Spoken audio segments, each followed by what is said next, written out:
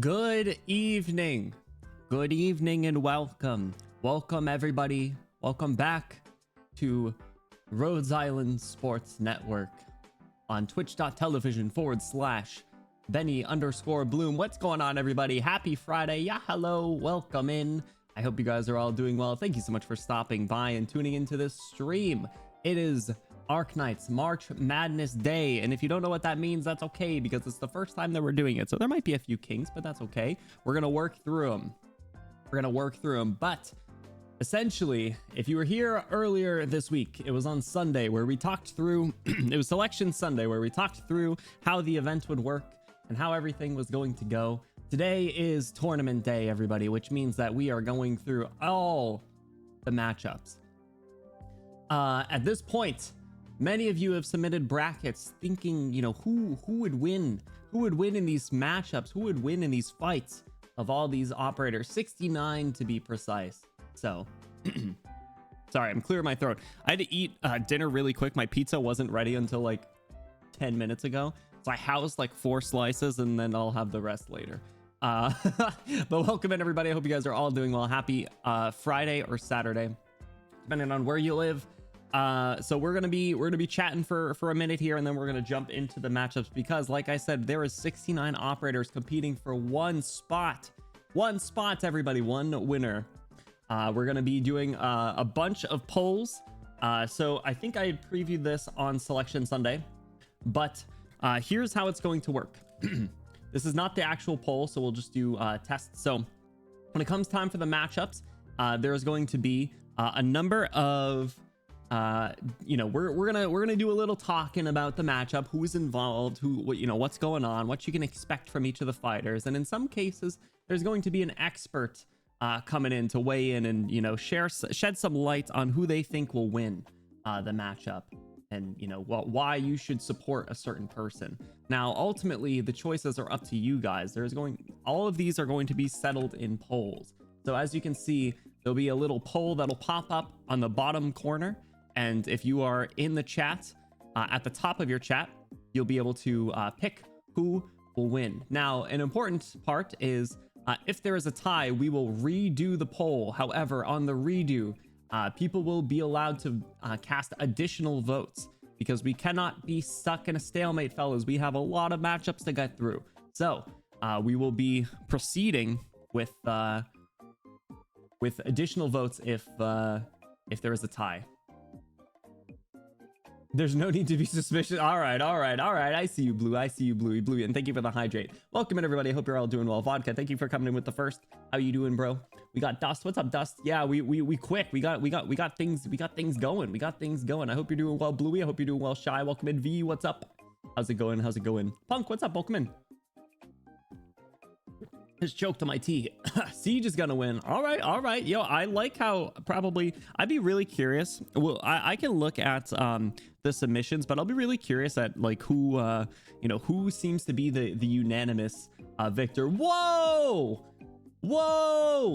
Dust redeeming VIP. Oh my goodness, I gotta get this taken care of. What's up, Light? Welcome in. How many submissions were there? I think there was about 30 brackets that were submitted. So 30 folks. I gotta remember how to do this, man. I don't remember oh, here it is. I got you. Congratulations on the VIP. Thank you so much for 250 points. 250,000 points. How do I even do this, bro? It's been so long.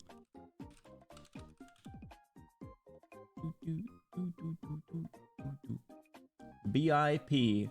There it goes. Wear it like a badge of honor, my friend. But yes, so we'll be starting the matchups very soon. What's up, Rel? Welcome in. How you doing? How many ops beat a single Ori Rock brick? That's a good question. Listen, I was saying I feel like there's a chance that the chatters here might spite me. They might go against what I think would win. But it is it is what it is. This is sometimes there are upsets, as they say. Excuse me. That was a good one. That was all pizza breath. That was gross. I'm sorry. What's up? Welcome in. How are you doing? What is gravel if not the remnants of a single Ori Rock brick? That's a good point. That's a good point. Dust, could you confirm that the VIP badge is working when you get a chance? It is a team. The tea I'm drinking is literally just green. It's just plain green tea because I'm out of all my flavored green teas. So managed to get double Swire on his finals. Yeah, I rigged it. It's somehow Swire versus Delphine. Somehow it is Swire versus Delphine in the finals. Gravel's top 5 hottest ops. Ooh, that's a claim. That's a claim. I don't know if I'm in a position to disagree. I might. I probably disagree, but there's so many operators, right? There's a lot. It was honestly really hard for only to choose 69 here. 69 operators made it into the tournament. There were a lot of fellows that didn't make it. So are these the best of the best? Who's to say? There's some good ones, some surprising ones, and there could be some upsets this evening, fellas. We'll have to see how it goes. But I think we're probably ready to start the games because I know that some of the experts are around. So it's also time zones are a thing. So we want to be conscious. We want to be conscious. So all right. So like I said, the time to submit your brackets is over. It is now time to see who predicted these matchups to go the closest, and the winner will get a $200 gift card of their choice, or I'll just like PayPal you $200 or something. We'll figure it out. I'm not worried. That's why I asked for your Discord. So I'll slide into your DMs later if you win. But all right, so let me pull up the brackets. So you guys can see you guys will be able to see the matchups up at the top of your screen. But the first matchup, we have a couple of play-in games, fellas. So the play-in games are going to be Neural versus Platinum and Horn versus Bagpipe. These teams, they were on the fringe. They didn't quite cut it. We got a Cashmere's and a Victorian Squirrel, we'll say. And we're at the top left region, which is strong female characters. Just a quick reminder, we have strong female characters in the top left, male knights in the bottom left. You probably won't be able to see this super well, but we got felines in the top right and then Sarkaz in the bottom right. So how this is going to work, we are going to go through all of the strong female characters round 1, including the play-in games. We'll then scroll on down to male knights, do the same exact thing.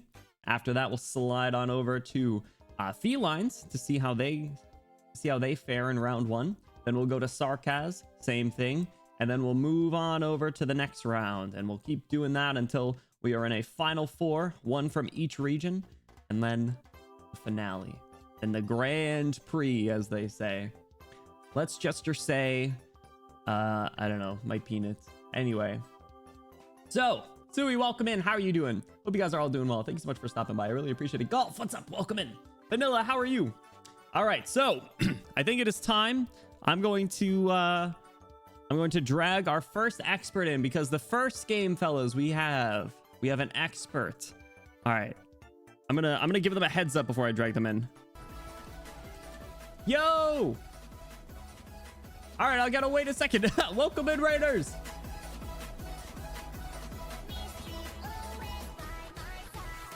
Yo, JP, thank you so much for the raid. Welcome in. How are you guys doing? No worries, raid and run. Do your thing. Do your thing. Thank you so much for the support. I appreciate it. Welcome in. I hope you guys had an awesome time with JP. Thank you so much for sharing your community with me. Welcome in. Welcome in. If you guys are new here, hi, my name is Benny. We are a silly pink hair prince boy on the internet. We're doing an event this evening. We are doing a March Madness style tournament where you guys will get to vote based on polls on who will win in some 1v1 fights. Even if you don't know anything about Arknights or the source material that we're talking about, I would love to have your participation. But if you also have to do any sort of post-stream activities, whether that is lurking, kicking your feet up, relaxing, grabbing a snack, grabbing a drink, you take care of yourself. That is most important. But welcome in. Welcome in. I hope you guys had an awesome time. Spicy, what's up? Welcome in. Nikolai, what's up? Welcome in. How you doing? How you doing? Hope you guys had an awesome time. Happy Friday. JP, have an awesome rest of your evening, dude. Thank you so much for the support. I will talk to you later, dude. Peace. How much of these experts are wearing different mustaches? That would be really funny. That, man, Bluey, I wish I had your brain sometimes. Skeek, what's up? Welcome in. Perfect timing. All right, let me give them a heads up of like 10 seconds, and then we will start the first round. Zap Boost, welcome in. How you doing, dude? Happy Friday. All right. Ding dong. Hello. Hello, welcome in. All right, so this is the first matchup. So I apologize that you might be the guinea pig or guinea mouse. It's good and it's close enough. Let me raise your volume a little bit. So what we're gonna do, Hello.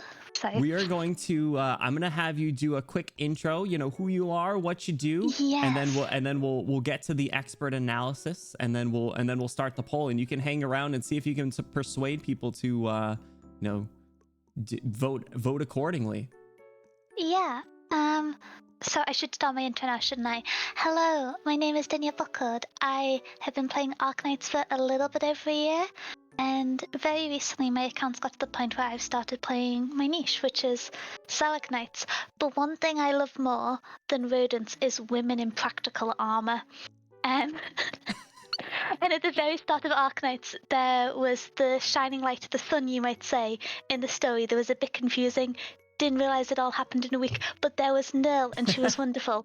And ever since then, she has not only been my wife, but our wife. And I, yes, I think she's pretty neat. I'm gonna be here to support her with only like a teeny bit of fanatical bias, maybe. That's perfectly fine. You can be as biased, or you can be as biased or as impartial as you would like. Okay. I did realize when looking at the lineup very recently that I, in fact, don't own Platinum and haven't used her kit before.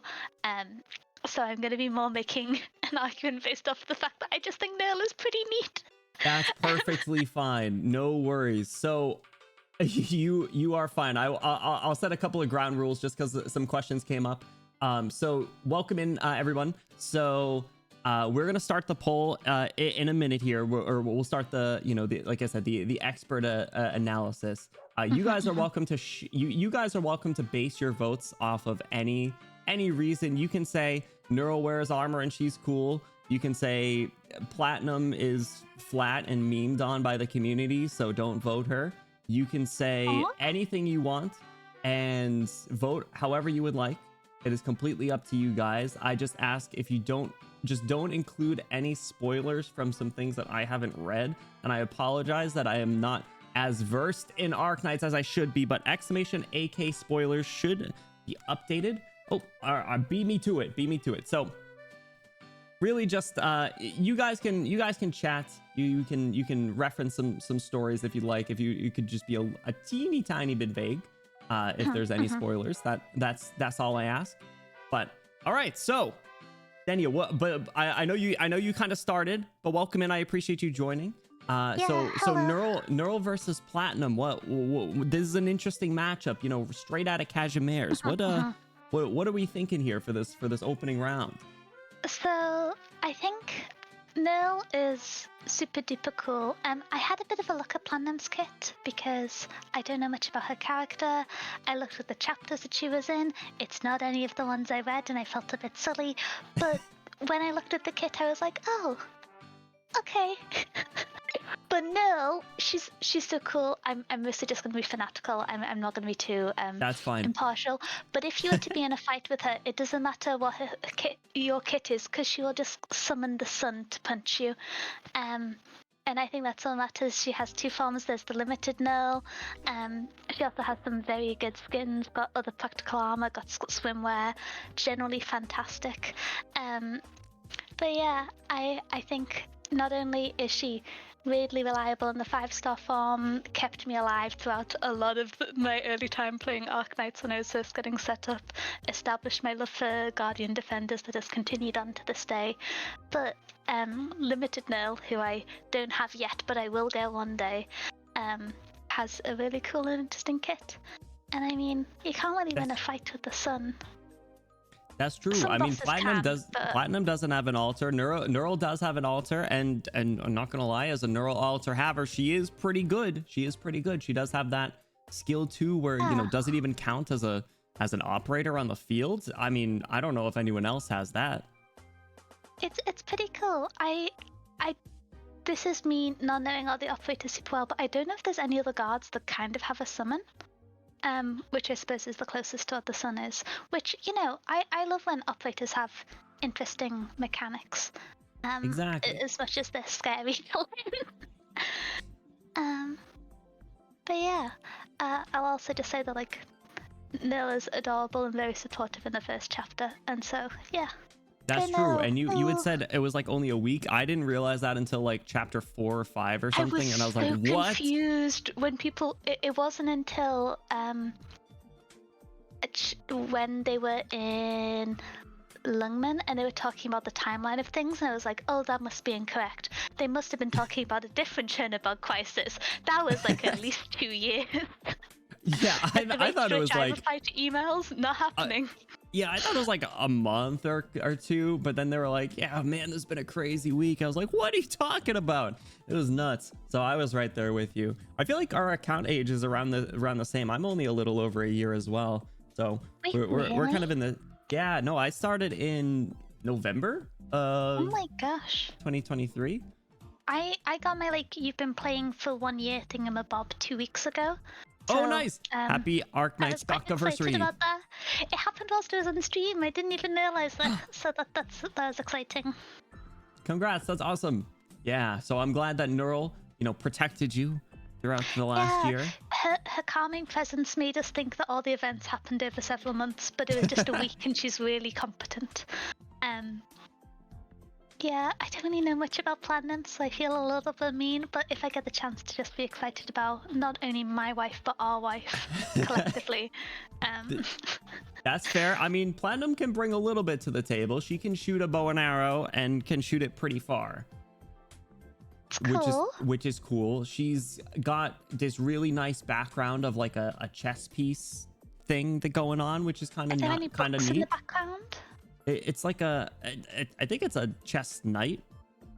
Oh. Which I guess makes sense. I suppose Kazmia's makes sense, Yeah. With good motif. It's pretty cool, but like I said, she does get clowned on by the community for her upper torso size. And I don't think Neural has that problem last I checked, but that's not what this tournament is about. So we are going to start the game. So Denny, you are more than welcome to keep vouching for Neural or Platinum. I am in chat and I will be voting for Neural. Yeah, I won't vote, but the votes are starting. The first game is here. And we'll see how it goes. I'm gonna shrink this a little bit so your face isn't covered. I could only catch so much of this. Ooh. All right, there we go. Perfect. Oh my gosh. I vote for Hoku's cuter. That's valid. That's fair. It's just neuropropaganda. It is what it is. Listen, honestly, who knows? There's some upsets. There's an opportunity for someone who we might not assume would win in a brawl, but right now Neural comes out with a commanding lead. Can it hold? Neural's got about 2/3 of the votes. That's pretty good. I think she can. I have faith. She's good. She's very cool. It looks like it's good. 3, 2, 1. Neural gets the win. Platinum, thank you for showing up. Neural progresses. So if I choose the winner. Nicely done. Nicely done. Are you revealing your picks as you go? So I didn't fill one out. I felt like that would be a little biased. I like Platinum, but if I were to do this like legit, I would have to pick Neural. I mean, Neural Alter just absolutely slays people. I admittedly don't use Guardian Neural all that much. Actually, I think she's only level 1 on my account. Now? Yeah, I got her on the Oh my gosh. What was she on the Wishadel Logos banner? Yes, because so I got her there. Yeah, I got Spectre on that banner. I didn't get Spectre or Scotty, so but I got Neural and Mumu. Oh my gosh. Off-rate spook on Walter. Yeah, that's what it was. That banner treated me pretty well, besides the people who I was actually going for. But does it really matter if you have the sun and a cool woman in armor? Well said. Platinum doesn't have any armor. She's got nothing protecting her up there. I've done my part. My wife has moved on to the next round. I hope Well you're all done. happy. a good rest of the ballot. Remember, rodents are cool. Vote for the rats. So yeah. Neural's next game will be in 2 matches. I don't know if you want to stick around for the next 2. You're welcome to, no pressure. I'm happy to. I won't necessarily know the most about the operators, but I can just hit her and make like woo dramatic sound effect noises. That's perfectly fine. That's perfectly fine. But before I start my commentary on this next matchup in Victoria, Horn versus Bagpipe, have you read chapter 9? No. Okay. I can deafen for a minute if that's okay. I don't want to spoil anything from that because that's where these two show up. So why don't we do this? This will be the next matchup, and I can drag you back in here, or if you want to deafen, that's completely up to you. But we'll have you do Neural versus Amia next if you want. I'm down. My only input on this is that I find Fortress Defenders hard to use, and I like Bagpipe's voice actor's accent for the Ian voice actor. The Scottish accent is good. Let's transition in here. All right. Very so cool. Yeah. Bye. I'll be back. Thank you, Delia. See you soon. All right. Velvet, welcome in. How are you doing? Because I haven't met Platinum yet. That's okay. I haven't either, but I like her. I spent a lot on that banner blue. I don't remember, but I wrote it off on my taxes. Neuro globally buffs healing just for existing. Wait, like the Guardian was? Oh, that's pretty good. That's pretty good. Just got nothing to protect up there. Exactly. It was a good banner. But all right, so you guys, this next matchup is taking place in Victoria. Chapter 9 to be exact. So Horn versus Bagpipe is our next play-in game. So Horn, Fortress Defender versus Bagpipe. Something Vanguard. This is an interesting matchup because I'm pretty sure they're dating. So, you know, I hope they're able to leave it all in the court here, as they say. Unfortunately, only one will be able to progress here. So what are we thinking, guys? What's our initial impression? We got Horn versus Bagpipe. So Horn's pretty strong. I mean, she's a seasoned warrior. She's been thrown in the ring. She's fallen from buildings. She's had things fall on top of her. She's been imprisoned. She does a lot of things. Bagpipe, on the other hand, is just hella strong. I mean, she is Voover women, as Skeek said. Moist, what's up? Welcome in. Horn has no horns for Bagpipe to get her horns tangled with while tongue wrestling. Easy Bagpipe win. If it works, it works. What's up, Crimson? What's up, Yuzu? Welcome in. Horn makes me horny, but I'd be lying. You're not a Volpo fan? Right, what's up? Welcome in. Yeah, the Voover strength. I heard a story that, you know, Bagpipe either like carried someone or trekked through like a hella far and was strong and survived. So, and also she buffs all the other Vanguards. She is still meta relevant. Versus Lupo identity. Is it Volpo? I don't know, man. I don't know. So this next matchup, Horn versus Bagpipe.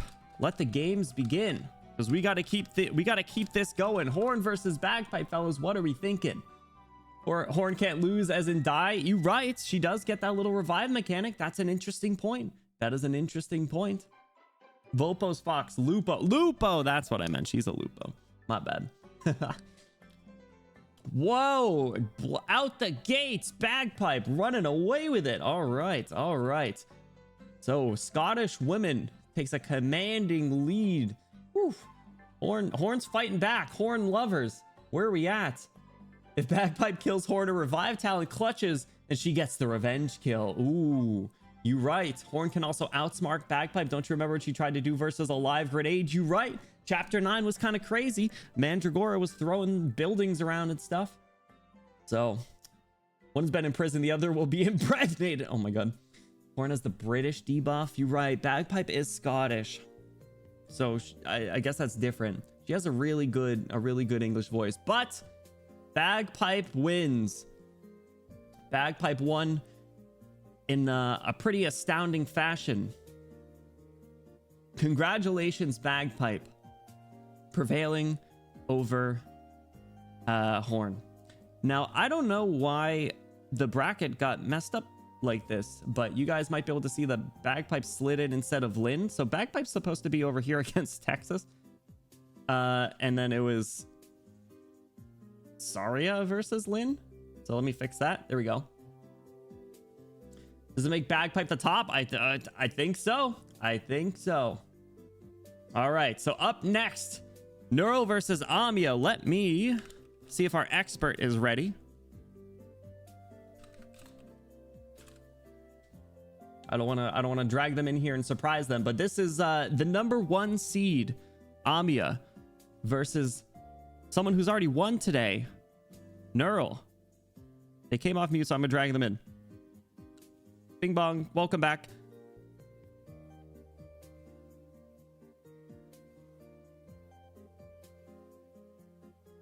Ooh. Okay, I can't hear you. Is this on me? Dania? No, this is on me. I was on okay. 100 mute. Oh, okay. No worries. I saw like your mic was activated. I was like, wait, hold on. What's going on? All right, welcome back. I'm the problem. No worries. So, it's been interesting already, but Neural has got a little bit of an uphill battle. She's going up against the CEO of Rhodes Island and the protagonist of this game, Amia. Yeah. So, What can you say about Neural Nation here? I think, so I have a two-pronged attack this time, which is the first point. One of the most endearing parts of Imea to me, and one of the reasons I got attached to her as a character, was her interactions with Nerl in the first few chapters and the kind of protectiveness of the starting team. And so I think a lot of the like affection you have for Imea, especially towards the start of the story, is built up by those characters. And so would that be there as much without Nerl?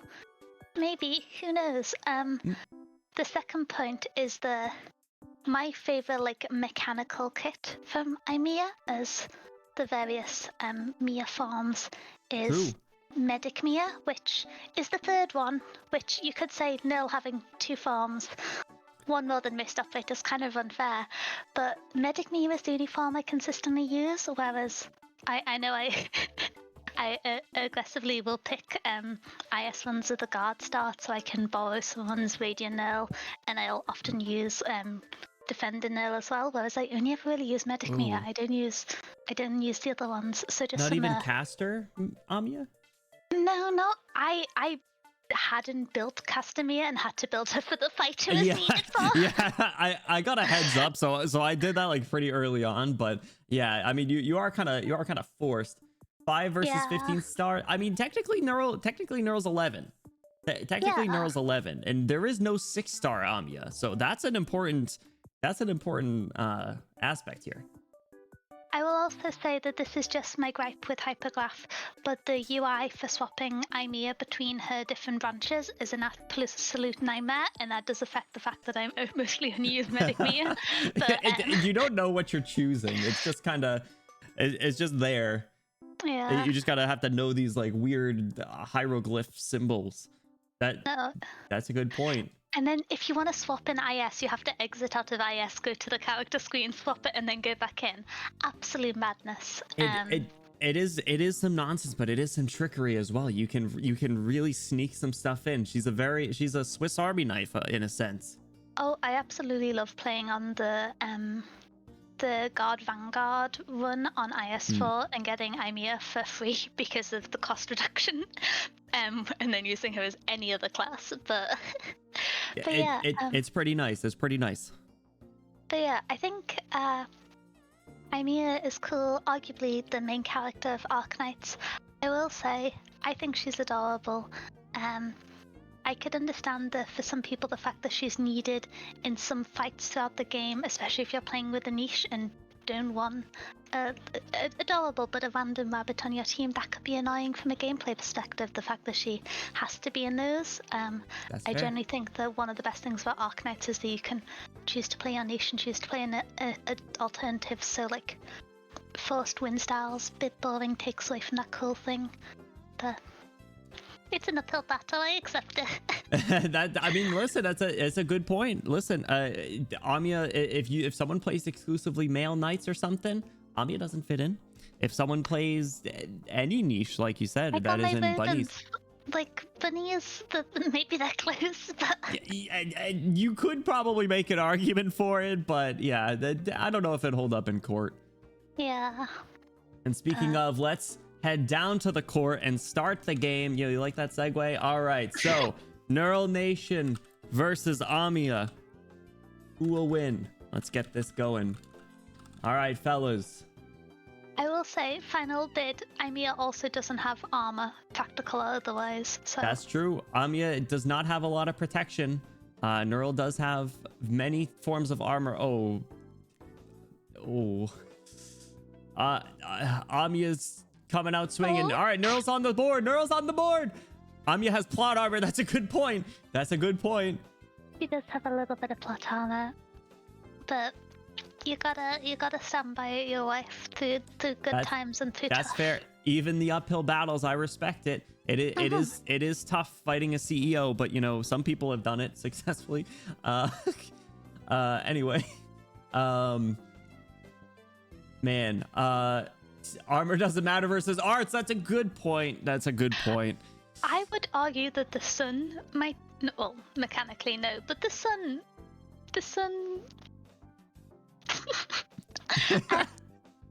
I've lost, but it's fine. Nil's done a lot of tournaments. It was a in her good life. try. I respect it. It was an uphill battle. The number one seed. It was tough, but well done, Neural. You fought well. I mean, has some talking in real life, jutsu. but she That's went a in good my point. bracket. So. Fair enough. Fair enough. Nuclear baby versus coughing horse is a very interesting way to list that matchup. Good try. Good try. Dania, thank you so much. Thank you. Dania, thank you so much for joining. I'm so sorry that Neural did not make it past the first round technically, but she won the play-in game, and I think it was well fought. Like I said, if you are interested in vouching for any other characters on here, you're more than welcome to hop in and reserve a spot. But are there any parting words or you know, anything upcoming on your end that you want to shout yourself out for? I was going to say I'm happy to do the next one since there's a rat up next. If you would like someone to argue for Lynn. Fair enough. I don't know what I have up next. Yeah, I'll give you a minute to think about it then. Feel free to stew on that one. All right. Next one up, we got a couple of, you know, defensive units here, and you know, some people say the best defense is a good offense or something to that effect. I don't remember exactly what it is, but Saria is a similar class to our good friend Neural that just came up empty. She's got a really cool prison skin where she has some visible muscle, but Lynn, on the other hand, has like this shield or something to deflect stuff. She also has pink hair, which is big points on my end. And she is a part of my polycule with the Lungman ladies. So I might be a little biased here myself. She has a really cool outfit and also a really pretty skin. As the resident rodent expert, care to weigh in? So I think Lynn is really cool mechanically from her shield perspective. It's pretty neat. I also will say her live 2D skin that came out towards the second half of last year, probably my favorite skin in the game outside of Ymir's birthday skin. That one is so beautiful. That's she's bold, very cool. but it is good. She gets significant bonus points from having Hoshiguma as being very cool. Gets like positive aura from like a scary Oni standing behind her. That's true. But yeah, I think her S1 and S3 both pretty cool. An interesting sort of twist on the keycaster mechanics isn't super similar to other operators, so that's fun. It's also nice to have a caster that has a bit of like built-in survivability, not super duper common. Also just generally rat enthusiasm kept me alive in so many Arknight stages before I had Dorothy. It was all on Lynn. It was all on her. Fair enough. I used her for a while. I admittedly haven't used her much because I'm a big Mint fan, so she kind of takes the Phalanx caster slot. But I'm a big Lynn as a character fan. She's got you know, she had a really all-star appearance in Dociles, where she had a really cool swimsuit. I know Saria has some really cool canon moments in some of her stories that I unfortunately have not read. Yes. And she is also the healing medic for 4 years, but that means she might be washed up, fellas. Could she be washed up? Is it time for, you know, a youthful team to come in and sweep up? Zarya is cool. I'm always gonna be like enthusiastic about Guardian Defenders, but I feel like Shu kind of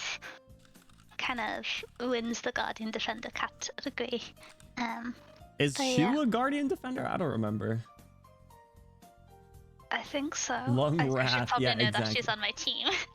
I don't remember what class she is. She might be a whole new one. But let's start this match. So Zarya or Lynn. Lynn verbally abuses Swire. Exactly. And Swire was into it. Zarya out the gate. But Lynn bounces back. This is a close one. Wait, I haven't voted yet. Okay. All right. Ooh, we're neck and neck. We are neck and neck almost halfway through. This is the closest one so far. Mm-hmm. I've only read one event with Zarya in, and I did go away and then decide to get her from a recruit. So she is a very cool character, but I gotta stand by my rats. Fair. Hey, fair enough. I respect the Pink Knight vote. So Zarya's cool. I admittedly don't have her leveled, but I did buy her for yellow cert or gold certs, whatever you want to call it. So oh, yeah, same. That's what I did too. yeah. So I have her available, but I don't have her leveled because I use Shu technically a bit more. This is a close one. It is. Lynn at the buzzer by Let's one go. vote. Congratulations to Lung Oh, that Wrath. was stressful. That was a good one. That was a good one. Welcome in, GD. How's it going? Doesn't Swire get verbally abused by half the polycule? I think everyone. Not me though. Congratulations. Lynn, congrats on your win. All right. So this next one, we actually have another expert that I need to summon. I should have been forecasted. I got distracted by the talks of rats. I'm going to see if they are available. I'm enjoying all the rat puns in chat. This is why they're on good. the They're good. internet. People are clever. I wish I had better innate pun ability and common sense. I think it's like Sometimes I can get some good ones, but a lot of times I fall flat.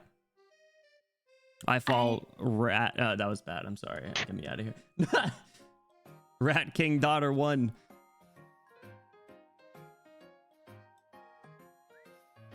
Also, was it Bluey that asked, is this Wii Sports music? Yes, we're listening to some Nintendo music in the background. I hope it's not what's too the loud. background music? I want to hear. It's just like Nintendo music.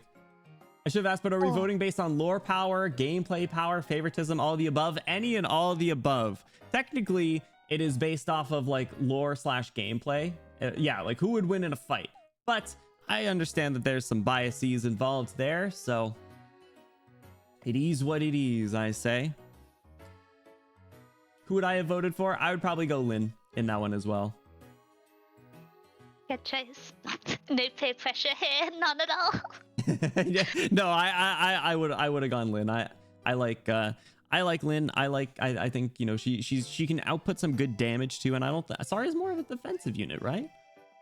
Yeah, I think Zarya was definitely very strong when the game like started, but as a newer player, it has less impact to me, so I'm kind of biased. Yep, she's washed up, as they say. So, I think we need to jump into the next matchup. I don't think our expert is available, but that's perfectly fine. Denia, do you want to give any sort of shout out to yourself again for anyone that might have missed? Yes, sure, of course. So I play Arknights. I very slowly read through the story. Emphasis on slowly. Big lore enthusiast. I don't have the next stream for that scheduled, but I normally do it once or twice a week. I stream a bit earlier than Benny at 7 p.m. GMT. And oh, that's a cool thing.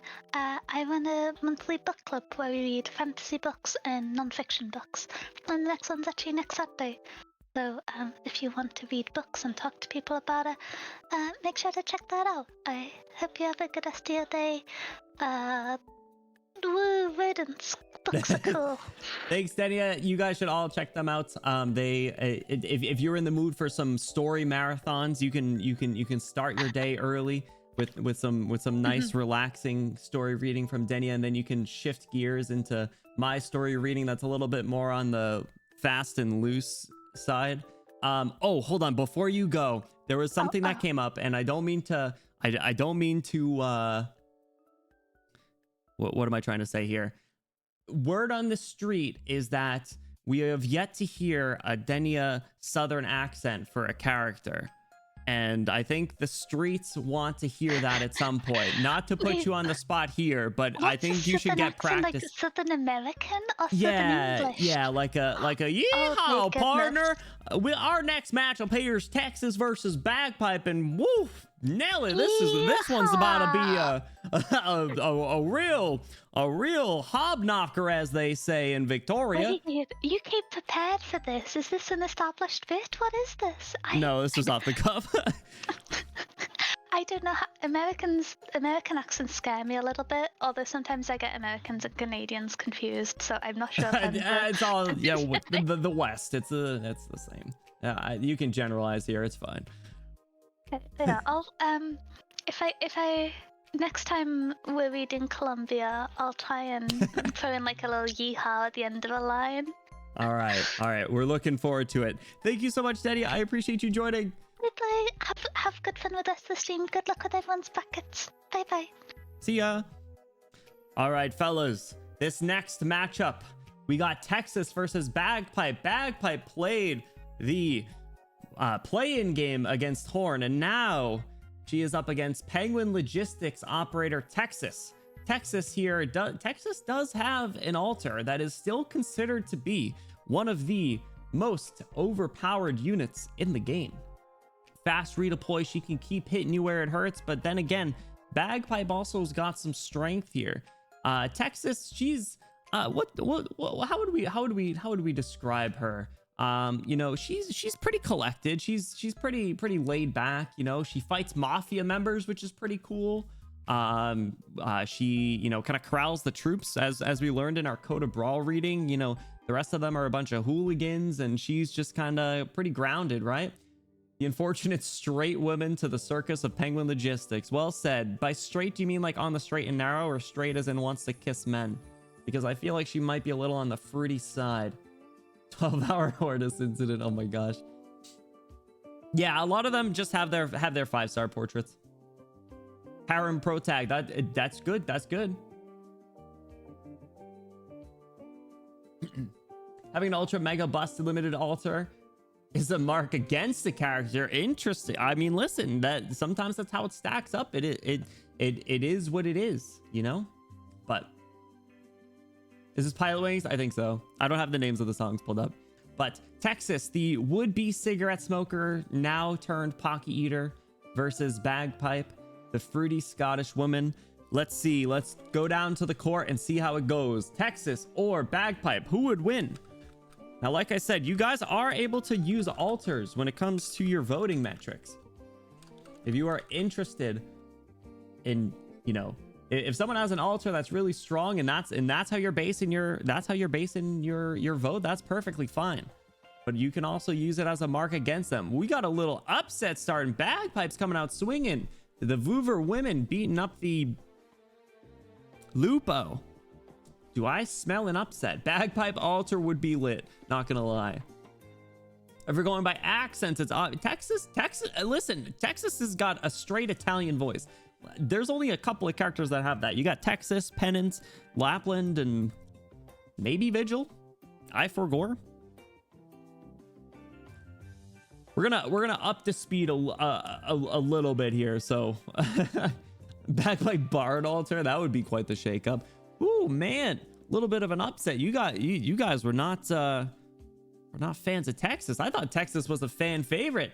Bagpipe is on. Yeah, Bagpipe's on a Lupo killing spree. Oh my goodness, Bagpipe has no res. Is that true? Can we get a fact check? This ain't Texas. Oh dang it! What in tarnation? All right. She was a fan favorite until her altar dropped. Do people really hate her altar because she's that good? Oh my goodness. Wrong, Texas. Womp womp. Good try, Texas Nation. Mika, thank you for that link and hold it down. I appreciate it. Also, I saw your message. If you do want to hop in for those games that you talked about, more than welcome to. Bagpipe's off file basically says her body's built different. Yeah, I've heard she like trekked through like non land ship or whatever you want to call it places, which is nuts. So I already forgot my votes. Fair enough, Stormy. Yeah, I don't recall if there's a way to check them. I think you can, because technically you can change them. But I think now that the voting period is ended, you might not be able to. But I can probably export them after the fact. Apologies. Up next, we have Chen versus Weedy. Now, the joke that your boy made in Selection Sunday was both of these characters, you could argue, are pushers in their own right. Weedy, in the practical sense, she pushes her enemies away with her squirt gun thing. She also has an additional device that pushes people away. Chen, on the other hand, pushes people away emotionally. And I don't have my laugh track anymore, so I'm just going to do the Peanut explosion chamber. That's close enough. So, Chen, another dragon lady versus Weedy, I don't know what race Weedy is actually, but Weedy's been around for a while. Weedy can really get people out of jams, but Weedy, you know, Weedy's a little niche. I don't know. Chen's got a big sword. Chen's got an altar with a squirt gun herself. If this was a squirt off, who would win? I wish I didn't word it that way, but Seahorse, I don't know. If this was, I'm not going to say it again. I'm going to say it again. If this was a squirt off, who knows who would win, right? Chen pushed Misha out of her life. That's crazy. Kid named Irene and D-Gen Brecker. Oof. That's true. That's fair. That's a good point. That's a good point. I'm going to take a look really quick. All right, awesome. Chalter shots all over and gets everyone around wet. Well said. Well said. Shots all over the place. All right. It's time to go down to the court for the next matchup. Chen versus Weedy. Does the big sword / squirt gun win, or does the water cannon win? Is Weedy an Ayer? Ager? Ayer? Ayo? An Ayo? All right, Chen comes out swinging. She is. Sea Dragon. That's cool. That's cool. Has bigger feet. Is that what we're measuring? Is that the metric? Is that what we're doing? We're grabbing toes. An Iberian Ayer like Lumen and Thorns. Ooh, all right. I didn't know Thorns was, well, actually, no, I heard Thorns was a sea urchin, if I'm not mistaken. But it doesn't seem like that's enough to help Weedy. She's really struggling at the start of the second half here. Chen came out swinging her big sword, saying Fusro Da or whatever she says. I don't remember, to be honest, because it's been a while. She randomly shows up. She does have some really cool outfits. But then again, Weedy has that Nutcracker outfit and that really nice one that just came out with the Pepe event that I scooped myself. Weedy, no, the Feedy skin, that's what it is. Shelter, more like ranged downgrade of FedEx. Ooh, some fighting words. Chen comes out on top. Weedy gets slashed to bits. Congratulations, Chen, on your victory. All right, we are moving down into the next section. We're a little behind schedule, so we're gonna up the pace a little bit. Blue, thank you for the hydrate. Reed versus Aya. This is an interesting one. So both of them have altars. Yes, both of them have altars that are medics. Interesting. Both of them are technically capable of doing some serious arts damage. Both of them are near on the brink of death due to infection or other things. This is truly Coughing Baby versus Nuclear Bomb.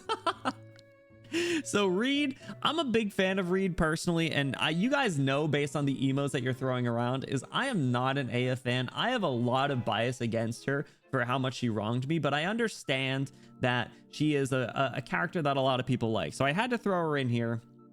Reed, on the other hand, I feel like is also a likable character. I know she has a really hot sister. She's not too bad herself. Literal dragon versus sheep. This is a Game of Thrones type shit. All right, heading down to the court. Like I said, you guys are able to use their altars against each other as well. Aya is probably considered one of the, you know, best medics, if not the best medic, if I'm not mistaken. Reed, on the other hand, I use her because I'm a big fan of, dude, her name is so hard to spell. Excuse me. Excuse me. I'm a big fan of incantation medics myself. There we go. Reed versus Aya. All right, here we go. So Is the goat or the dragon win? I drank a carbonated beverage. So is infected dragon or dying goat? Dying goat is I heard she also got people out of a jam early on. She still to this day can do some big money damage. Reed, on the other hand, Reed can clear out an entire swarm of any little guys. She can beat people to a pulp. And she can also do the little fireball thing, but I'm an S3 user. I'm not gonna lie, guys. Anytime I hop into IS and I start to reach the end and I'm like, damn, I need a medic, I do grab Aya. I'm a little bit of a hypocrite. I might not like her, but I'll admit I grab her. I take her. She can heal, but this isn't a healing fight, fellas. This is a fight. So F tier because her altar doesn't wear the glasses and hearing aids described in the story. SMH. She does have that cool design though, but it doesn't matter. Reed comes out on top, burning up Aya. Congratulations to Reed. Benny's Aya pilled. Sometimes I get a little desperate. Total Aya death. Burn to a crisp. Insane. All right, on to the next one. Let me drop a quick ping really quick.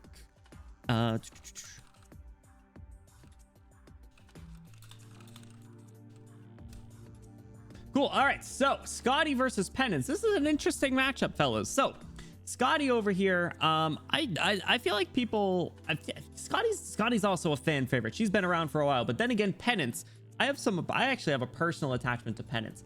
Penance was one of the characters that I learned about before I even knew what Arknights was.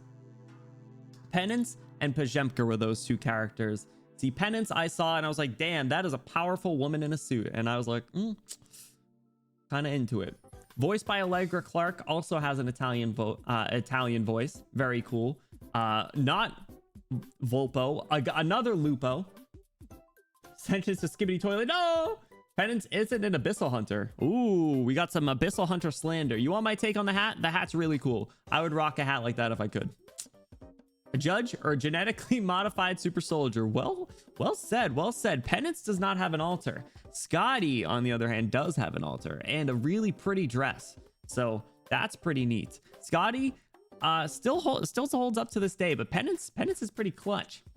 Penance makes my dick harder than Scotty. If that's the metric, then hell yeah, brother. Penance didn't need an altar. True. There's only a few juggernauts, and she's kind of held up. You know.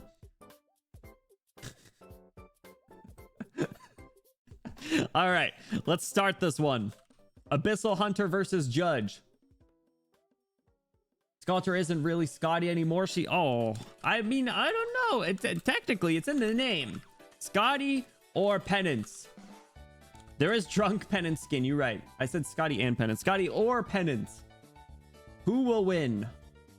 Scotty's got a sword. Penance has a hammer, though, and that shield. She can slug. She can clap people in the head with her hammer. Scotty can beat people up with a sword. Does he a gavel? You know, that's appropriate. She's a judge. That's a good point. Does Scotty say Kya? She seems pretty strong. I feel like characters with red-eyed characters are pretty strong. That's my take. That's the vibe that I get. The vibe that I get is characters with red eyes, you really shouldn't mess with them. So coming at the halfway point, Scotty's got a little bit of a lead, but it is still pretty close. Penance could bounce back. 100 points because she drinks. Valid. Listen, as a judge, you probably see a lot, and you know, sometimes you might want to bonk a few people. What are the best dope character songs? Cop adjacent. That's well said. Do we fuck with the legal system? That's a good question. But it doesn't matter. Scotty and her hat wins. State authorized merc. That's pretty dope, actually. Scotty, congratulations. We will learn more about you in your stories quite soon, I'm sure, because I think I need to start the granny event. Congratulations, Scotty. We are on to the next one. Now, Hole versus Degen Brecker. We have an expert to drag in here. Hang on. We have an expert to drag in for this matchup, fellas. Bing bong. Oh my god. Hello. What's going on? How are you doing? Okay. So before we start this expert analysis, do you mind if we get a quick little intro, who you are, what you do, where you do it, and what, and how your day's going? Yep. So I am Reltats, formerly known as the 5-star guy. Holhaya was not the one I broke that for my account. She was probably like the 30th 6-star I built. Don't worry about that. I'm Holhaya's greatest defender. All right. I even brought proof. Here, actually, let me DM this to you. I didn't think about how to actually get this on the stream. Oh, no. Here you go. You can see this is clearly a full maxed penance. Also, before we go any further, no sober man should defend Holhaya. I hope that beer opening got picked up. That was a nice crisp crack. All right, do I have permission to share this screenshot? Yeah, share it. All right. As you guys can see, this is clearly a full max Holhaya, and Benny might try to tell you something else, but he's wrong. You can back me up on this chat. That is clearly a full max Holhaya. I mean, it only goes to level 71, obviously. There's only one potential you have. Trust only goes to 120% these days, and skills upgrade to level 6. Exactly. And modules aren't a thing, so we can crop that out. Yeah, that's an impressively built character. You must be pretty dedicated to this character. You must have a deep understanding of who they are. I am Holhaya's greatest warrior. You see, there's nobody hotter than Holhaya. All right. She was another character I learned about before the game, and I saw her scary snake smile. I was like, ooh. Oh yeah. Did you also know she has extreme tail dexterity? You don't have to share this one, but oh no, what is that? we have a time-stamped link. All right, I'm just saying. All right, what do we got here? We got some extreme tail dexterity. All are to see. That's All are to yo. She just scooped a book with her tail. I don't know. I don't think Degen Brecker can do that. Exactly. That's impressive. Also, if you're into bird girls or snake girls, she's got you covered on both fronts. She does have a little bit of both. I don't know what's up with the top, but I certainly saw that snake tail. Now I gotta tell a funny. The animal she's based off of is not a real animal. It's the Quetzalcoatl. Oh, that makes sense. So it's not quite a snake and not quite a bird. A little bit of both. The best of both worlds, some might say. Depends on what you're into, I suppose. So I got a funny little story to tell. So the other day when I was pulling on the Dungeon Meshi collab banner, I was getting every 6-star that I didn't have that wasn't Martial. And in one 10 pull, I actually got both of these characters brand new. I didn't have either of them before. So I got Holyak and Degen Brecker in one 10 pull. Now, I'm not going to lie. I wasn't planning on building either of them. But I feel like the Snake Girl is kind of interesting. Oh, yeah. She's got incredible skills.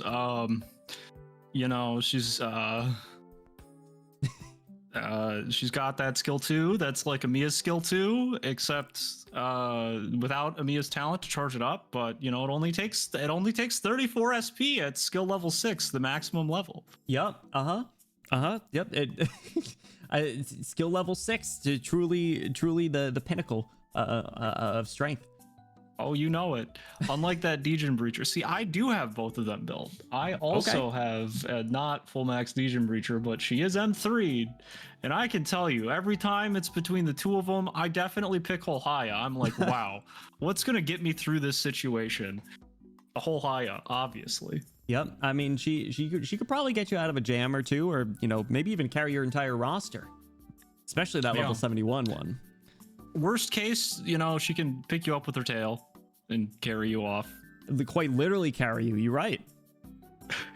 That's a great point. That's a good point. Yep. All right. I think it's time to go down to the court to start this next one. So we got Holhaya. Is it Holhaya or Holhaya? Is the K silent? Yeah, I think I've always said Holhaya, and nobody has told me that's wrong. but then again, I pronounce like every operator's name wrong, so That's okay, same, but I just stick with it. So, like, I've been calling Kobe Chobe and Cubi Chubi for months now, and I just roll with it. All right, Holhaya versus Degen Brecher. We got two really strong women on the screen here. I mean, also, I'm just saying, you know, while Degen might look good in that suit, she's not bringing you takeout like Holhaya is. That's a good point. It's an important thing to keep in mind. I think you've convinced some people, but at halftime, Holhaya's she's down. She's losing. I mean, you know, I'm not saying Skyfire made me throw this, but these casters are setting you up for failure. Yep. Oh my goodness. I do like Victorian feline casters as well. I don't have Skyfire though, but I'm a big Delphine fan. Degen comes out on top. Holhaya fans, it was a good try. I apologize. You fought an uphill battle. You did your best. I can't believe people would This is disappointing. vote for Degen over the Walter killer that is Holhaya. You know what? I'm building my Holhaya now. Settled. I'll use an Insta E2 on her right now. Just kidding. Unless I could. You know, even if I can't convince chat of the glory of Holhaya, at least I convinced Benny. At least we have one more person out there who knows that there's one unit more powerful than Walter. Yep. I'll keep it in mind. Rel, thank you so much for hopping in. If you want to shout yourself out a little bit, please feel free. Let us know what you have upcoming. And then if you're interested in joining in any other matchups, you are more than welcome to. I'm Reltats. I get drunk on stream sometimes and usually don't, but you know, if it's ever a Friday night, I'm probably doing drunk Arknights if you see me on Arknights. Hell yeah. I do 4 deploy limit stuff also. That's usually how I go through events. Although for Dungeon Meshi, I decided to do only operators visible in Marseille's skin, because there's a bunch of little chibis in the skin. Yeah, and that's a good one. The niche I played for Dungeon Meshi. That is a good. I forgot to buy that skin. I should buy that one. That one is a good one. But awesome, thank you so much for joining. I appreciate it, you guys. Everyone, please check out Rel. They're super funny. And on Friday evenings, go crack a cold one with the boys. Yep. Thanks for having me. Awesome. Take care, dude. Have an awesome night. Thanks so much for joining. You too. Peace. All right, fellas, we are almost done with strong female characters. This next one might have someone available. Let me check. Otherwise, Mika, I'm calling you in. As a substitute. This next one, fellas, we have Virtuosa versus Astesia. Watch him use the skill issue button for 3 hours straight. Exactly. And thank you for getting those shoutouts. Like I said, anyone who's hopping into to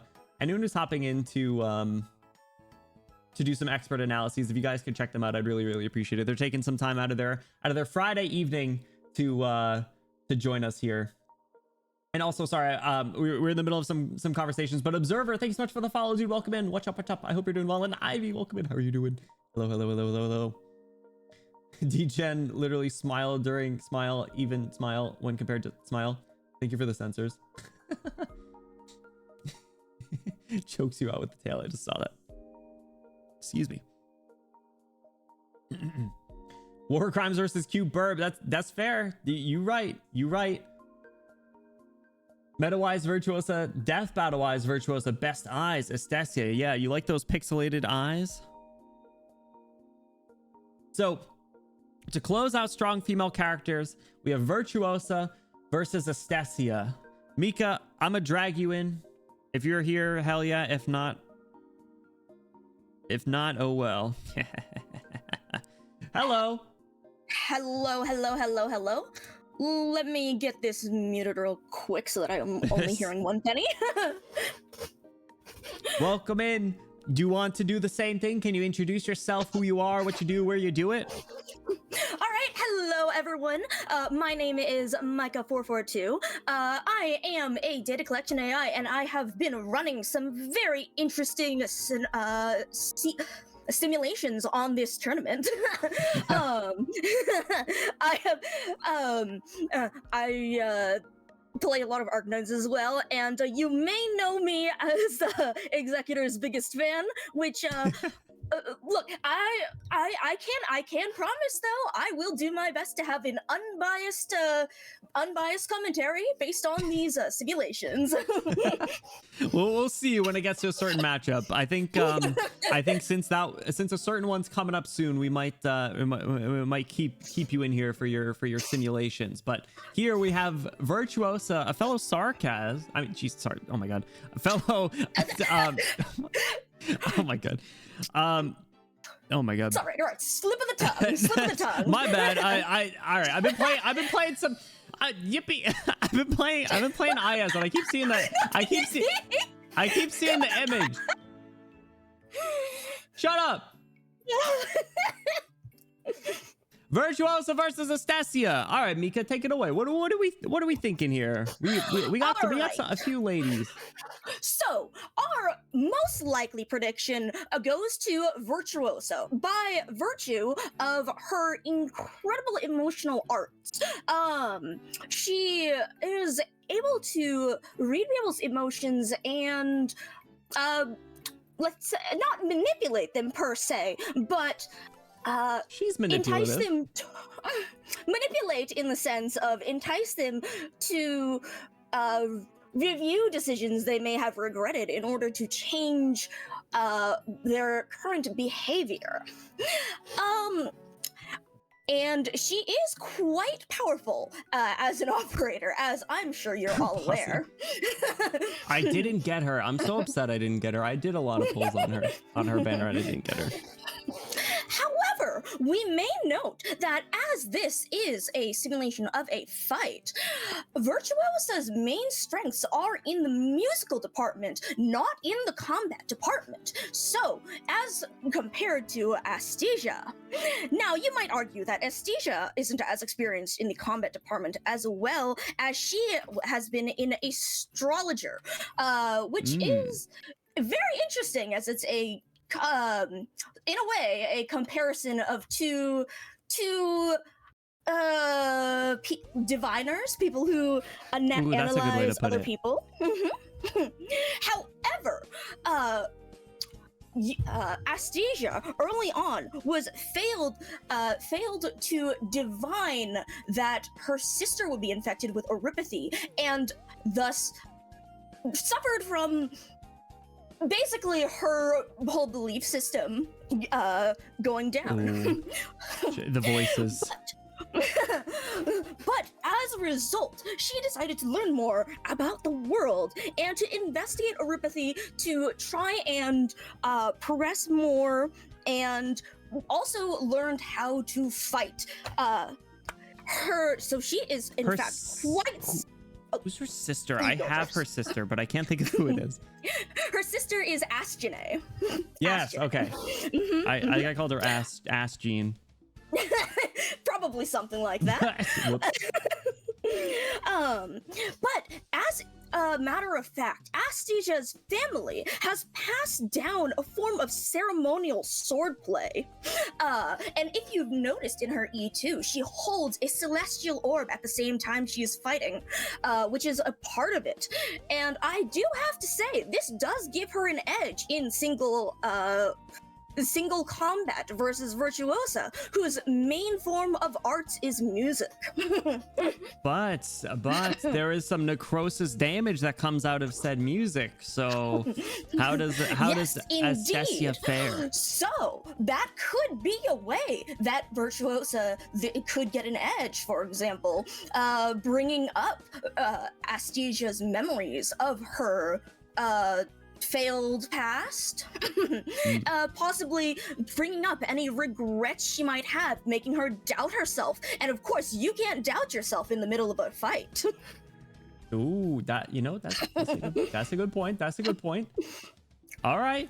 So the way I hear it is we got a couple of ladies. We got Hot versus Pretty. Hot plays music. Pretty's learning how to fight. All right, let's go down to the court because we gotta keep things going. Virtuosa, who is not a Sarkaz, she's a Sancta, and I don't know why I said that. Virtuosa or Astasia. So we got a limited character, or why is her name so hard to spell for me? Or a 5-star that might pop up in. Is she in recruitment? I don't think you can get her in recruitment. Yes, she is in recruitment because I got her. Okay. It was an accident. All right, Virtuosa comes out swinging. But yes, this does look like it'll be more of a battle of mental fortitude rather than fighting skills itself. Manipulation. Yeah, we do like, as chat, I think Vodka in particular put it, girl bossing. We are big fans of that here. And man, Virtuosa with the commanding lead. It seems like despite Astasia's best effort her here, mental machinations have been working. Astasia falling behind in her doubt. it seems like people want to be manipulated psychologically, and I can't say I disagree. I would probably vote Virtuosa as well. I love a woman who resists me into killing myself. Woo! At the buzzer, Virtuosa with a commanding lead. Absolute blowouts here. So, all right. To be fair, Shy, she doesn't believe in them anymore either. Strong female characters. The next round will be Amiya versus Lynn, Bagpipe versus Chen, ooh, Reed versus Scotty, and Degen versus Virtuosa. But it is time for male knights. So, the first round, I'm not gonna lie to you guys, I'm gonna be totally biased here. We have Tartar versus Vigil. These are two of the worst characters in the game. I dislike both of them extremely. I hate Tartar's ass so much. If you type Tartar in chat in all lowercase, you'll see him in a birdcage where he belongs. Vigil, I actually don't have anything wrong with him. I just know his kit sucks and people meme on him, so I just kind of join. It's a group thing sort of thing. Vigil's kind of cool. I think he has a really cool kit, honestly. Not gonna lie. Tartar's a bitch. Yeah, that's right. Yippee. Screw him. All right. Mika, anything to add? All right. So naturally, now we've got our, let's say, negative outcomes sorted through. Here are some of the strengths of these characters. Tartar is actually, in fact, quite an experienced mercenary. Although he's slowing down with age and intending to go for retirement, getting old in that line of work is a sight to see. As for Vigil, as the son of a mafia head, one of the largest famiglia in Syracuse, he's certainly grown up with a lot of skills, but he doesn't have those same years of experience. He's also got a gun, and Tartar's washed up. Well, Tartar, actually, shockingly, one of his greatest talents is sniping from a distance. So I suppose this battle truly depends on what environment it takes place. So if Vigil slides into that one slot where Tartar can't hit, which is right in front of him, it's GG. As a, what class is it? Besieger? As a besieger, he can't hit anyone right in front of him, so. Tartar, in fact, actually is far-sighted. So in ranged combat, I think he would be the one to come out on top. However, Vigil would if Vigil manages to close the distance, he's probably going to be the winner. Classic archer. Exactly. Indeed, Very indeed. stereotypical. All right, we're going down to the court for this Male Knights play-in game. Tartar versus Vigil.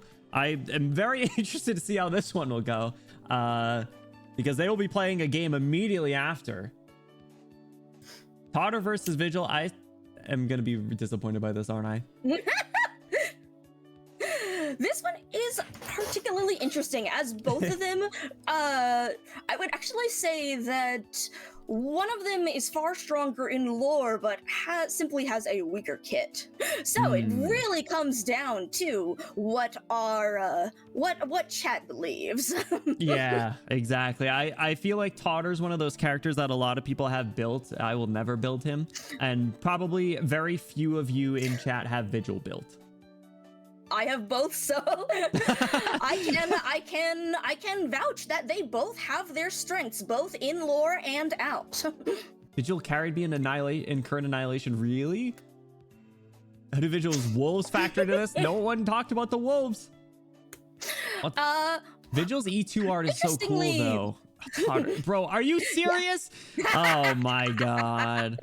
Totter wins. That's crazy.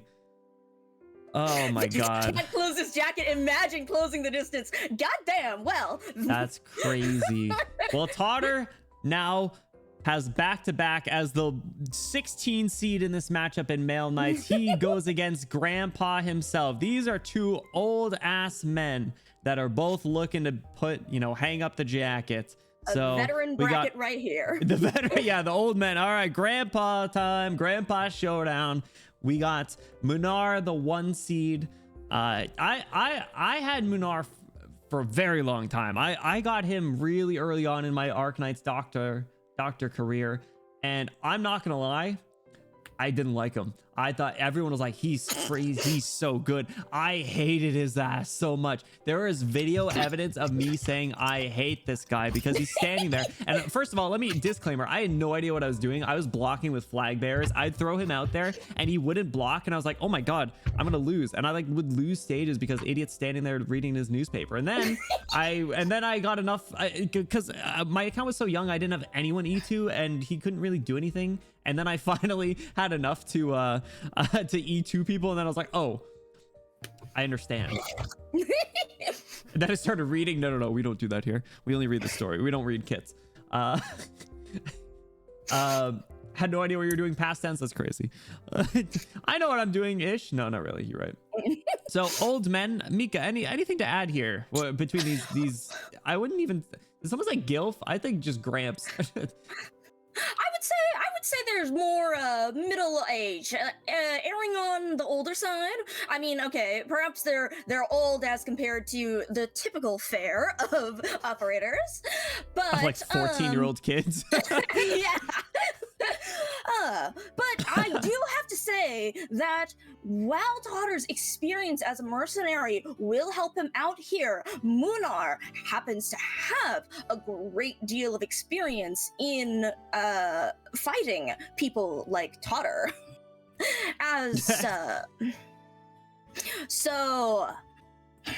Or perhaps stronger people like Totter. He squares this up. Is another coughing baby versus nuclear bomb. Yeah. They're both exceptional, but in terms of the Arknights, in terms of Terra's universe, many folks are exceptional. I'm really interested in diving into the Casimir stories. Also, Munar's English voice is so good. But now he might, now, to be fair, Totter has been wanting to retire, but he hasn't yet. While for the past few years, Munar has been working as a corporate wage slave. So his skills may have decayed slightly. He's just lazy and tired. The wage slave is so good. All right. No. He's been the one supporting the Nero family, while Blemishine and Nero go, and Maria go off and do that. Oh my god. Margaret, venture off into the far reaches of Terra. He's letting the new generation step in here. Munar's Arknights version of Nanami from JJK. I love that comparison. We're headed down to the court. Totter versus Munar. Who will come out on top? The words aren't wording. All right, so Mika, the next one is Executor, by the way, in case you didn't know. Yes, I am aware. I'm aware. Yusu hates Munar so much. Oh my gosh. It's starting out strong. Big blowout. Munar comes out swinging, but that is a he doesn't do anything when he's not swinging. So Totter could bounce back. You never know. Yep. Oh, not looking very likely though. Yep. He thinks that Munar is getting the best of him in this one. He do be swinging. Oh, yo, Totter Nation, you hate to see it. Absolutely deserved though. Absolutely slammed. Well, I can't say I didn't see this one coming. Totter, looks like you get to retire. Congratulations, Munar Nation, coming out on top. All right. Do I pull it out? You're good, Punk. No worries. We'll get there. We'll get to that story eventually. All right. So I know that you are going to be impartial, but I will allow a few growls if needed. Let me also just drop a quick ping for the next person. I just see them. Actually, they're already in queue. Next one. Executor versus Lee. Now, I'll start here because I feel like you'll be able to take it and run with it quite easily in a minute here. Executor versus Lee. Now, Executor here is also a Sancta. Angel with Indeed. a shotgun. He is very cool. I do not have his 5-star version, but I do have Pinecone, who is similar, and I like Pinecone. So by the transitive property, I like Executor. Executor, his alter, Mr. Federico, I don't even remember his full title. FedEx, I got him on 2 YOLO pulls because Mika came into chat and was like, I can't believe you're not pulling for him. I love him so much. And I was like, you know what? You're right. And I did 2 YOLO pulls and I got him.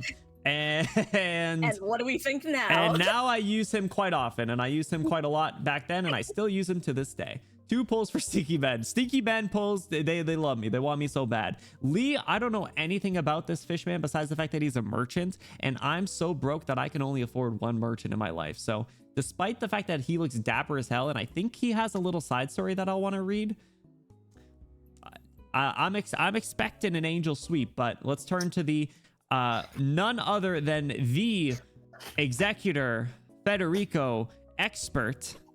Take it away. Now, I'm actually going to start with the points for Lee here because that one I will actually be able to cut off. So, while Lee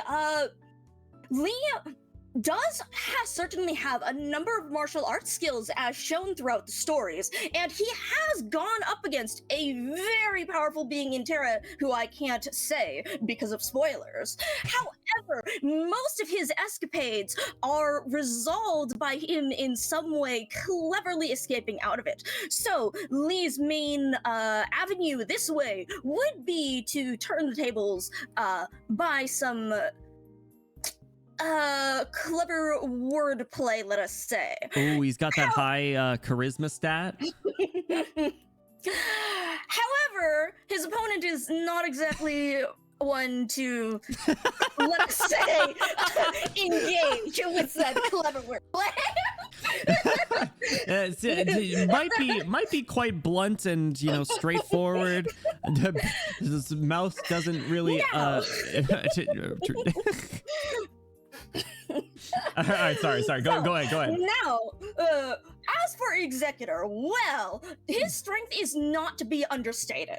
One of the first things we read about in his files is the fact that he is an executor of wills for the Laterano Notarial Hall, which basically executes the contents of Lateran citizens' wills after they die. However, some of these wills can be particularly complicated, shown by the examples in his files, which are stated to deliver the appropriate the package to the appropriate heir, and in fact involve the death of 20 or so people, or possibly a country's civil war. That's fine. Not only that, but we can see that in his missions himself he is extremely strong. As one operator from Rhodes Island has said, Executor is terrifying. I saw him rip out the aorta of a vicious beast with his bare hands, and this is when he was a sniper. Yeah, I feel like he gets even closer nowadays. So who knows what Bro's capable Yeah, of? so So as a saint, he's certainly become much more free with the close quarters combat. And this is not to say now we might argue that a lot of people in Arknights are exceptional with such a degree of strength, but even within those exceptional people, Executor, despite being a lower rank within the notarial hall, got the best of a Lateran legatus, which is a high-ranking Lateran official who also serves as a sort of messenger. This particular official actually managed to was in Victoria for when it was taken over by the Sarkaz, and managed to escape unscathed. So that is quite a talent. And yet, Executor has swept the floor with him twice now. Got him. He can't hit drones. That's a good point. He's incapable of hitting drones. But that's true. He's got a bit too close quarters as Saint. But listen, he is quite reliable. I did read Drilling Sturm, and he did things there.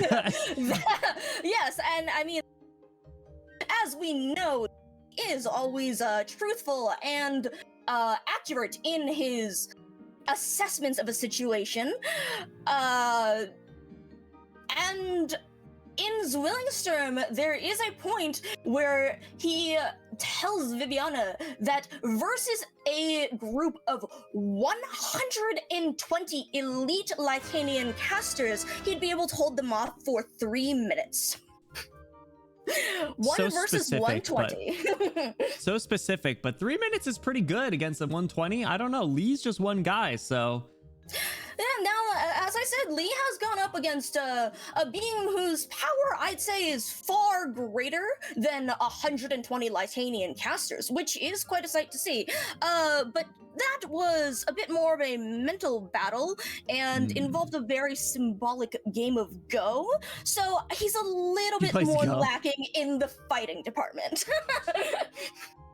All right. Anything to add before we go down to the court? I feel like those. Got a good point there. It would be a cat and mouse kind of game. This is really a test of Lee's ability to worm his way out of a sticky situation versus Executor's, let us say, a laser focus upon a target.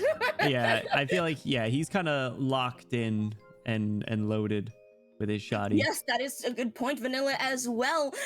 Just as one of his average missions as an executor of the notarial hall, he was required to go and ensure the safety of an heir, and as part of that, the heir did not want to return to safety until she had avenged a group of bandits, and he simply basically began counting his bullets.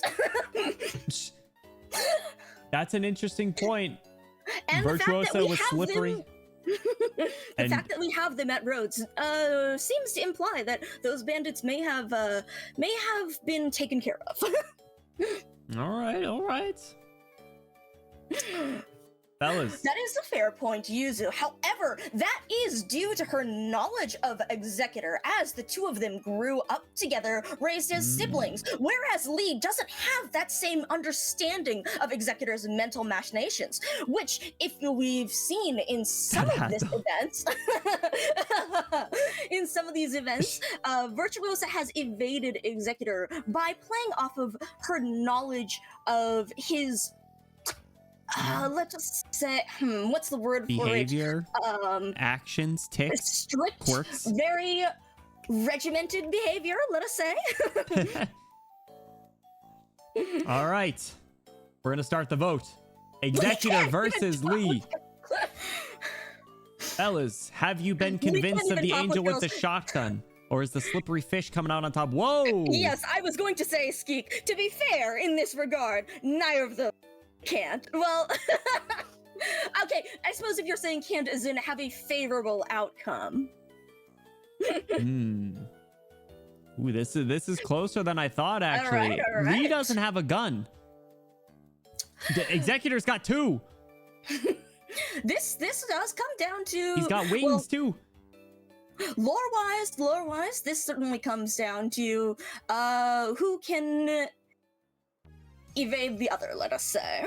Who's the slippery But sucker? But the angel is coming out on top. if you We're going are, into the home stretch. I do have to admit, fashion-wise, there may be a clear winner here. Lee has a really good. He has a live 2D skin, right? He does. It's the fucking Onceler live 2D skin. The Onceler. The Onceler skin. Oh my god, that's right. It does look like that. However, I do have to say that Lee is, in fact, one of my favorite Arknights designs. I would actually put him higher on the. Lee and Mudrock have been on my list for top Arknights designs in a vacuum. I knew you were a big Lee fan. I feel like the folks on Selection Sunday might have put this one to intentionally. I do, yes. This is quite a good matchup. But all right, Executor came out on top. He did it. Lee All right. he got caught. He got got. All right. Slippery fish didn't get out this time. Slippery fish did not make it. Mika, we have another expert for the next matchup, and I think I'll probably drag you in for some other ones. Certainly Executors round 2, but do you have any closing thoughts here, just in case anyone needs to step away? Playback for the Fetty Indoctrination. I'm very glad that all of you have been hearing my other analysis of this angel, and I do much more of it. That's an understatement, I think. my like basic highlight of here's a summary of why I like this character is an hour and a half long highlight. The skin that came out, wasn't that like a 5-hour stream? It was a 9-hour stream. sorry. But yes, anyways, signing off. I'm eager to see how the rest of this tournament fares as compared to the highly advanced simulations run. But I think on that note, we are in here for, on the loss of one fish, we are gaining another. Yes, we are going on to another fish matchup. Mika, thank you so much for joining. We will talk to you soon. So I will dip out. See you all later. Bye-bye. Gao, thank you so much for the follow. Sorry, I'm just catching up on this now. Gao, welcome in. I hope you're doing well. I appreciate it. Luna, happy birthday. I hope you have an awesome day. Thank you so much for stopping in. Hope you're doing well. Guys, we have an expert. Let me just make sure that they're ready. We have an expert coming in for this matchup, which is Mizuki versus Lessing. I feel like there's a chance that some of you might know who this expert is, but drum roll, please. Drum roll, please. I gotta make your Fuki bigger. Oh, I'm sorry, I forgot the drum roll. There it is. Hello. Welcome in, Boo Boo. Welcome, thank you. Wait, hang on, my Fuji is bugged. Hang on. No, you're good. I'm gonna make it bigger. We can fix this. Oh, While I'm making it's fine. While I'm making it bigger, do you want to do a quick intro? Who you are, what you do, where you do it? Hello everyone. I am Boo Boo. Please call me Boo Boo. I really love playing Fish Night. I play every level with my beloved fishes, and Mizuki is my favorite character of all time. So we have a fish expert here coming in for this matchup. So, Fish Night's experts. It's been quite a bloodbath tonight, not gonna lie. There's been some upsets, there's been some stuff. I'm sorry to the fish fans out there that Lee just lost. But perhaps his fish brother or fish cousin, whatever you want to say, Mizuki can step in. As a fish expert, what does Mizuki bring to the table here? So, Mizuki, for anyone who doesn't know, Mizuki is an ambusher operator. So for those who don't know what ambusher is, they are large AoE melee units, but they can hit whoever is in their range and anyone in their range compared to, let's say, a mage, an AoE mage that can only hit things around their target. And also, he has 0 block, meaning most enemies can't really hit him besides their ranged enemies. And he has a lot of dodge and survivability, so he can really tank quite a bit, and he can really don't really get hit often, so he can survive very, very long. That's also, his fair, damage that's is very fair. good. Now, how does he stack up against some of the other ambushers out there? Essentially, the Ambusher, they have like two set roles. So you have Manticore and Etans who are way more based on crowd control. And then you have Kirara that is more damage based. But Kirara had a lot of problem in her kit, and Mizuki was in a way created with Kirara in mind to make his kit better. So he does suffer for a couple things. For example, his damage is both physical and art damage, which does mean like his damage get lowered by both physical defense and art resistance.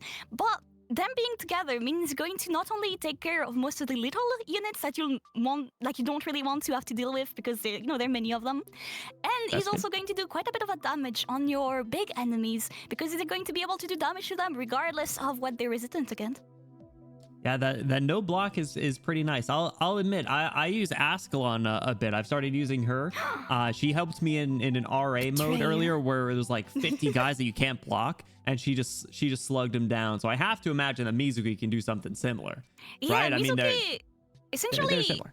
Ascalon is kind of like, in a way, a power creep of Mizuki. The only difference is that it's actually not that big. Where there were people that made comparison of Ascalon and Mizuki's damage, it was actually, like, Ascalon did do a little bit more damage. It was very comparable. The one difference that I really like about Mizuki is that his second role, like his second skill, is a really, really good, reliable crowd control. It can bind 3 enemies so rapidly that it pretty much bind it for the entire duration of his skill, and his skill has extremely good uptime, so we'll be able to hold them, and I don't think Ascalon can do that. The problem with Mizuki is his S3 is pretty ridiculous, but, I mean, poor Mizuki, right? Hey, listen, his artist, Nami, does an awesome job.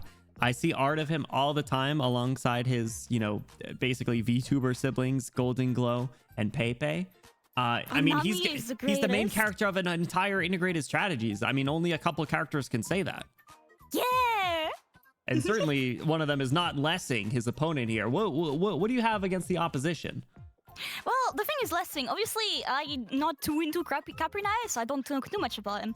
But the thing is, Lessing, both in terms of character and role and, yeah, pretty much job, since he's a melee operator and I think it's like one of those guards who can only hit 1 unit. In terms of role alone, he's not going to be able to really deal damage to Mizuki because he can't block Mizuki. And the difference also in character lore is that, from my understanding, he is fairly young but does have combat experience and is really good with focusing. But if you compare it to Mizuki's lore, for anyone who does not know Mizuki, he is a Seaborn. And for anyone who don't really know Seaborn, they are sea creatures, very, very strong sea creature. Not all of them, but a lot of them are very strong. And even in Mizuki's character sheet, he is written in there to be an anomaly and to be, like, they're trying to hide it, but in reality, he's very, very physically strong. And he also has ways of essentially disarming his enemies without even having to fight through, like, things like pheromones and stuff like that. It's just, for example, in one of his stories, he can put someone to sleep just by existing nearby. That's how it goes. That's pretty good. Yeah, one thing though I'm worried about is that is supposed to be kind of hidden, so who would win in this matchup will kind of differ depending on where that situation is. For anyone who's seen him during Dosalis, Benny, you played Dosalis, yeah, right?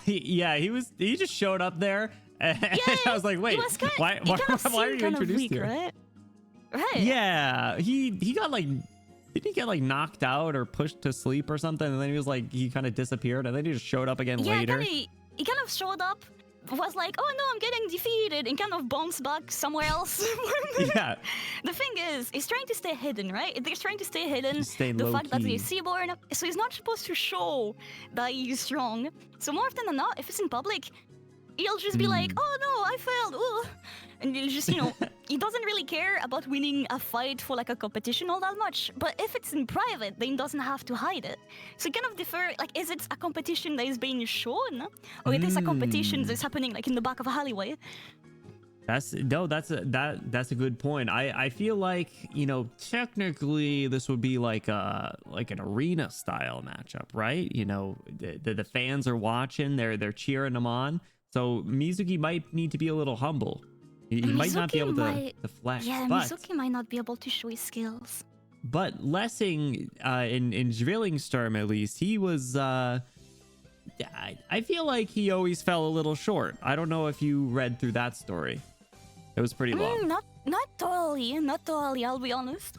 All right, I won't spoil anything, and also I don't remember everything. But he's a little goofy. He had to figure some stuff out. He was a good character, in my opinion. I actually enjoyed him when he showed up. I gave him a really weird voice where I think it was just like very like every word was with a straight face and from like a foot away. So it'd be like, Lessing was, you know, going up against Mizuki in the Thunderdome and things like that. So he was kind of on the straight and narrow. So I don't know. I feel like this is an interesting matchup. But is it time to go down to the court to see, you know, the unblockable Mizuki versus Lessing, the talent who makes him take less damage from the stuff he isn't blocking? Ooh, interesting.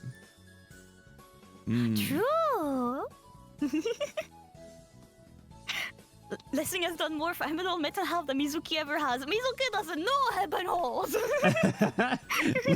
But listen, I mean, I have not cleared all the endings of IS3, so I don't know everything there. But I do really enjoy IS3, and I think fun. The Seaborn stuff they're hard to deal with, but Definitely. I'm interested to see more. In fact, I will plan on starting an IS3 run. I would say this evening, but it's probably going to be kind of late. So probably tomorrow. Okay, I will start one. I'm very excited because Mizuki does have a giant role in there. Like it's really, really like big. one of the Obviously, I won't other spoil it. endings, I think, if I'm not mistaken. Sure. Yeah, no, there are multiple endings. He's in the last one, but also, if you check the text, he is also in a lot of little other stories because he's very important to that story. Like, it's literally based after his name, literally. Not just story 1, but also ending 4, and I think a little bit of ending 3 too. So there'll be a lot in there that you like about Mizuki as a character. You don't really see, like, it's not really his skills anymore, like his fighting skill anymore. For reasons I will not be saying. That's okay.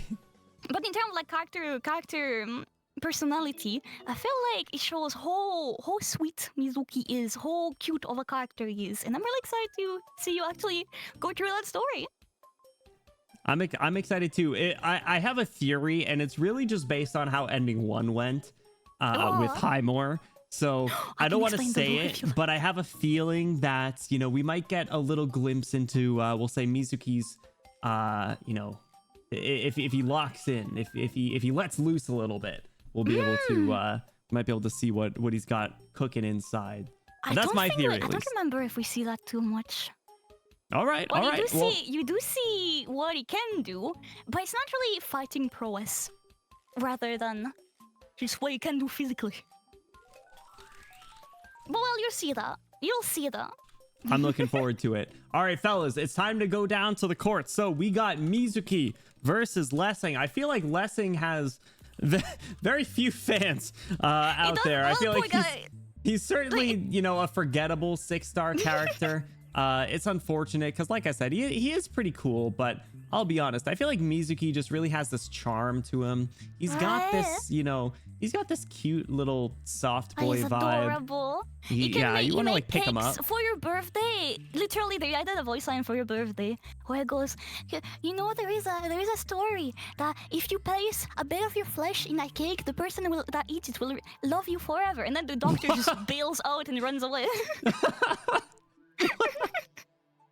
Oh my god, that might make me change my mind, but I respect it.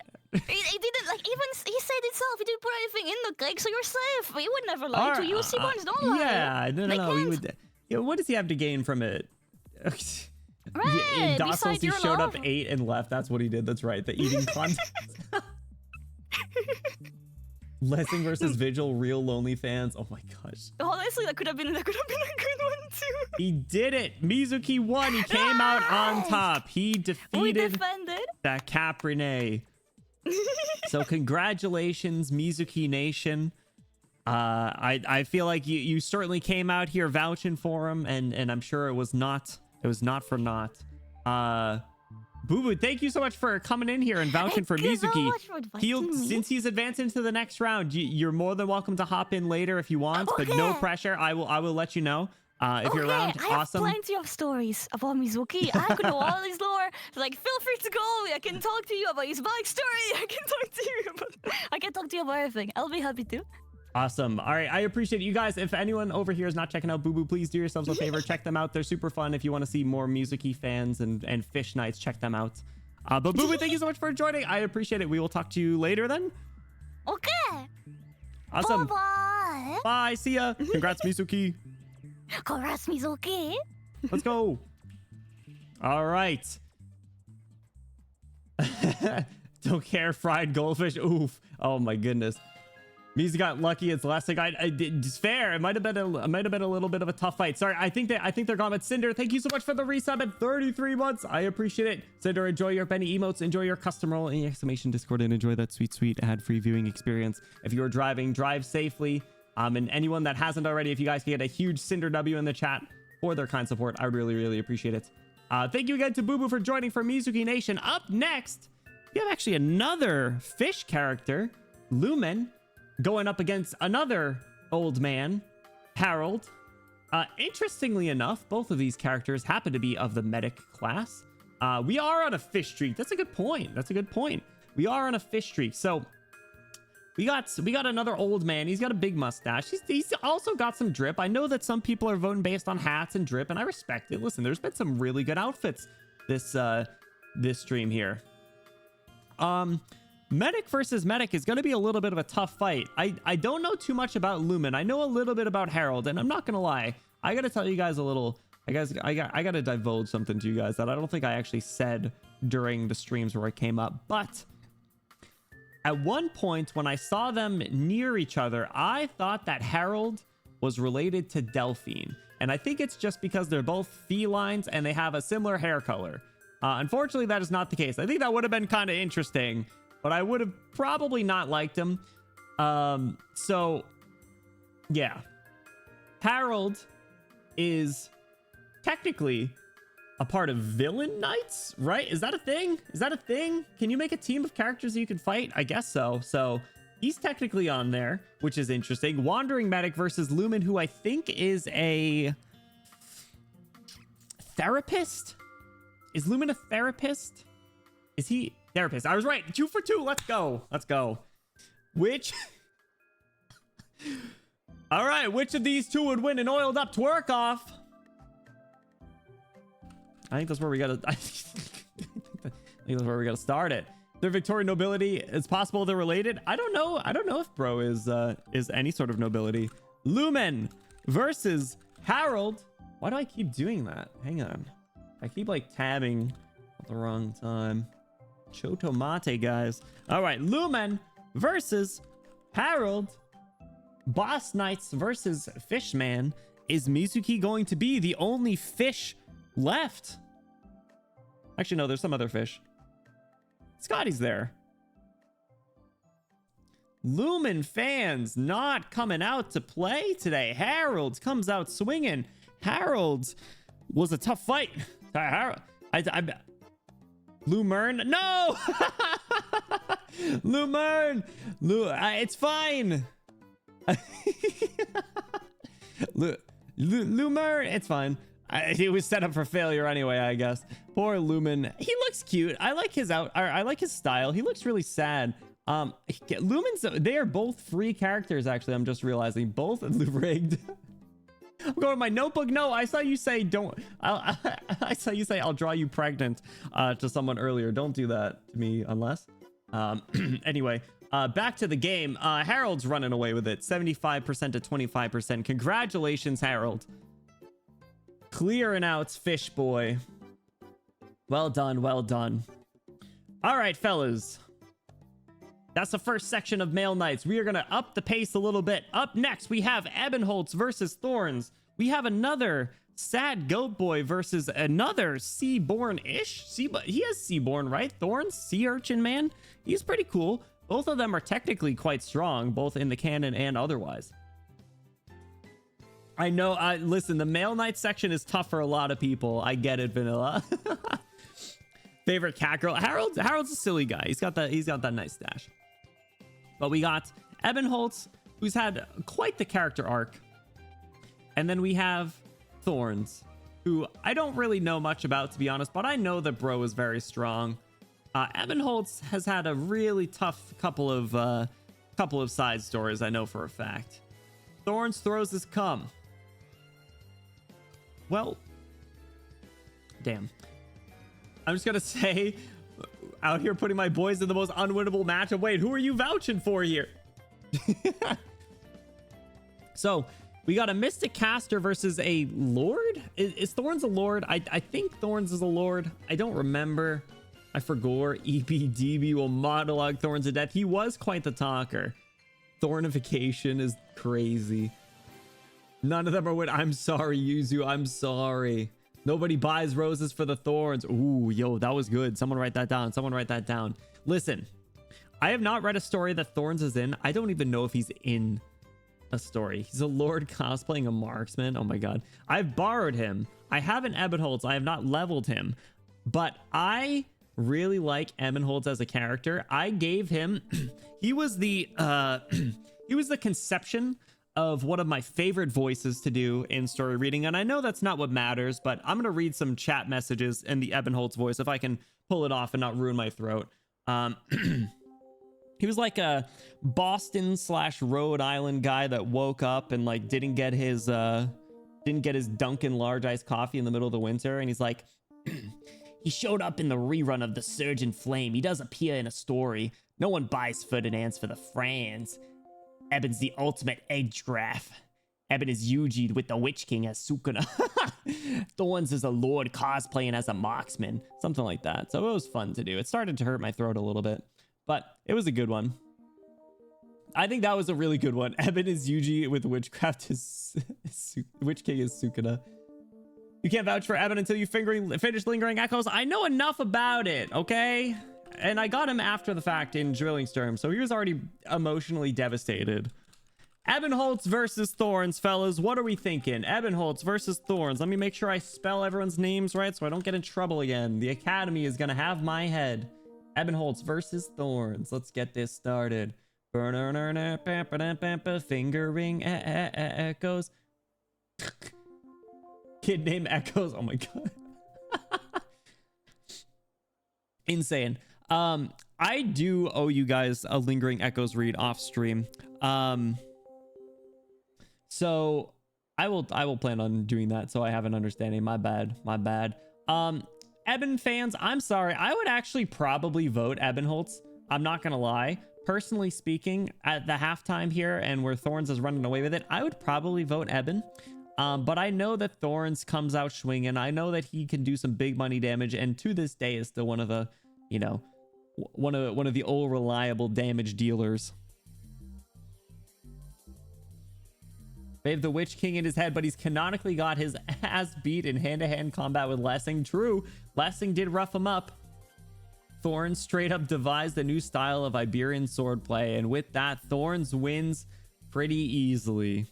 Nicely done, Thorns. What's up, Mythic? How's it going, dude? Welcome in. We're trying to catch up on here.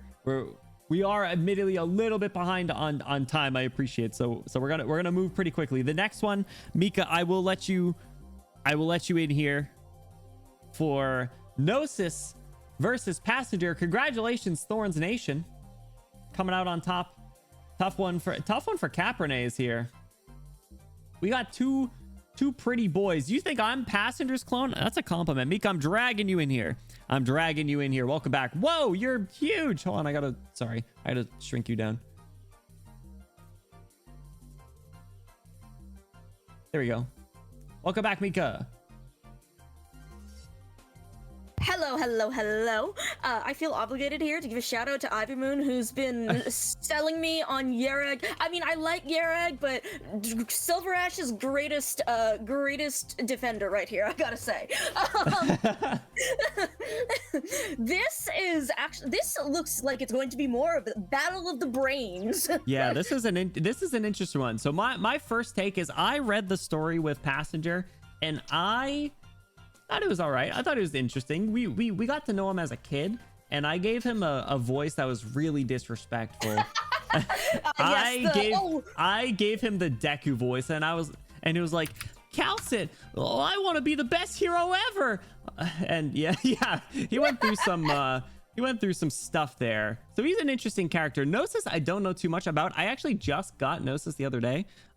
in that dungeon meshy pull. And he looks like a little yeah, I got him amongst like so many other characters. It's crazy. So he's interesting. I like his emo hair.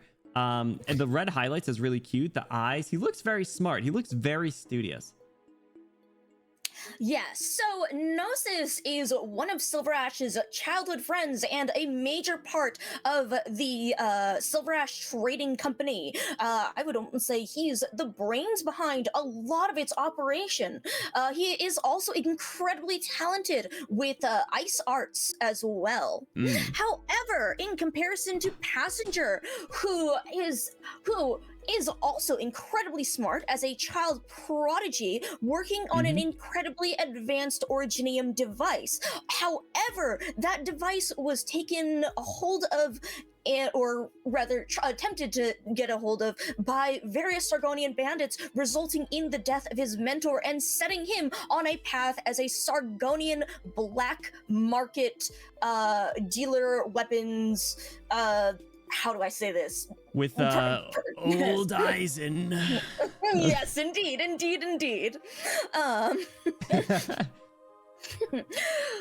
So, though both of these two have some very talented arts, with Passenger focusing on electricity and lightning arts, channeled through his Originium drones, which are, of course, top of the line with incredibly advanced technology that he's pioneered. However, Gnosis is incredibly calculating, and we did notice that Passenger, while calculating, was highly influenced by the emotional devastation of his mentor as well. And so Gnosis, being one to view a situation through a cool head, let us say. I see what you did there.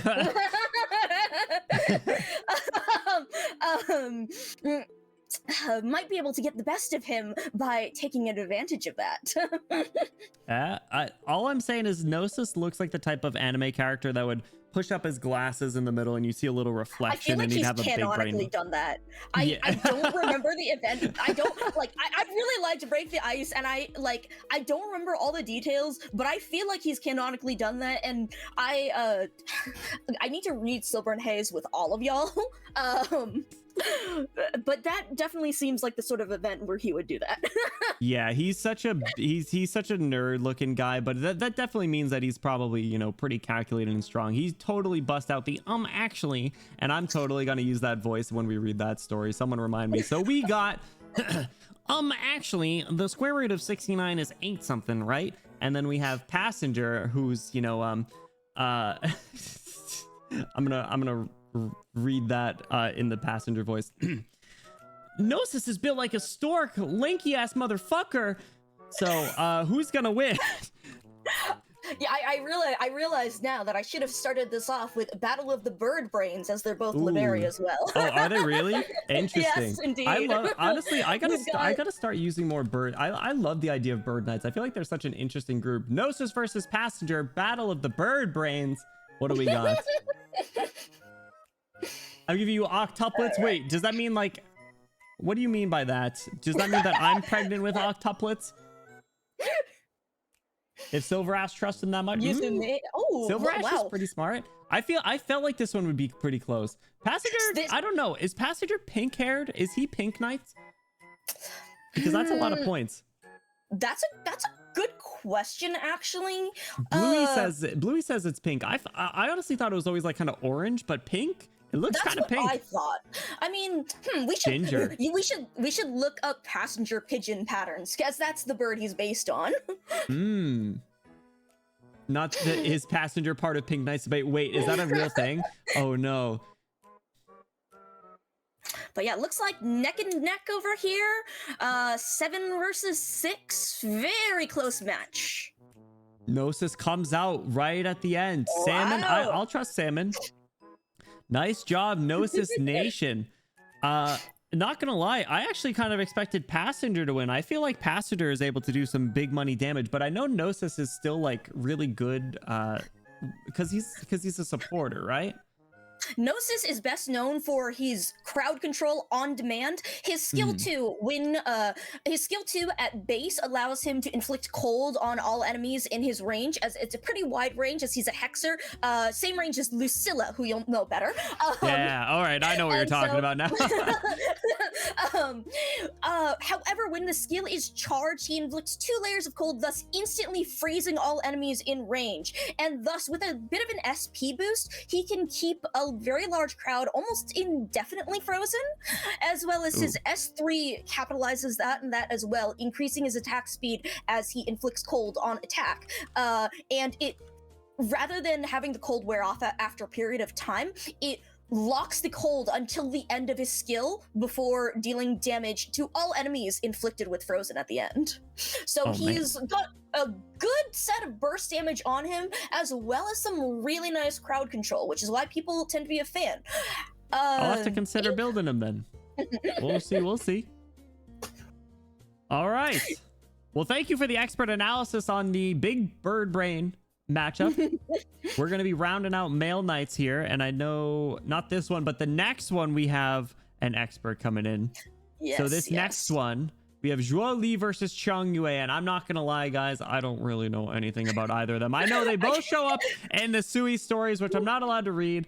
I know people like both of these characters, so I put them against each other. Or sorry, the Academy put them against each other. I don't know why I'm saying the Academy. This isn't an award show. These two fellows are up against each other. I know they are both big, strong guards. Zhuo Li can solo. Chang Yue can hold a lane. What are you guys feeling? Mika, you have anything to throw in here? Let me just ping our next... These two are a bit of a tough competition after all. Zhuo Li is one of the youngest members of the Sui... I actually completely forgot what the thing is called, but the department of Yan that keeps track on the Sui, which is going to mean nothing to you, and that's good. Yeah, in one ear out the other. you'll find out all this stuff later. But yes, as one of the youngest appointed members, he certainly has a lot of talent. However, he's in there for the sake of his dad and trying to basically impress him, and we have some interesting what's the candle holder. You're so right. Thank candle you. Holder. Regulators. He is a candle holder of the Sui regulators. Thank you. That's the word. That's what I was thinking. They're both yapsters. It's a yap battle. Who's gonna win the rap battle? That's what. They can both spam their voice lines. Thank you. Take care. You have a good night too. Contrast, Chang Yu certainly has a lot going for him as the Grandmaster of Yuman for a redacted number of years. And said redacted number of years of experience plus an incredibly regimented and disciplined way of living has made him a nigh undefeatable combat. In fact,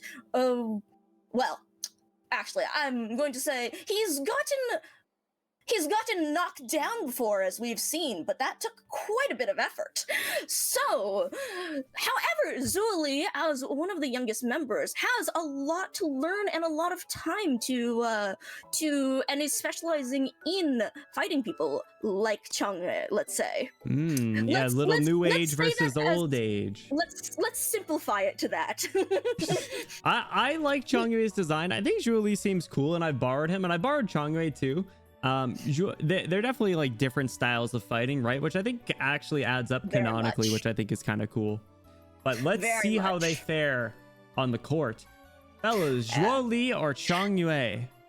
As the poll is going, just to give a summary, Chang Yue is, in terms of gameplay, is a nuker, where most of his skills focus on bursting enemies, and dealing a heavy amount of damage with high multipliers. Zhuo Li also has a very high multiplier on his skill 3, which functions as a burst. However, the bread and butter skill usage is skill 2, which gives him a barrier. And Zhuo Li benefits from being able to heal himself and to increase his stats, it's actually not healing himself. He benefits from being on low health, but he effectively gets higher health by giving himself a barrier that allows him to stay at those low health buffs.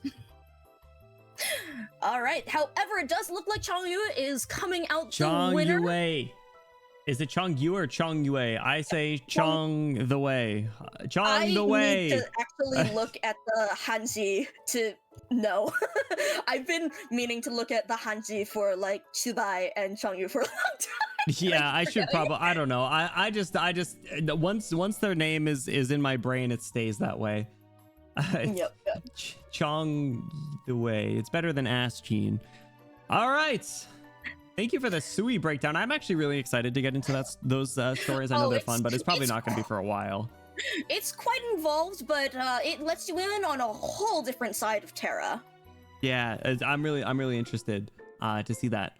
But thank you again for your expert analyses. We have another expert coming in for this last matchup of Male Knights. And we've been seeing this expert around lately in chat as Oh well. no! Oh no! So yeah. I just checked the channel. Yeah. This expert may also have a piece of art. I don't know if Benny is willing to show it though. I don't think so. At least not right now. I think they might force me, but we'll see. All right, I'm gonna dip out and let's let them in. Thanks, Mika. Bye. Talk to you later. Next matchup, we have LPNS versus Tequila. And I'm dragging the expert in right now. Yippee. What is up? Yuzu. Oh, boo. Hello. What's up? Let me raise you up a little bit. Welcome in. How do you think the tournament's been going so far?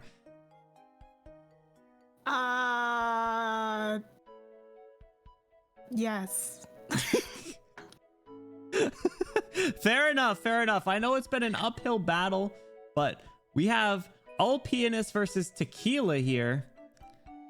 Now, before we get into the I'm gonna be honest, okay? Sorry, before we get into the matchup, can you introduce yourself? Who are you? What do you do? Where do you do it? Hello, my name is Yuzu. Also Yuzu _ on Twitch. I draw stuff and I really like tequila. That's about it. Tequila's I'm also cool. mad at Benny right now. Yeah, all right. Do I have permission? Should I show what you just sent to me? Yeah. Despite the fact that this is to no fault of my own how these matchups are going, I'm not even voting. I have been drawn pregnant. I would like to say you typed Lumern? I did type Lumern. All right. I'll leave this up for a bit here. Thank you. All right.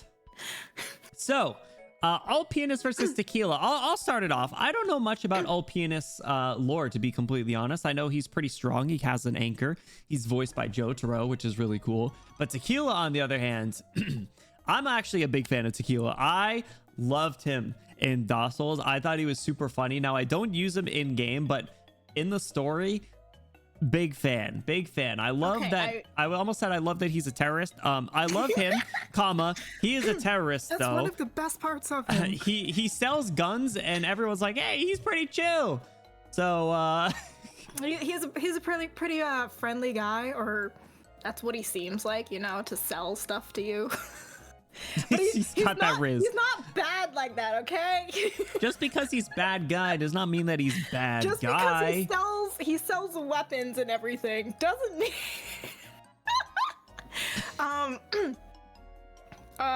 Okay, let me think for a moment. He's got a really cute outfit. Like he looks like he's ready to kick back and relax at any time. He's got these really soft dog ears, and his skin, the one that kind of looks like Aventurine from Star Rail. No, fuck you.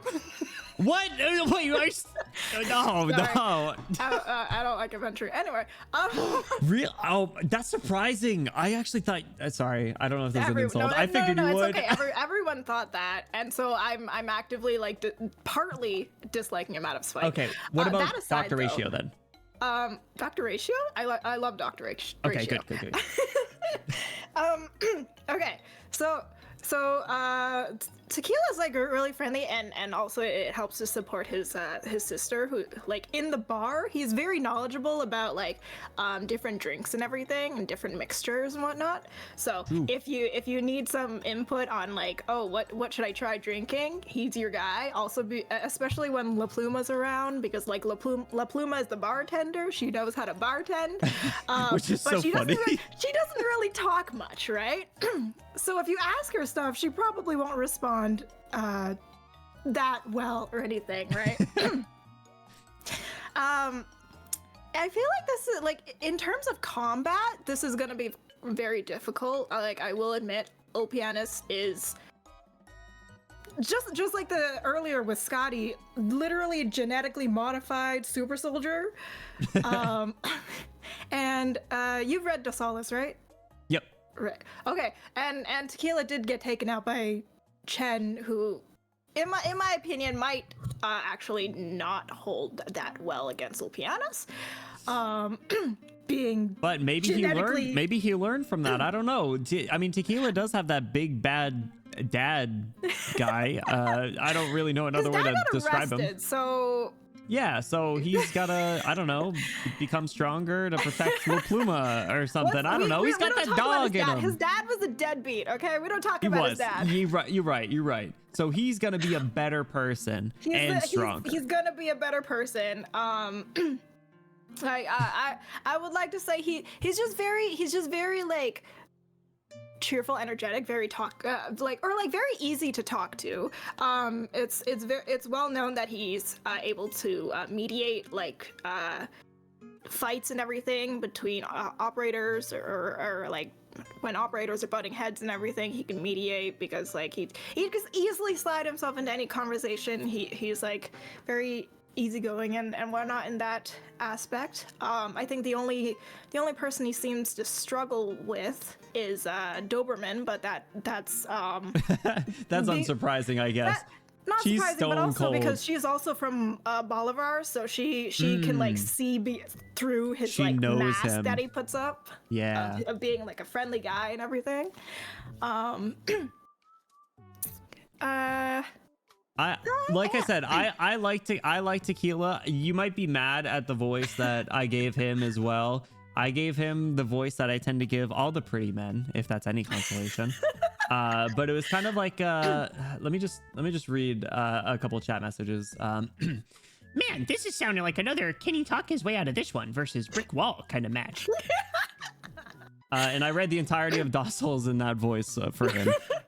You know what? Fair enough. It's okay. It makes it entertaining.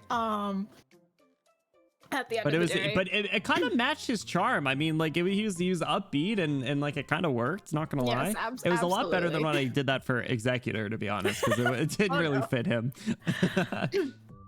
Yeah. So, but like, yeah, I would say in terms of combat, Tequila would definitely not hold well.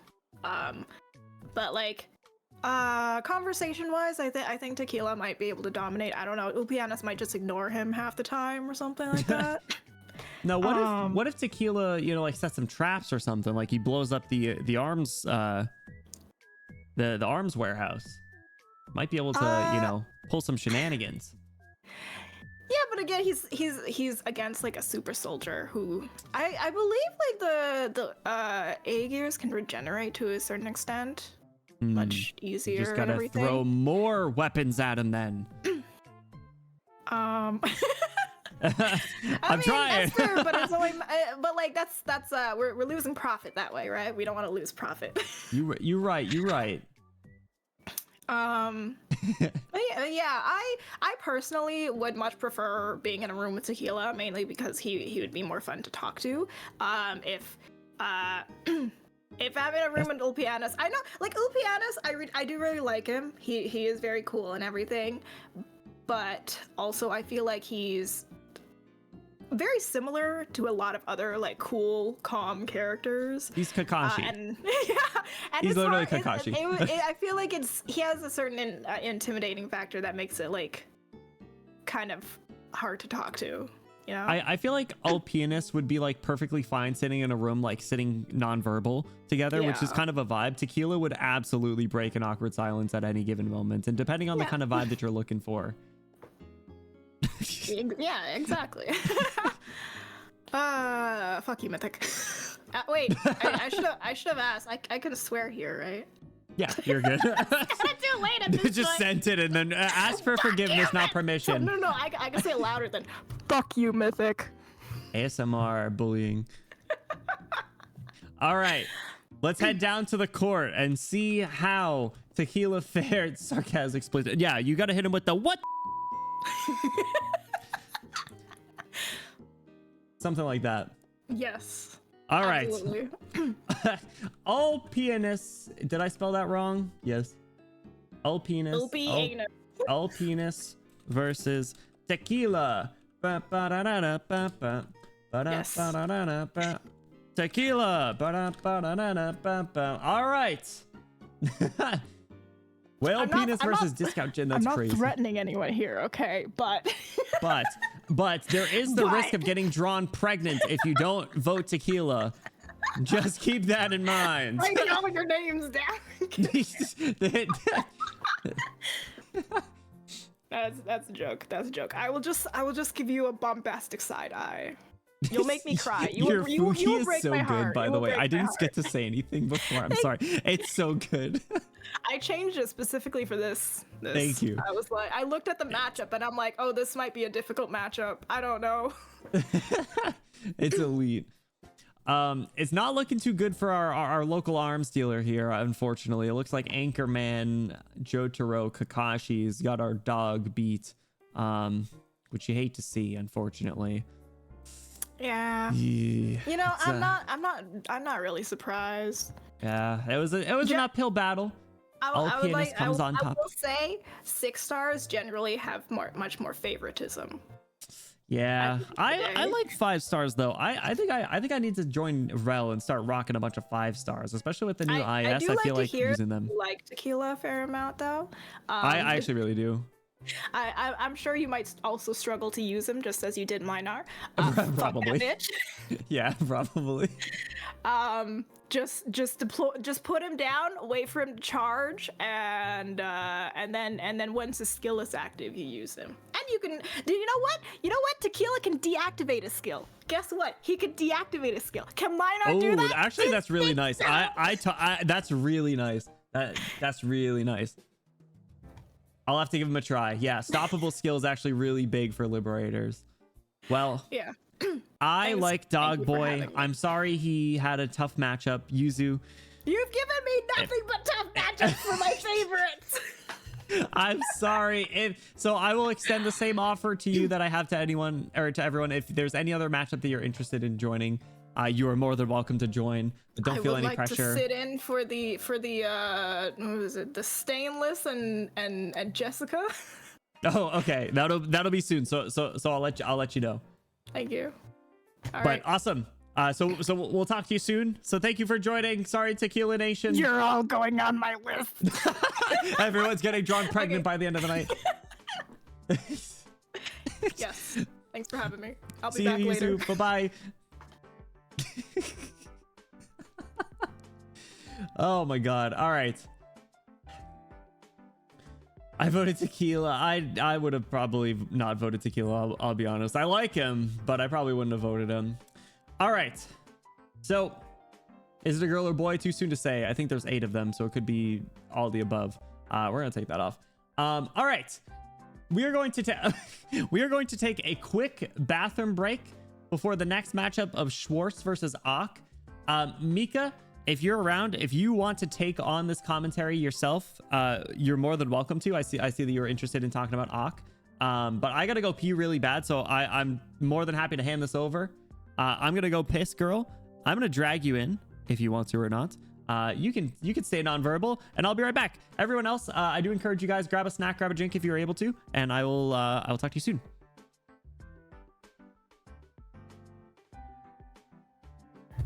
Hello again.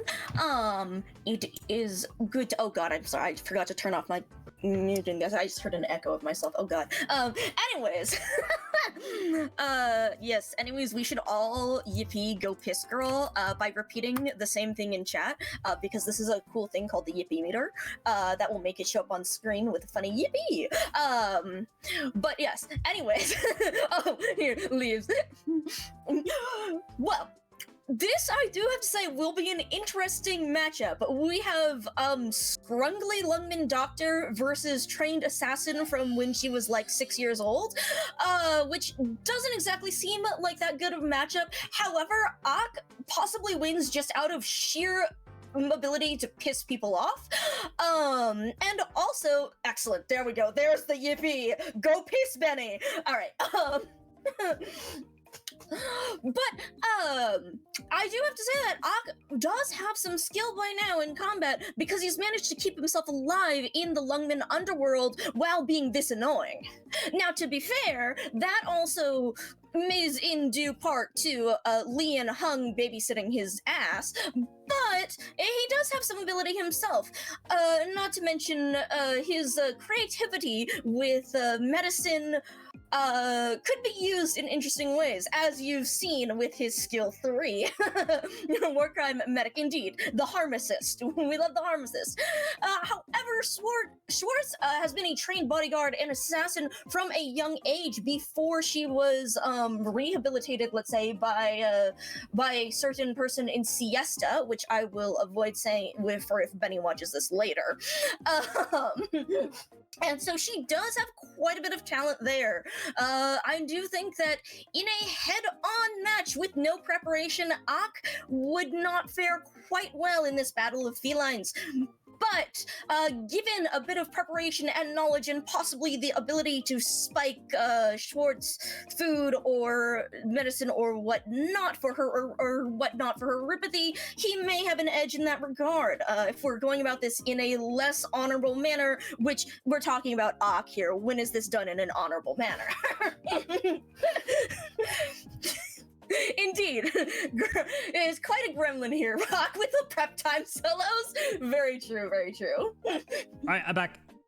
Hello. We were discussing how Ak, this is definitely in favor of Schwartz in a head-on match. However, if Ak possibly had the chance to spike some of Schwartz's meals or her medicine with one of his concoctions, then this could go quite differently. And That's he fair. does Pissing all by yourself, Handsome, unfortunately. Unfortunately, had to take this one alone, had to do it solo. So I know about Schwartz because I got her from recruitment recently. I know she has like 20 something years combat experience, and supposedly she's not that old. So she's been in the game for a while. She has been trained as a assassin and bodyguard from a very young age as a child. I believe it's from like 6 years old or something like that. So she is one of those child soldiers we're so familiar with, but in our grown-up form. Before I was mentioning, she was rehabilitated, let's say, by a certain person in Siesta, and I will avoid saying who because you haven't read Heart of Surging Flame, but you actually are familiar with this person due to So Long Adele. You might not remember though.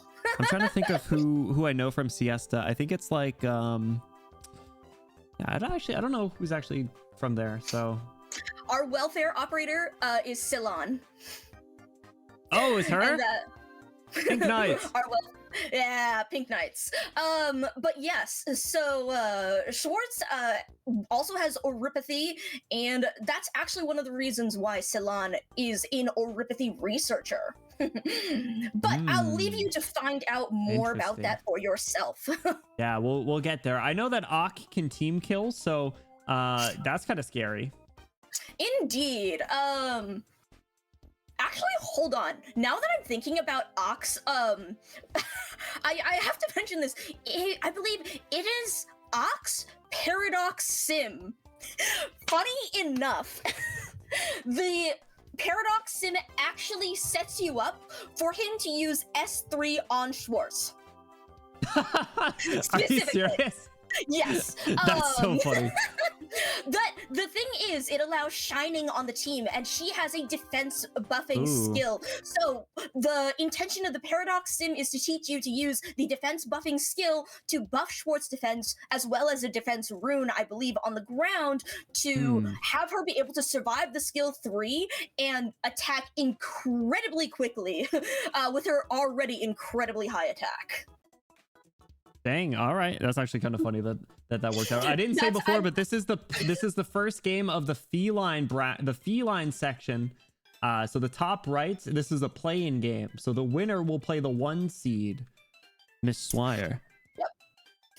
Oh boy. So let's head down to the court. So Schwartz versus Ak. Let's see how this. I'm interested to see how this one could go, because I feel like, yeah, you could say, you know, is this going to be an underhanded fight, or is this going to be, you know, in normal combat situations? It's feline time, Ivy. Yeah. Schwartz might be familiar with some underhanded tactics, but at the same time, Ak is quite creative. In his ways of going about it. She has a really good design. I cannot deny. Yeah, oh god, the crossbow, it's gorgeous. Have you seen her E2? I don't think you've promoted her yet. I might have borrowed, but she might have been on a skin. Regardless, I love her E1 art. That side eye is so good. It was probably on the Christmas skin, because a lot of people like the Christmas skin. And funny enough, we mentioned Salon. The Christmas skin in her idol animation actually has her pull out 2 little dolls, one of herself and Salon, and she kind of nuzzles them together a bit before putting them back in a gift. That's really cute. What the hell? It's very good. It's very good. I'm usually actually not that much of a fan of the Christmas skins, but I pull that one out some of the time purely because of that. All right, and it does look goes like to Schwartz. Unsurprisingly.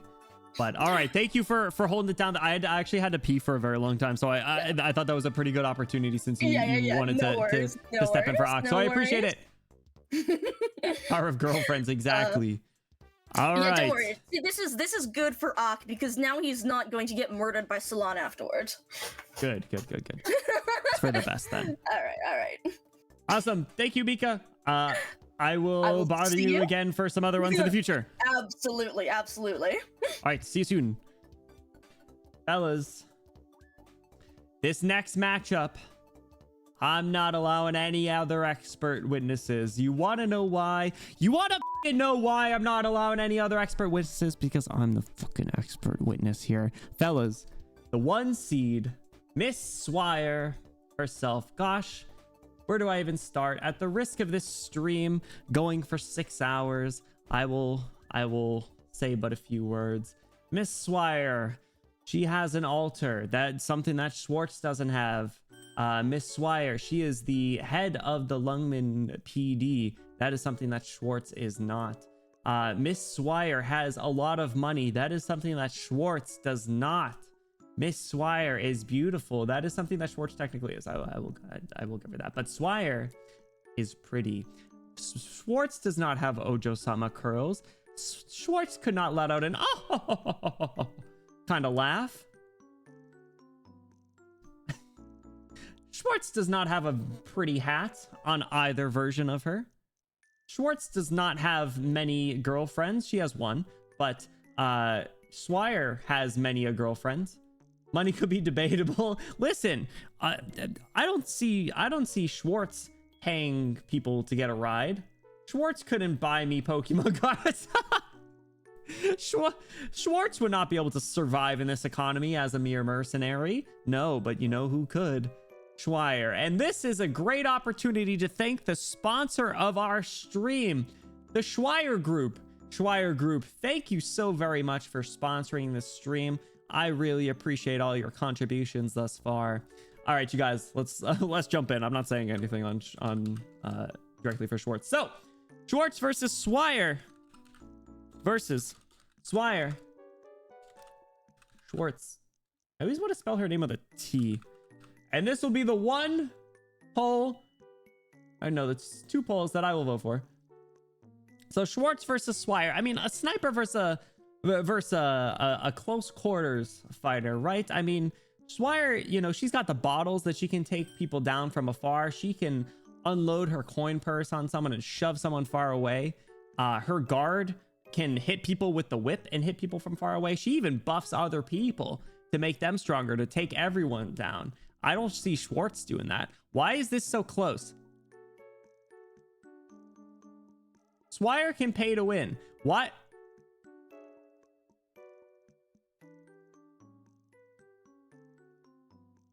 I knew this was gonna happen.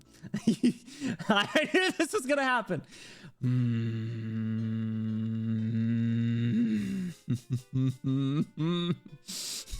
You guys are funny. You guys are funny. Oh my God. You guys are real comedians, aren't we?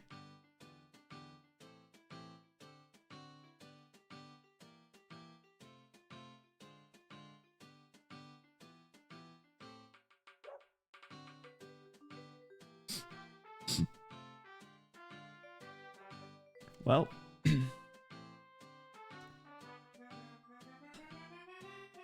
there's get a recount. That's what I'm saying. Blarg, Gideon.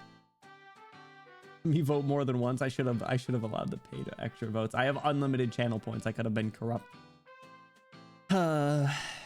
Congratulations, Swartz. I'm now rooting against you.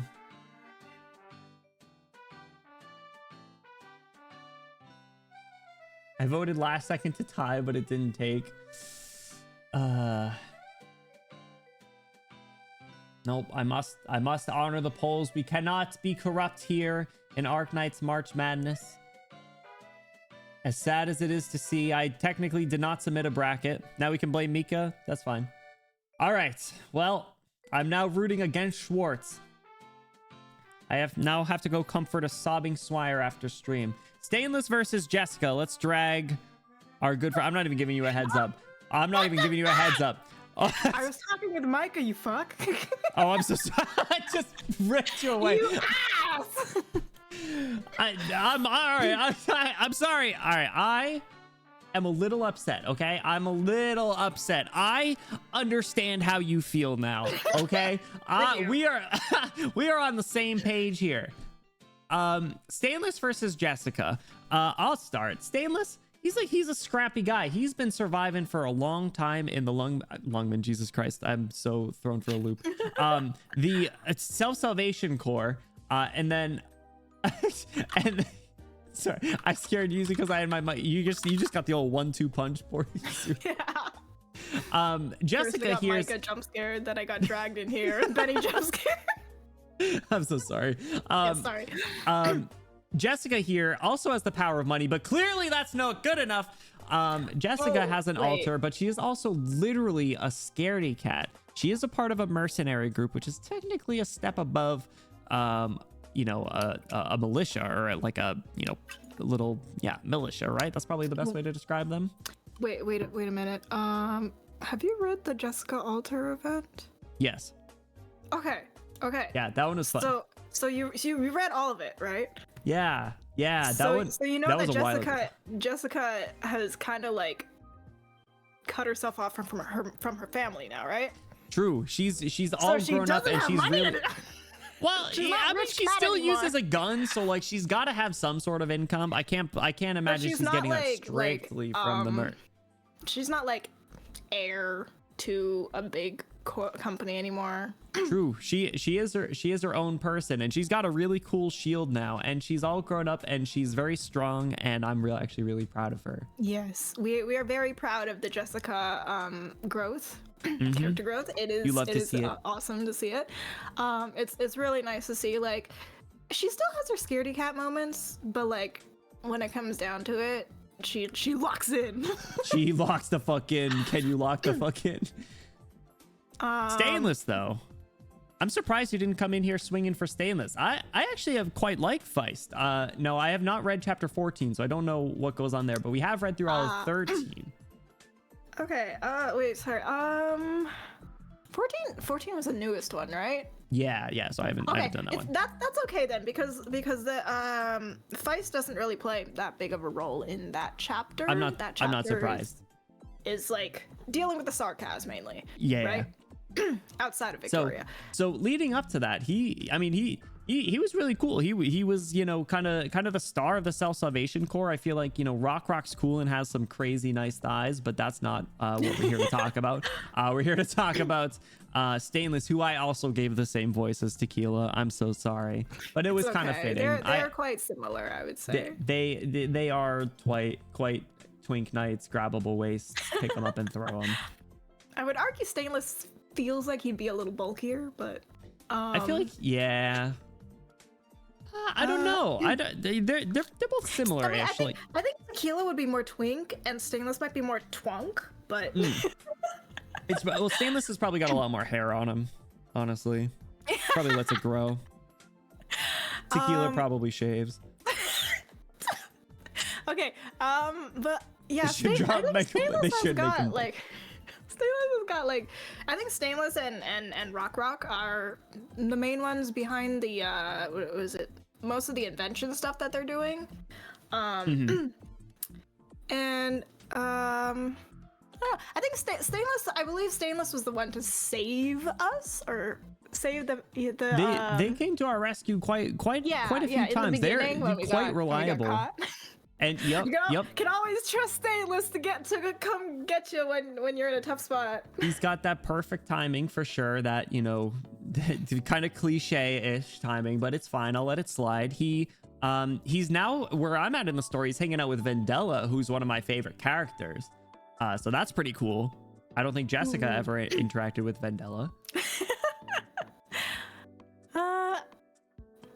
So yeah, canonically he's got to be a lot buffer then. Yeah. He's got a cool grandma or aunt or whatever the relation is. That is his, I believe that is his grandma. Yes. Yeah, Catherine. Who the only gilf that's like still alive. So. Yeah. I believe she'll hopefully stay that way. You know. Yeah, we'll see. She was pretty close at one point. But it's all give right. us It's women all right. with defined abs. I know. She's a badass lady. She knows the dangers and everything. I don't think she'll get into any rough patches. We'll see. We'll see. Jessica has training. She has worked with a mercenary group for a while. Worked under Cliff, who is, you know, pretty strong. Works alongside Franca, who's hot and strong. Works alongside Liskarm, who's girlfriends with Franca, who's hot and strong. So she's also a Voover, right? So she's strong herself, Liskarm. So by association, Jessica's got some strong allies. Stainless is forced to surround himself with some strong people as well. I mean, the little unicorn girl, what's her name? I forgot. I don't care. Yeah. Her horn looks kind of off. I don't know. Flavizia, thank you. Yeah, I think one difference is I think in Stainless's situation is kind of like forced upon most of the Victorians. They didn't really have much of a choice. They did have to just buckle down and fight for their lives and everything. I would say Jessica chose to become a mercenary. I believe that was the entire plot line with Jessica Alter, right?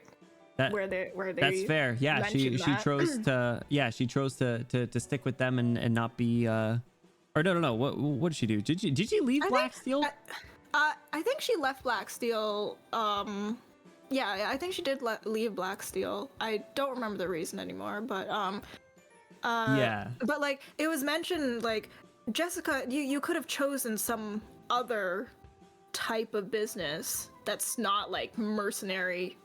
That's like similar to mercenary, but not mercenary. Yeah, she could have done something that isn't as like dangerous or like demanding and. Yeah, but she chose this for some reason. And Stainless was forced to, and he's still hanging. So.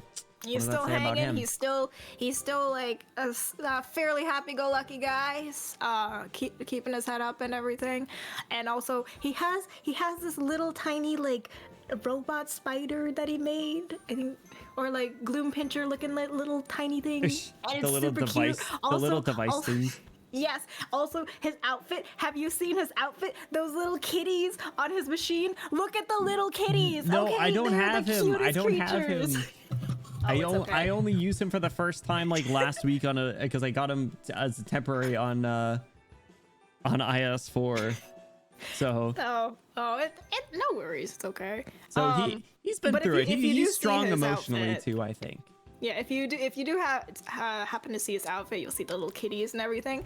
I'll have to look it up. And gameplay wise, I haven't really used Jessica that much, sniper or defender, but I would like to argue that for Stainless, he is very versatile. Okay, he is a very good supporter. Okay, and so he, if you're using operators that need whose skills are offensive recovering skills, you could just plop his third skill device in front of them. They can keep hitting it and charge up their skill.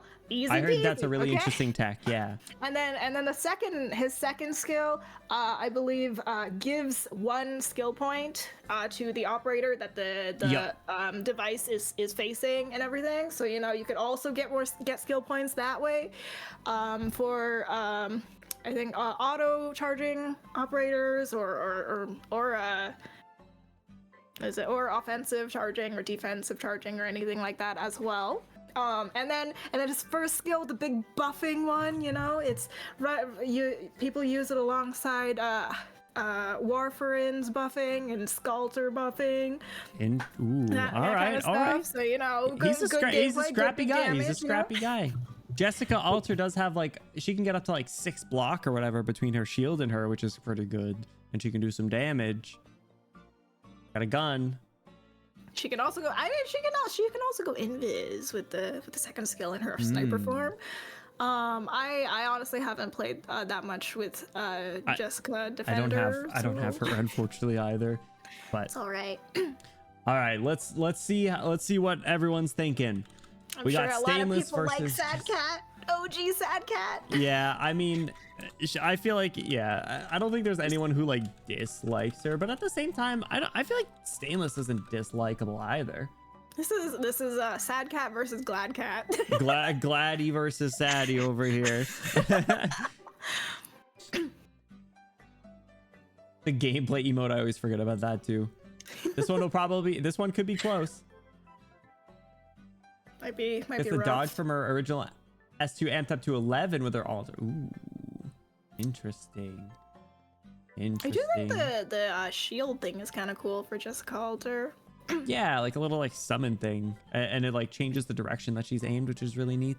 Ooh, it's completely tied at halftime. I honestly wasn't expecting it to be this close between the two. Yeah, I thought people prefer Jessica much more, generally speaking. Jessica in chapter 4 too. Jessica, she shows up. She's in most of the tutorials too. You get to see her learn and stuff. Yeah, it's always nice seeing her learn and everything.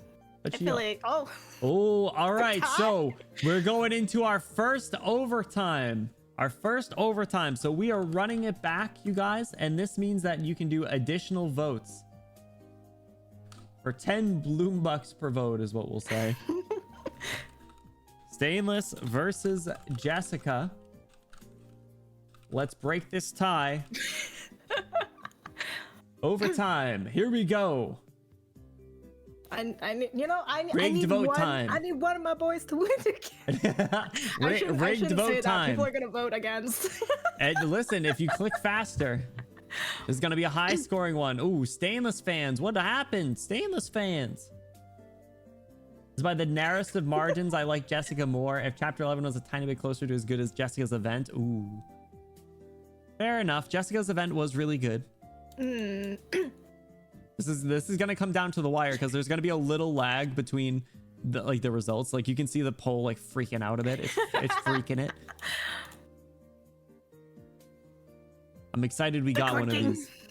Yeah, we're at 400 votes. The most rigged vote. My channel points. Listen, hey, do you want your bracket to be busted, or do you wanna live to see another day? Jessica comes out on top by 25 votes. Congratulations, Jessica. That's actually pretty close. You know what? I'll take Not it. bad. I'll take it. That this was our time. first tie. That was good. That was good. None of my boys and I may be will- winning, but it's okay. I will now be on Betty's Team boy- Jessica. I mean, Betty's girl didn't win either. Yeah, I'm now on Team Jessica to go up against Evil Schwartz. I might not level Schwartz, guys. I'll be honest. I'm capable of holding a grudge. So keep that in mind, you guys. Keep that in mind. All right, thanks for having me. Thank you, Yuzu. I appreciate as it. much as I'd like to come on for I think for logos, I don't know if that's much of an argument. Gonna be honest. Fair enough. You're welcome to, but we'll see when we get there. Yeah. All right. Awesome. 07. Thanks for having Thanks, me. Yuzu. See ya. All right. Whew, Jessica came out on top in our overtime. Our next one is Silver Ash and Phantom, and we have another new expert coming in. Let me see if they are around. Let me make sure that they're available. Jessica had more mass support. I guess so. I guess so. It was a good one. Versus Gay and me slamming the stainless button. Oh, both of you were? Awesome. All right, so. Bing bong. Hey, Ivy, welcome in. How are you doing? My entrance sound is still on. Oh, Oh no. you're good. I don't think I came through actually because I'm in like Okay, streamer mode. good. I don't Is think it- it played. It's too bad. Now I want to know what it is. It's from a project I'm in. Hello. Welcome in, Ivy. Do you want to do a quick intro? Who are you? What do you do? Where do you do it? Who am I? I'm Ivy Mens. I'm kind of like a ghost these days, but kind of not. I stream on a rare occasion, but I'm in grad school right now, so I've been on a bit of a hiatus. Want to know something funny? I just followed you. I forgot to do that before. And I'm Let's also go, involved Ivy. Thank you so much in for the a- follow. Welcome in. Hope you enjoy your time here. Bye-bye. Sorry. In a no, you're fine. In a fan dub project called Voice Nights, where right now we're dubbing Dorothy's Vision. So That's so cool. Oh my gosh. I love so you're a story reader then? no. Or just for this rare occasion? Yes. Fair enough. But welcome in, Ivy. I appreciate you joining. So I know that you are also a feline enjoyer today. So Yes. we're going to be doing at least the next two with you in here to bring some feline knowledge. So we got two potentially smelly boys on the screen here. We got Silver Ash versus Phantom. What do we know about the two of them? So I have Silver Ash. I don't have Phantom. Silver Ash is pretty cool, honestly. He's got some cool skins. He probably smells really bad, but he has a lot of money. He's quite attractive. And he's definitely strong. Weird. How could you not like a snow leopard? They have the fluffiest tails. I know. I want to grab it and like squeeze it and have him like eek and then probably try and bite me. I think he'd kill you, but either way. Yeah, probably. But it's a good way Okay, to go so down. you haven't read Break the Ice, right? No, unfortunately. Have you played IS2? Yes. Okay, so Phantom Story is IS2, so I guess we can talk about that. Technically, he has a Ripathy and Silver Ash does not. So Phantom Little has a debuff. limiter too. You can see it in his skin. One of them, it's broken. Yeah, what's up with Unapplies that? as a- You can. Oh wait, are you talking about like his IS skin or this one that's on the screen here? Because the thing on his neck looks like it's like digging into him. Is that where his infection Yeah, is? that's his limiter. But Oh. in one of his skins, it's broken, implying that like he's like overpowered it. Whoa. Okay. So That's that kind of cool. Probably means his Ripathy is pretty far advanced. We don't know how far advanced, but Eesh. which both means he gets a power boost, but is sick. So I mean, however you want to debate that. But Silver Ash has like money and brains, I'd argue. Yeah, he's like is he a CEO? Is he the founder of that company? Isn't it the Silver Ash company or something to that Yeah, effect? it's the Silver Ash company. He's Yeah. the head of his family now, because Yeah. there's only a couple Silver Ashes left. He's got the pet owl, which is cool, I think, right? It is an owl. Not an owl, it's a falcon. The falcon, that's what I said. He's got the falcon, which is pretty cool. Phantom also has like a summon or something. Is he a doll keeper? What class is he? Phantom is a fast redeploy. Yeah, I like. Yeah, fast and he redeploy has Christine is the name of the cat. It's a Nekomata. She has two tails. too.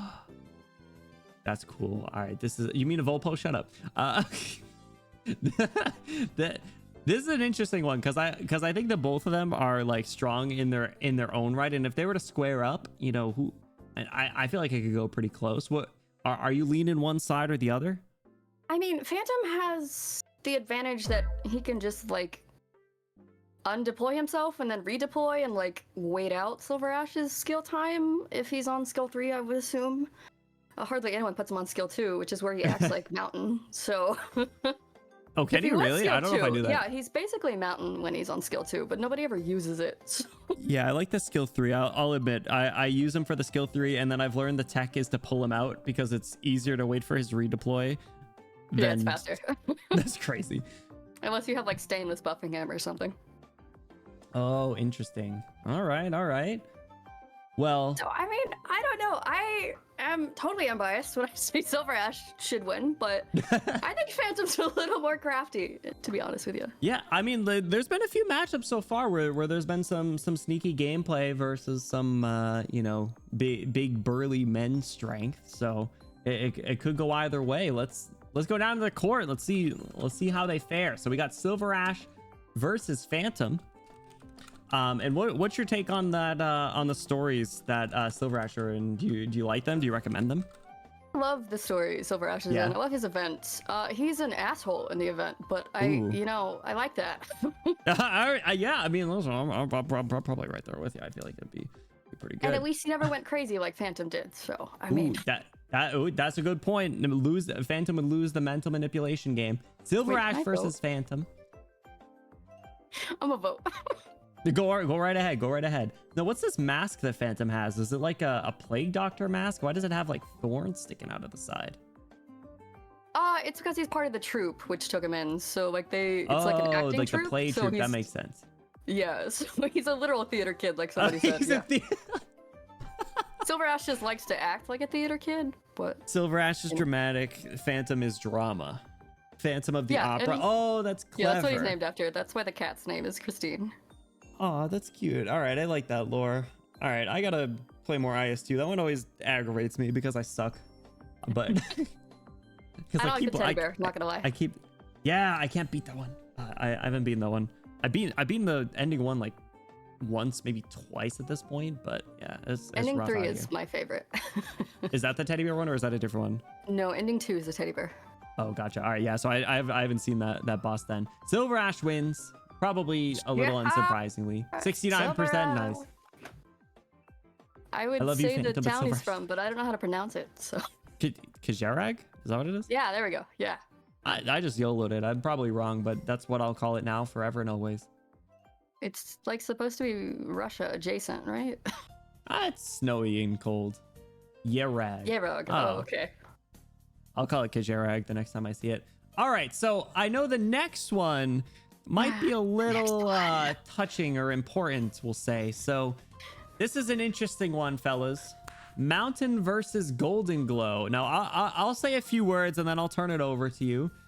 I have both of these characters. Mountain, I like. He's cool. He was nice to get. I leveled him up pretty early on. But Golden Glow, I leveled up very quickly. I got Golden Glow, I think, off banner, which was a pleasant surprise because Pink Knights. She's really cute. She has really awesome skins. She's drawn by Nami. She's pink. She's cat. She's pink. She does a lot of damage. And she's cute. And she has pink hair. So I like Golden Glow. You know, my design's not at all inspired from her. What are you talking about? Not even close. What are you talking about? Hardly a reference. But I mean, Mountain does have it going for him that he was enough of a badass that they framed him, and you know. Yeah, I heard he's had a rough go of things. Yeah, he's been thrown in the I don't know, jail terms. I haven't been arrested. Slammer? The slammer. Yeah, thank you. Yeah, he isn't a mountain of a man. That's a good one, Neo. Thank you. That's true. But I bet he's like a softie. Like if you were to scratch him under his chin, he'd probably like wag his tail. I mean, he does have that skin where he's got the ponytail in the book, and he looks very soft. The white one? I think that's in the shop right now. I kind of want to buy it. Not gonna lie. I like that skin. It's good. Yeah. It's good. This is a hard matchup because, you know, if Mountain could get close, I think he could beat the snot out of Golden Glow. But does he have the heart to do that? That's true. Could you hit that face? I know, who could, especially if she's wearing like her one of her 3 incredible skins that I only have 2 of, but I swap between them. How dare you? The Sanrio skin. I haven't seen the Christmas one. Actually, no, I think I have, but I already had the live 2D one. I like the live 2D one. I bought that right away. But anyway, the Sanrio one is so cute. And how could you punch the Sanrio skin, right? And Golden Glow has such a sad story. Oh, yeah. Come on now, she had everything and then it burned down and then she was gonna, take her, I'm not gonna say the words, but then Hayes saved her, although Hayes also caused it. But we forgive her. Hayes is a problem. She's like a hairdresser or something, right? Golden Glow? Yeah, that's what she wants to be. That's so awesome. And Mountain goes to jail. Boo. Jail. Boo. Hairdresser. Yeah, we all need haircuts. Woo. Wait, but Golden Glow's event was a really long time ago. It's not even a real event. You just have to. It's a vignette, right? Yeah. I actually have it on my queue to go through that before we do chapter 14, since it's related to Victoria. Tangentially. But Now, most of the cats are Victorians. Yeah, I like the felines a lot. I'm a big fan. So do you exclusively use feline knights, or?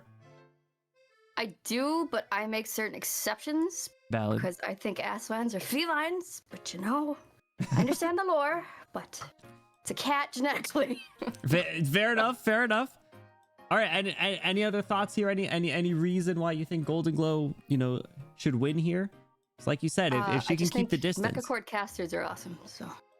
Yeah, are you a Rock fan? I am now, but I wasn't because I didn't get her when I pulled for her and I went for broke. So. Oh no! Yeah, gunning for a 5-star, not getting them is tough. I'm glad. Cats, yeah. I'm glad that you have her. They're all just man. All right. Don't make me sad, guys. Don't make me sad. All right, Mountain versus Golden Glow. I'm actually really interested to see how this one could go, because it's really gonna be how people interpret how they would square up, right? I would like to see Golden Glow cut his hair. I think that would be fun. Yo, give him like a low taper fade. Yes. Imagine Mountain with a low taper fade. How does that work on a furry? That's a good question. I feel like it'd be kind of interesting. I feel like you just see like those hairless cats. Like that's what the side of his head would look like. Yeah. Oh no. Make him bald. Completely shave him. Yeah, that's a good point. Golden Glow can't control her arts, so once they get going, they're gone. Oh, and he's cooked if that's the case. I don't know. This is a little close, but she's keeping a lead. She's keeping a lead. I think the folks are agreeing with you, Ivy. Wait. Yes. She clear on accident. Oh my gosh, she'd accidentally beat his ass. Kazimera's looking tournament. Well. She did it. Golden Glow won. She beat him up. Mountain got that low taper fade, but it went a little too low and he got cut. Oops. GG. Congrats, Golden Glow. Nicely done. I know that you said you were interested in some more felines, so no pressure. If you want to hang around for the next 2 matchups, you're welcome to. Yeah, if you want me. Awesome. All right, so that finishes the top section of the felines. We are moving on to this next one. Blaze versus Rosmontis, which I think some people still to this day could not. Some people were not upset that the Academy chose these 2 elite operators to match up, because that's right, fellas. Did you know that Blaze is an elite operator? In case you guys did not know, Blaze is indeed an elite operator. The game the game hides that fact that Blaze is an elite operator. They do not say that Blaze is an elite operator. she's old. She's old. But Rosmontis is like, she sees her as like her child, like not like her child, but like a child. She's protective. Yeah, she's protective. Like that's a kitten over there. You can't hurt the kitten. Literally kitten. What's the 17 emote? We have Preach Feline because Rosmontis was spitting towards the shield guards, right? Oh, that's funny.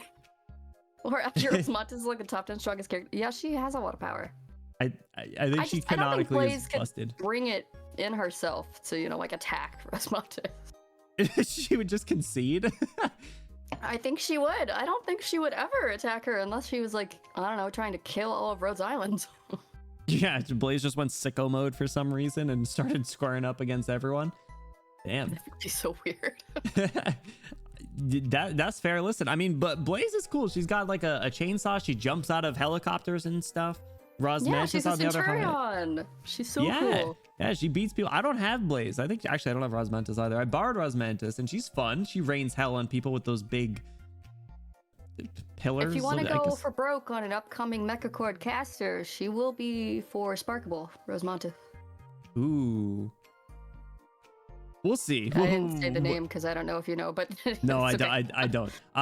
We'll see. I don't know. I guess we'll see when we get there because I will pull on any limited banner. It's just a matter of how nice that limited banner treats me. It Like will be Shu limited, treated yes. me pretty well, and I got her in like 30 pulls, so I didn't even get Jolie. W on the other hand evaded me. Virtuosa evaded me. So Oh man, I didn't get Swire Virtuosa either. evaded me. I got 5 A altars, which was a pain in the ass, but that's a story for another day. Oh no. So the battle of the elite operators. Let's see how it goes in the Rhodes Island. I just Don't they have like a True Yuzu battle facility? battle facility? They have like some like They training must have facility. like a training room, yeah. Yeah, it's that white room, the white She room, has the funny room. Yeah, Rosmontes has to learn how to control her arts because she is so young. Yeah, child soldiers. Woo!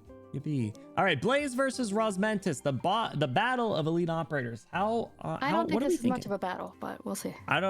We'll see. Blaze came out swinging, but Blaze started up revving up her chainsaw. Went. "Rrrr." She does take forever to really be powerful. Mm. Revving up that Rosmantis has chainsaw got some takes crazy time. range.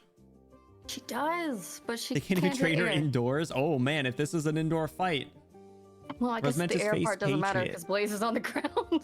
Rosmantis face Patriot. Blaze couldn't take Frost Nova. Yo, that's crazy. very true. That's important. That's good lore. That's good lore. It's looking like that's the case. Bro's cat the type to knock you out and say sorry. Oh no. Phoenix, thanks so much for the follow. Welcome in. Hope you enjoy your time here. I think it's. Oh wait, I just noticed your follower alert. Oh, It's pretty good, it's right? amazing. That's great. Thank you. Wait, who? Rosmantis wins. Congratulations, Rosmantis. Rosmantis. A little unsurprising. Blaze is washed up. Kitten advances. Woo, more child soldiers. All right. Yeah, I don't remember who's next. Oh yeah, So I up do. This next one's also not a competition. It's an interesting one. They literally had to make Logos the shutdown Rosmantis freakouts button because no one else is strong enough. That's so funny. I love the like inner workings of Rhodes Island lore. Like the subtle things like that are so interesting. Like you get a little bit in like every story, and it's nice to like see it all pieced together. Glogos in his chair. Yeah, the They're one and chair. the Yeah. same. All right, Calcit versus Broca. This is an interesting one for the cats. Now, Oh man, Broca. Broca. I'll start with Broca. I like Broca. I think he's cool. I got him out of recruitment. But when I found out that I can't get his gym skin, I was like, you know what? Maybe I'm not as interested in him anymore. Oh wait, you don't have his gem skin? No. Oh, no, that is I'm- a heartbreak. I Oh. know. I've only been playing the game for a Zams. year. I know. It's crazy. He's like, oh my god. He's like me when I go to the gym and I'm like, oh, this is what I want to work towards. I won't ever make it there. but that's my inspiration, and I can't even get that skin. But he's ripped. He's also a Centurion. Yeah, he is. Yeah. So he's strong. He's got crazy muscle tone. But he's going up against Hag Calcit, who is a little on the older side, to say the least. And Call her a technically fossil. has a little pet, a little trick up her sleeve, called Monster. She is a medic, but she is a pharmacist, as the fellas say.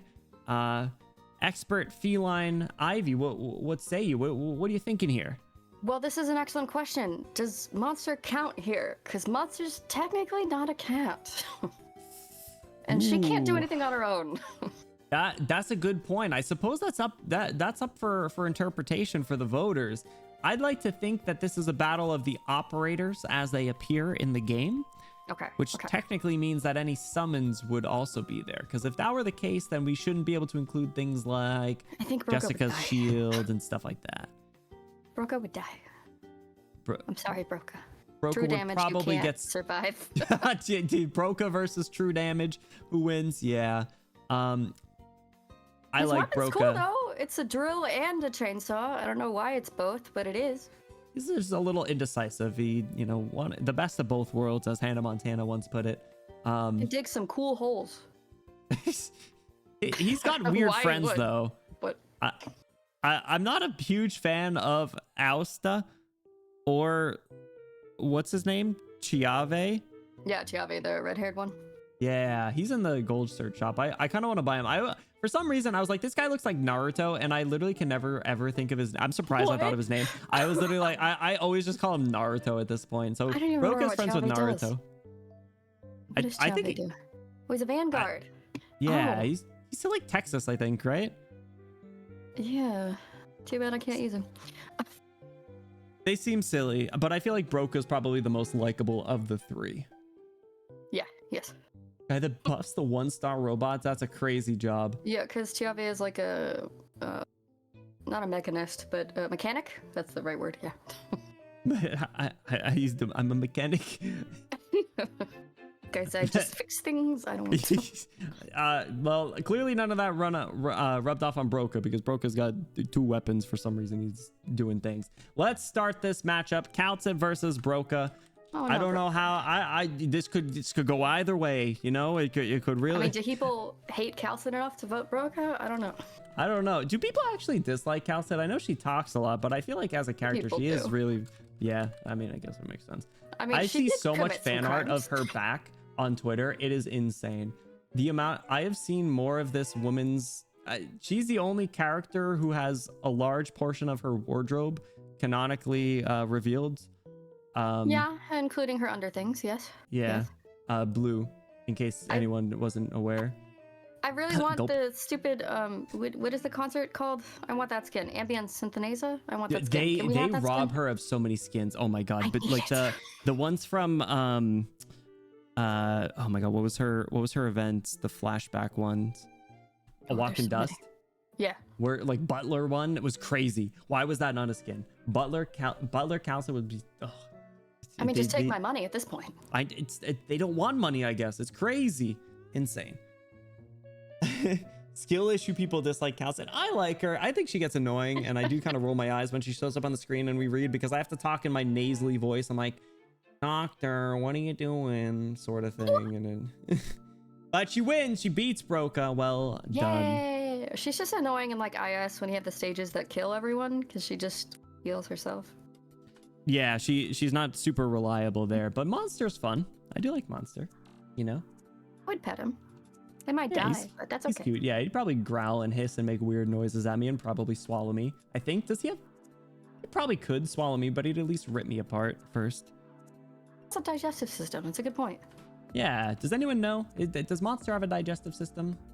I bet if he He's in wanted the to, he next could. season of the anime, I think. Oh yes. Wait. Was he in season 2 for like a minute with For Project like Red half a and? second, yeah. Yeah. Oh, I forgot about that. Yeah, I can't wait for that. That's gonna be fun. He's cute, but awesome. Ivy, thank you so much for hopping in.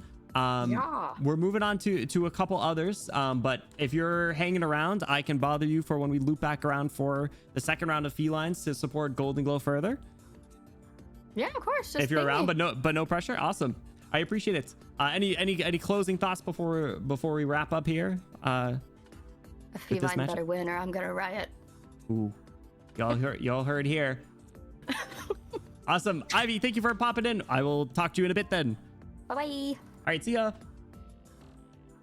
All right, fellas.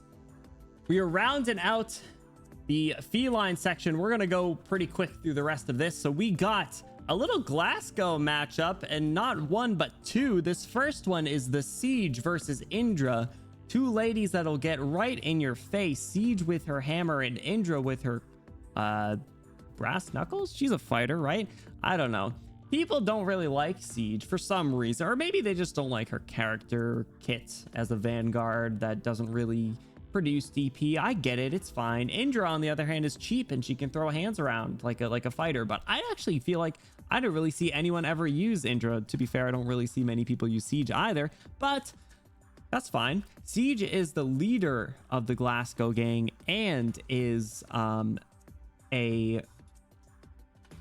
don't even know what her title is technically.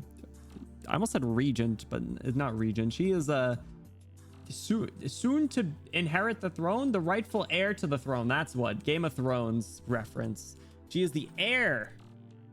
Alexandra Vina Victoria. She's got a long ass name. Indra is recruit only, but you get free, and you can get her for free if you do enough recruitments, which I found out only recently, but I already had her. Indra's cool. I think she's funny. I think she definitely is not afraid to get it up in people's face. But then again, Siege wouldn't be the leader if she wasn't capable. Indra's lesbian skin is really good. Siege, I like Siege's skin, but I use her E2.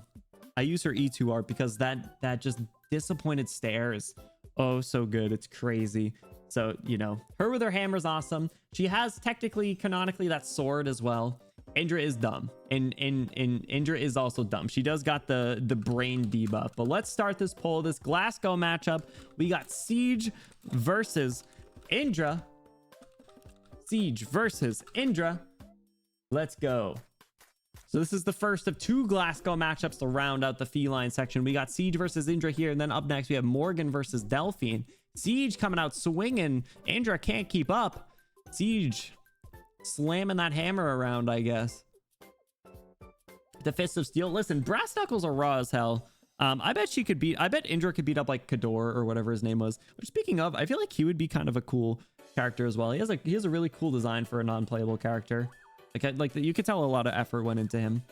The Siege is running away with it. People are respecting the lion. She is. Now, some people might be upset that Siege is showing up in the feline section because technically, you know, she is a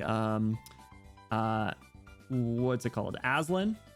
But, you know, what are lions but big cats, right? Right? You know, she might not technically be feline, but she goes around telling people she's feline, right? She can't say she's an Aslan because then she'd out herself. And she wins. She beats up Indra. Congratulations, Siege. The heir progresses. Silver Ash is there too. Silver Ash says he's a feline, I'm pretty sure. In game. Indra's the first op to have her profile changed due to story progression. Interesting. Actually, I didn't know that. Actually, wait, didn't Amiya's change at some point during story progression as well? But another Glasgow game matchup to round out the feline section. We got Morgan versus Delphine. Now, I will say but a few words of Morgan. She's cool. I don't dislike her. She's fine. She's probably my least favorite of the Glasgow game, though, to be completely honest. Now, Delphine. All right, where do we even start? So Delphine over here, man, this poor little cat girl has been through so much. I'm not going to spoil too much of chapter 13, but she has had such tremendous character development since she has become a playable character. She is a mystic caster that has multiple swords. She has the power to strike down Sarkaz with extreme accuracy and extreme damage in chapter 13. So the racism runs strong through her veins. Morgan, who? That's what I'm saying. Morgan is also a fighter. She's also a free unit that throws hands around. But honestly, I don't know. I don't think anyone ever uses Morgan. Is there a single person who has leveled up Morgan in the chat? That's what I thought. Now, is there a single person who's leveled up Delphine in the chat? Yes, I have. I have Delphine max level because she is so incredibly strong. She can kill people. She can beat up people. No one's ever deployed her, not even Rel. Oh, man, that's how you know. That's how you know. Certified Delphine Enjoyer, my man. Delphine is my second favorite character behind Swire. Morgan is certainly... So Morgan... Listen, don't get me wrong. Don't get me wrong. I'm gonna start this poll. Don't get me wrong. Morgan certainly is the reason why the group has probably not disbanded. I think she has a lot of... She is like the brains, the voice of reason a lot of times. Delphine And she's a newer member. Delphine out here, you know, she's new, but she comes also from some nobility, you know, as the heir, as the Duke of Windermere. She's got a really cool sword that she inherited. She inherits a lot of power. Delphine has no physical strength. Well, she's small. She is short. She's got skinny little arms, and she's got a, you know, she's short. You're right. She is short. Everyone will remind you that she's short, including her own mother. But she's cute. Yeah, that Jotaro fit. True. She do have that Jotaro hat. You're right. She got a big jacket that says Windermere on it. Morgan kind of punts her. Morgan would never. Morgan only throws hands. Delphine would smite Morgan with her magic swords. She would probably strike her down, and Delphine wins. Let's go. I forgot to vote. No, that was another one that I was gonna vote, and I forgot. Good job, Delphine. Totally unbiased. All right, fellas, that concludes the feline section. We are still in the first round, so we are going to up the pace a little bit. we are gonna up the pace a little bit.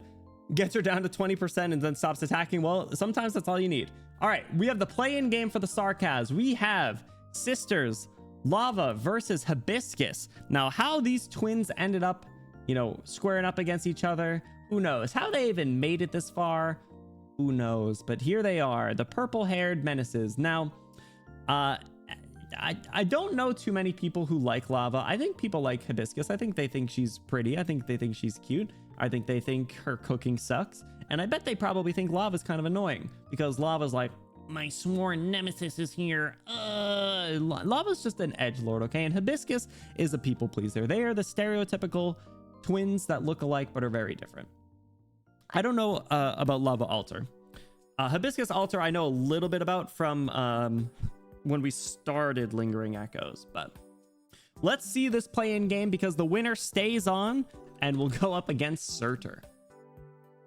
So, Lava versus Hibiscus.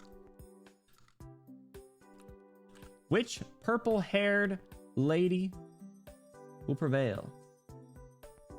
I think Lava's gonna be interesting. Who's her nemesis? Oh boy, and then it's her sister. Yeah, no, she's just an edgelord, dude. It's crazy. So Lava has maintained a splash caster role through her, you know, 3-star and 5-star altar form. Hibiscus has maintained a medic form, but turns into an incantation medic, which means that she's able to deal some damage now and heal herself. Lava acts in Nyan's movies. That's kind of funny, actually. She gives theater kid vibes too. I'm not surprised. I'm not really surprised. Wow, it's already 11:30. Yeah, we gotta get a move on. Hibiscus wouldn't hurt Lava. She loses. Hibiscus is definitely, you know, the nicer sibling. I feel like Lava would absolutely splash cast Hibiscus right away, without hesitation. Keep it tied. You want another showdown? Well, you're gonna get it. You're gonna get it. All right, so we will allow additional votes again. Just call it tiebreaker. Had caps lock on. It's fine. There's no L in Hibiscus, but there is in Lava. Oh my god. All right, this one. Who continues on? We got our second tie in a play-in game for the Sarkaz here. Lava running ahead with it. Hibiscus trying to keep up. Lava Nation. Lava Nation is trying their damnedest. They're not letting up. It's almost impressive. It is impressive, actually. Who am I kidding? Man, Hibiscus, what's going on? Really choking in overtime. What happened? Hibiscus was in the lead at the start. My headset's starting to like hurt my ears. I don't know what it is. Lava's got a commanding lead in the home stretch. Can Hibiscus close the gap?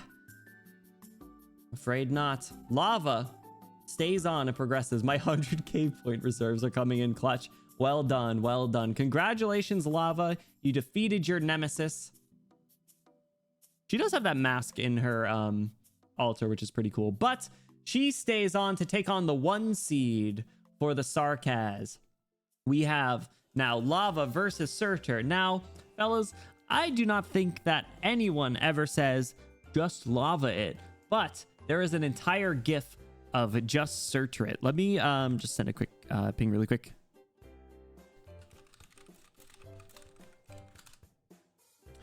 So, Lava versus Surtur. Now, Lava is a splash caster, which means that she can do some decent damage, but splash casters also have pretty short range. And Surtur, all of her skills, actually, that might be a lie, but at least her skill 3 extends her range quite substantially.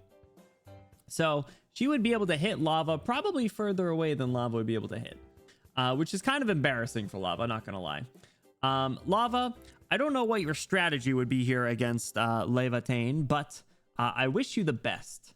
Honestly, I don't think there's too much else to say. Surtur was one of my first 6 stars. I use her a bit still, but I try not to because she's just dumb strong, and I feel like people get mad at me when I use her, but she's just so easy to use and so reliable that I can't help it.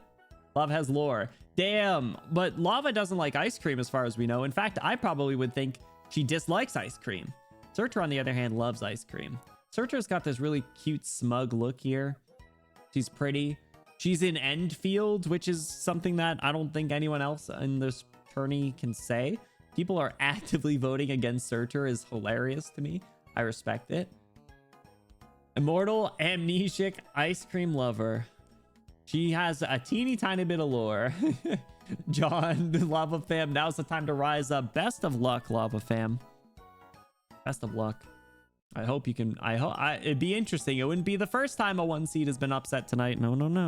I don't want to talk about it either, because it'll dig up unfortunate memories. Anyway, the home stretch here, it's pretty close. It's closer than I thought it would be. But Surtur leads Lava. How's it looking? And just Surtur it prevails. Nicely done. Nicely done. Congratulations to little surprise.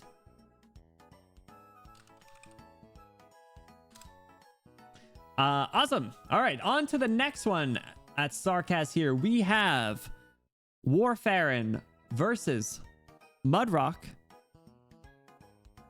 And we have another expert analyst coming in here. Boring Surtur enjoyers. I'm sorry. The fellowship, the rock, Mudrock is here. Mudrock is here. All right. Ding dong. Hello. How we doing? What's up, chat? Welcome in, Mythic. How's it going? Could I get you to introduce yourself? What do you do? Where do you do it? Who are you? What do you do? Where do you do it? Oh, who am I? Honestly, man, I don't even know. Good point. Good question. Yeah. Well said. I'm Mythic TV. That's like my entire tag. I like Mudrock, and I'm going to explain to you why Mudrock wins. But yeah. Fair enough. Wait, hold on. Yuzu drew your Fugi? Yeah. She drew my Fugi. That's awesome. Yeah. Yuzu's so talented. Mudrock. She only did it in like 3 hours. Yeah. I made her finish it in like 3 hours because I had a deadline. I was like, I need this done by like 3 hours, and she did it for me. So that's awesome. She drew me pregnant in like 10 minutes. So yeah, exactly. She's good. She's really good at doing that. That's impressive. Like you need a baby inside somebody. You talk to Yuzu Yoon. She's really good at putting babies inside real people. Good at impregnation, I guess, which is probably not the line she expected to hear, but hey, here we are. Oh my gosh, on, Benny? How are you doing? How do you think the games have gone so far? Oh, it's been tense, man. It's been tense. I'm just glad that Yuzu hasn't won any of her favorites. So. She has really struggled out here for real. Yeah. The beef is incredible. But we have Warfarin versus Mudrock. So I'll say a few words, and then I'll turn it over for your expert analysis. Now, I only just met Mudrock in terms of lore recently, where we did the Twilight of Wolumond event. And spoilers for anyone who hasn't done that, fought her. She is very strong, beat my ass, despite the fact that I tried to use like year 1 ops for the challenge and couldn't do it. Very strong. Obviously a very good unit as well. Juggernauts are cool. Warfarin I do not have, but she is a vampire. To be completely honest, I've always said, and I maintain to this day, I think she looks like a Fortnite skin. Which take that how you like. She's a medic who buffs the attack of other people, but I don't know how much damage she's capable of doing herself. Maybe the vampire fangs, but they probably wouldn't get through that Mudrock suit. What are you thinking, Mythic? Oh yeah, I mean, she sucks. Like literally sucks. I see what you did there. Yeah, that will not be able to go through the suit, you know. Even if Mudrock took off the suit, that'd be like Mudrock can just like bonk, like you literally just bonk. Literally one shot with a hammer. Just bonk, literally. I was like, wait a minute, this is supposed to be for like who would win, right? Like, did you come up with this matchup? Yeah. Yeah. The Academy came up with this one. I was like, why would you do that to Warfarin, man? People like Warfarin, I know, but I feel like Mudrock is also like an absolute fan favorite. Like the unveiling of the mask must have been some Darth Vader type shit. Oh like, yeah. Like I knew that she was a pretty girl, but then like I saw in Wolumond and was like, wait, everyone is just calling Mudrock a dude. A dude, yeah. It's funny because in the lore around, I'm not sure if you're okay with this, but it's like not really a spoiler, but people like her team would like think that like she's a dude, right? But Mudrock would take off the suit and be like just chilling around their little base, and then people her team would be like, who the fuck is that? They thought it was like an imposter. Like who the fuck is this beautiful lady, this Sarkaz lady? And then like around there, wait a minute, that's Mudrock. That's so funny. Yeah. So literally everyone, both players and real characters, are caught up. Literally. It's so funny. She's such an interesting character. Like I love the little like voice effect. I think do I still have it? Yeah, so like if I were to talk like this, like I don't even know how much of this is coming through Discord. I think it's getting a little chopped up. But this is the voice that I used when she was or like the filter I used when I was reading her in the story. Yeah, it fits. The little effect was so good. Yeah, it fits. I like it. I saw when you were doing an IS run with her the other day, do you often use her in the suit, or do you use one of the skins, or do you just mix it up? I like using her skins more often than not. Yeah, you know, but it's pretty based to keep her in the suit, though. You know, I know some people do for the voice lines. Yeah, and obviously the armor, but right. Just makes more sense for a Juggernaut to be wearing their armor, you know. Yeah, but I'm a simple man. Listen, I want my operators to look pretty out there. So. Oh yeah, same. I mean, we can make our operators fight in swimming suits. Like, look at AFL. You know, like What are we talking about here? What are we talking about here? Armor doesn't mean anything, but it means everything in this fight, and I don't know how Warfarin would make it through it. Do you have any other thoughts? I feel like it is an uphill battle for Warfarin here. Yeah, I mean, all I gotta say is Mudrock bonk. Mudrock bonk, literally. Which skill do you use the most for Mudrock? I'm an S2 person because I get really thrown off by the S3 when she stops blocking, and it stresses me out. You can. S3 is like you have to time it a little bit, you know. Like if you really want to take care of like an enemy that like is pretty bulky, you kind of have to time that to where everything else. She stops receiving damage. She actually gains back some HP. She stops receiving damage, is invisible for a little bit, and then once her shield explodes, you know, she starts to just go ham on the enemies. But S2 is also pretty great because it's just a set it down and forget it type of thing, you know. Like sometimes, a lot of times in my gameplay, I'll sit down Mudrock like in the top corner or something to protect like a blue box, and I'll forget she is even there, man. She just takes care of the whole. Like I can have the entire right side of the field like covered, you know, and I'm taking care of the left side. You know, I forgot to set her down, like, you know, right in the beginning of the match. much. You know, she's just that much of a fucking unit, man. Like, yeah, literally. I mean, yeah, I have to imagine with masteries, I'm totally rock broke right now, so I can't mastery her. But I have to imagine getting that down. I have her at M9. Is incredible. Yeah.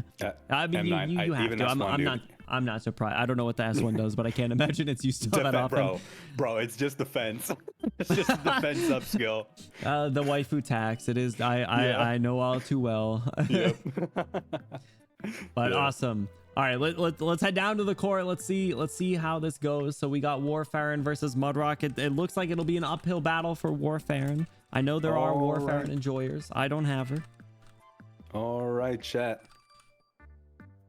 Warfarin versus Mudrock. What are we thinking? Are we thinking the acoustic former general? I don't know, leader of Reunion, or the old ass vampire Fortnite skin? Who's he gonna be? The poll is up, chat. Put in your votes. I feel like I should probably just vote Warfarin just to give her a little bit of a. Do you want to take that chance though? Because imagine Warfarin could be a second half team. She might figure it out, and yeah, I wouldn't want you to run that risk. That's true. The people that like to enhance the hell out of their units. Those people that like they'll pretty much put Warfarin and just a bunch of buffers off, and then just buff like their DPS and just completely destroy a boss. It's an interesting strategy, but yeah, I'll admit I kind of do that with because I use Videla a lot, so I use her skill with Hoderer. Mudrock runs away with it. I get it, and I probably would vibe with Warfarin, to be completely honest, but I'm a Mudrock enjoyer, as is pretty much everyone. Brother. Same here. I will give Warfarin one thing though, is that she does have a really funny emote called Carfarin. That's she has a better emote. I'll say that. She has a way better emote. It's so good. Yeah, Sabr's just used it. Oh my god. Yeah, it's good. It's good. I'm sure Mudrock has some emotes. We gotta add some more for sure. Yeah, she has a DJ one, a bonk one, a spin. Yeah, that makes sense. I have my own. I have my Mudrock Jam. She's wearing headphones. Yeah. Oh, that's a good one. I always you use that as your react or your Fugi, right? A bit. Or sometimes on stream. Sometimes on stream, yeah. Yeah. Because I have 7 TV, so it lets you put an animated profile picture. Yeah. Nice. Yeah, that's a good one. Yippee. Heck yeah. Yippee. Awesome. Well, Mudrock wins, so she will be moving on to the next round. If you're still around and down to vouch for her in a bit, when you come back around, I can bother you if you want to share some more expert analysis. But if you got some things to take care of, no worries. Yeah, man, sounds good. Just let me know, okay? Awesome. Well, thank you so much, Mythic. We will catch up with you in a bit. Thank you, Benny. Mudrock. Thank you. And everyone, be sure to check out Mythic if you haven't already. They're super fun, and they do some really awesome Arknight streams and make awesome YouTube videos as well. So check them out. YouTube. YouTube. Thank you, bud. Take care. I appreciate you. See ya. Bye-bye. Awesome, guys. We are moving on to the next one. We got a really interesting matchup between Typhon and Civilite Eterna. I feel like the most recent chatter is a little biased.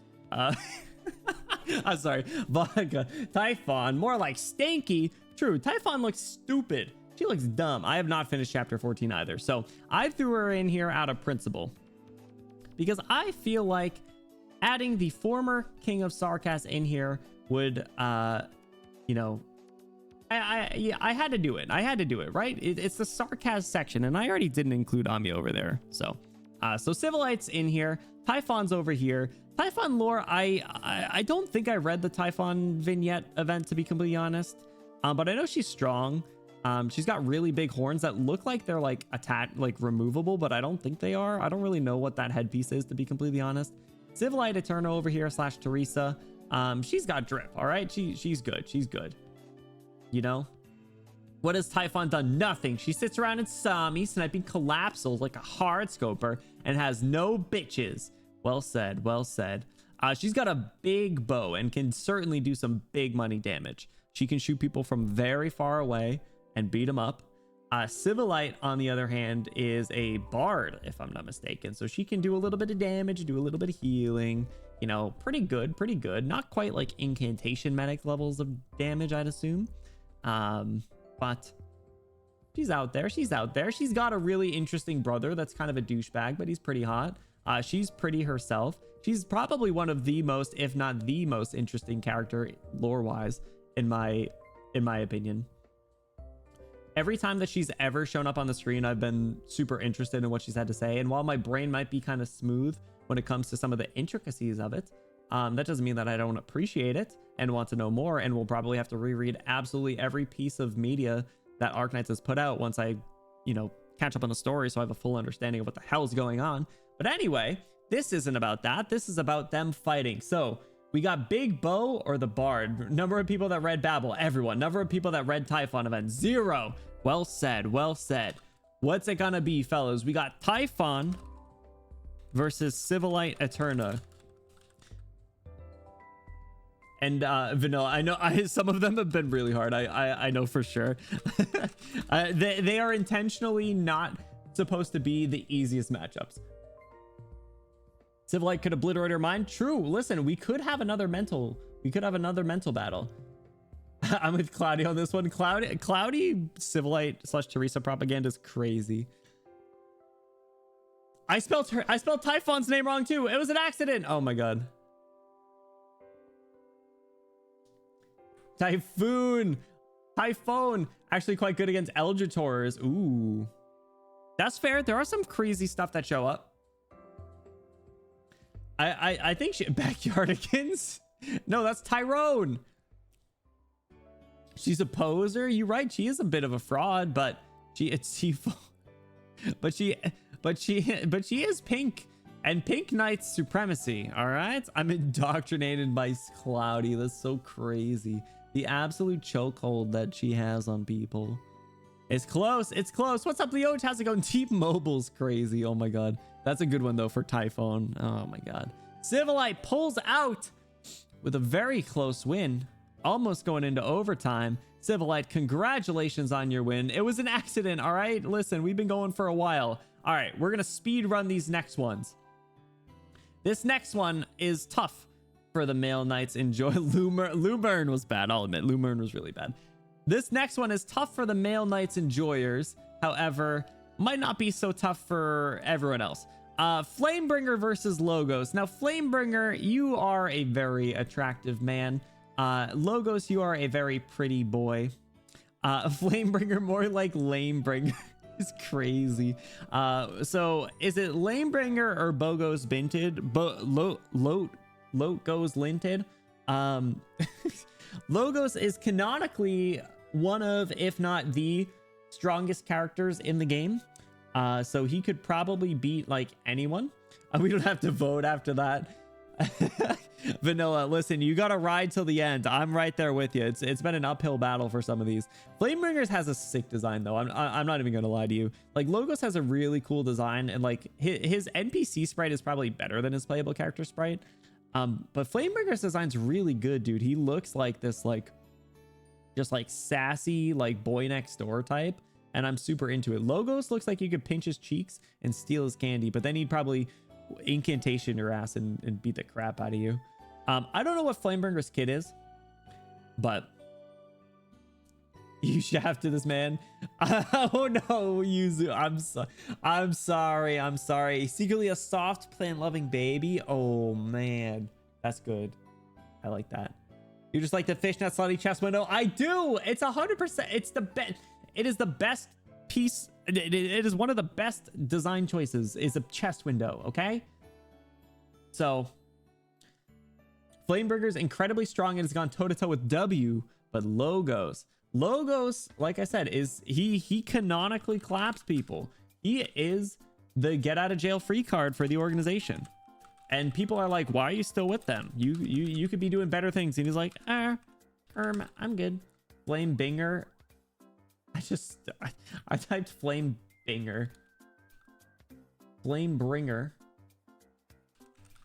Logos. Flamebringer versus Logos. What's it gonna be, fellas? Logos versus Logos, mom. How could you pit Logos against anyone like that? I'm sorry. It's tough. It's rough, but I'm sure there's going to be some loyal Flamebringer fans coming out. Maybe. Oh, man. I don't want to see a shutout. All right, good. No shutout. No shutout. So Logos running away with it early on, but Flamebringer, you know, I don't doubt that you're a good guy. I got you recently. Speech 100 with Demansy. You're right. You're right. Bro's got the mind games telling Demansy to K them to keep themselves safe, and then also and then also their strength. Logos versus Alpinus. That would be an interesting one. That could be the finale. Seeing them on opposite sides of the bracket is interesting. So I just wanted to see you to get one win because I know she's losing to Logos next. Yeah, it'll be a tough one for her, but we'll see. Logos absolutely ran away with it. Vanilla, I'm very sorry. I like Flamebringer. I think he's cool. I would absolutely have picked Logos too because Logos is a very pretty boy. All right. Next one. I'm gonna have to have a word with the Academy on this one. Shining versus Nightingale. This one is just cruel. All right, this one is just straight up mean. This was the most diabolical one. I'm surprised. Blaze Rosmantis was tough. Shining Nightingale is a tough one as well. So Shining has her purpose is to like protect Nightingale. So is this another situation where you know, it's like Blaze versus Rosmantis, where to light mode versus dark mode, where Blaze can't even bring herself to attack her. I mean, I don't know how much damage Shining can do. She does walk around with a sword. Nightingale walks around with like a staff and like a bird cage, but she's like chronically ill, right? Like she's like barely functioning as a person. Shining, on the other hand, is a Confess Sorry, which are pretty strong. They're pretty strong. They've got these really cool zipper hood things, which I think are really cool. It's silly. Nightingale has really cute horns and a really cute like cut off sweater thing. So she's really cute. She has some good skins. Shining has that one skin that I think people are a fan of. However, if they were to actually square up, I feel like this would probably be a bit of a stalemate. I don't think either of them could bring themselves to fight. Swordmaster versus Paraplegic. That's insane. Well, let's see how they leave it on the court, fellas. So we got the Confess Sorry battle. Shining versus Nightingale. Who's going to take it? Nightingale. Did I spell that right? Now I got to triple check my spelling because I'm going to get clowned on. Triple versus Confess Sorry. You know, taking CC to a whole nother level. Shining running out the gate. Oh, man. Leaving Nightingale in the dust.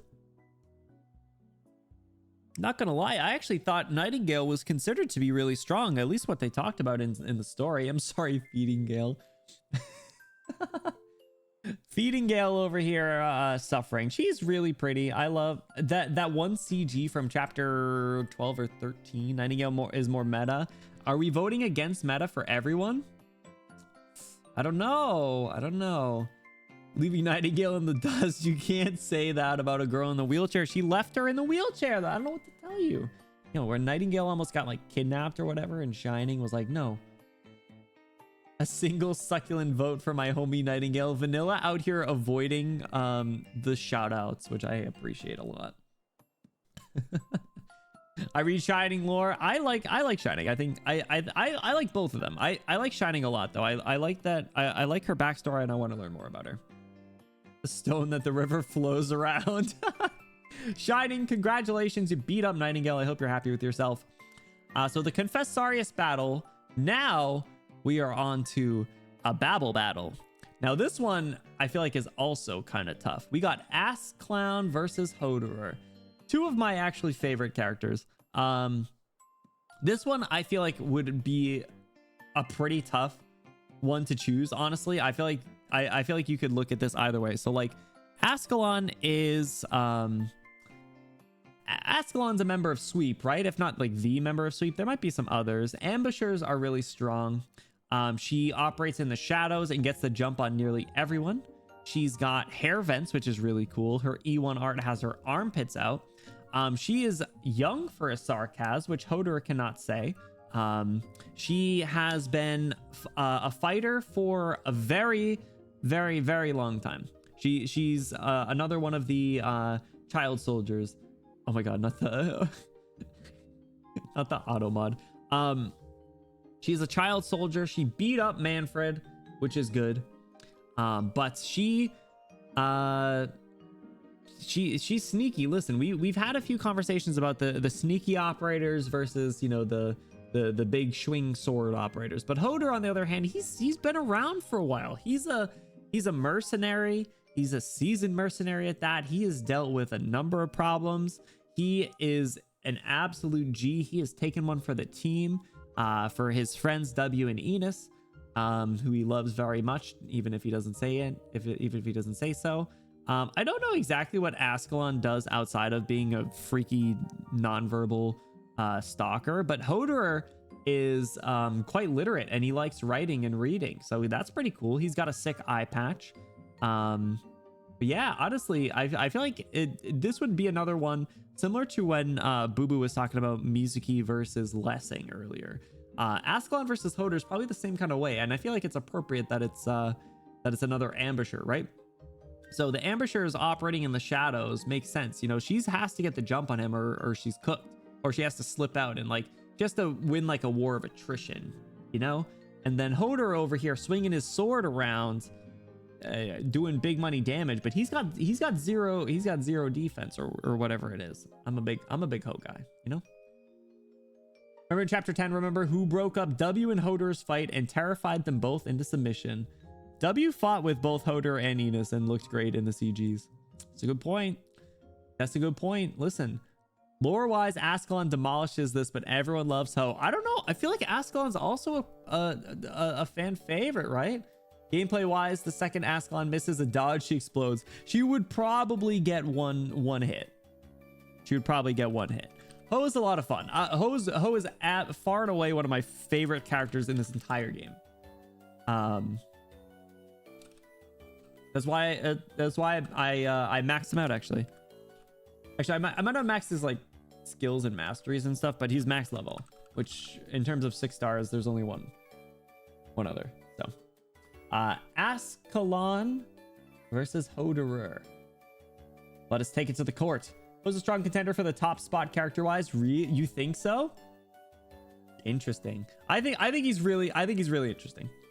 I think he's really strong as an operator as well, which is great. He was another stinky boy who I wasn't gonna pull for, and I did 2 YOLO pulls and I got him, and I could not be happier. I'm not surprised that this one's close.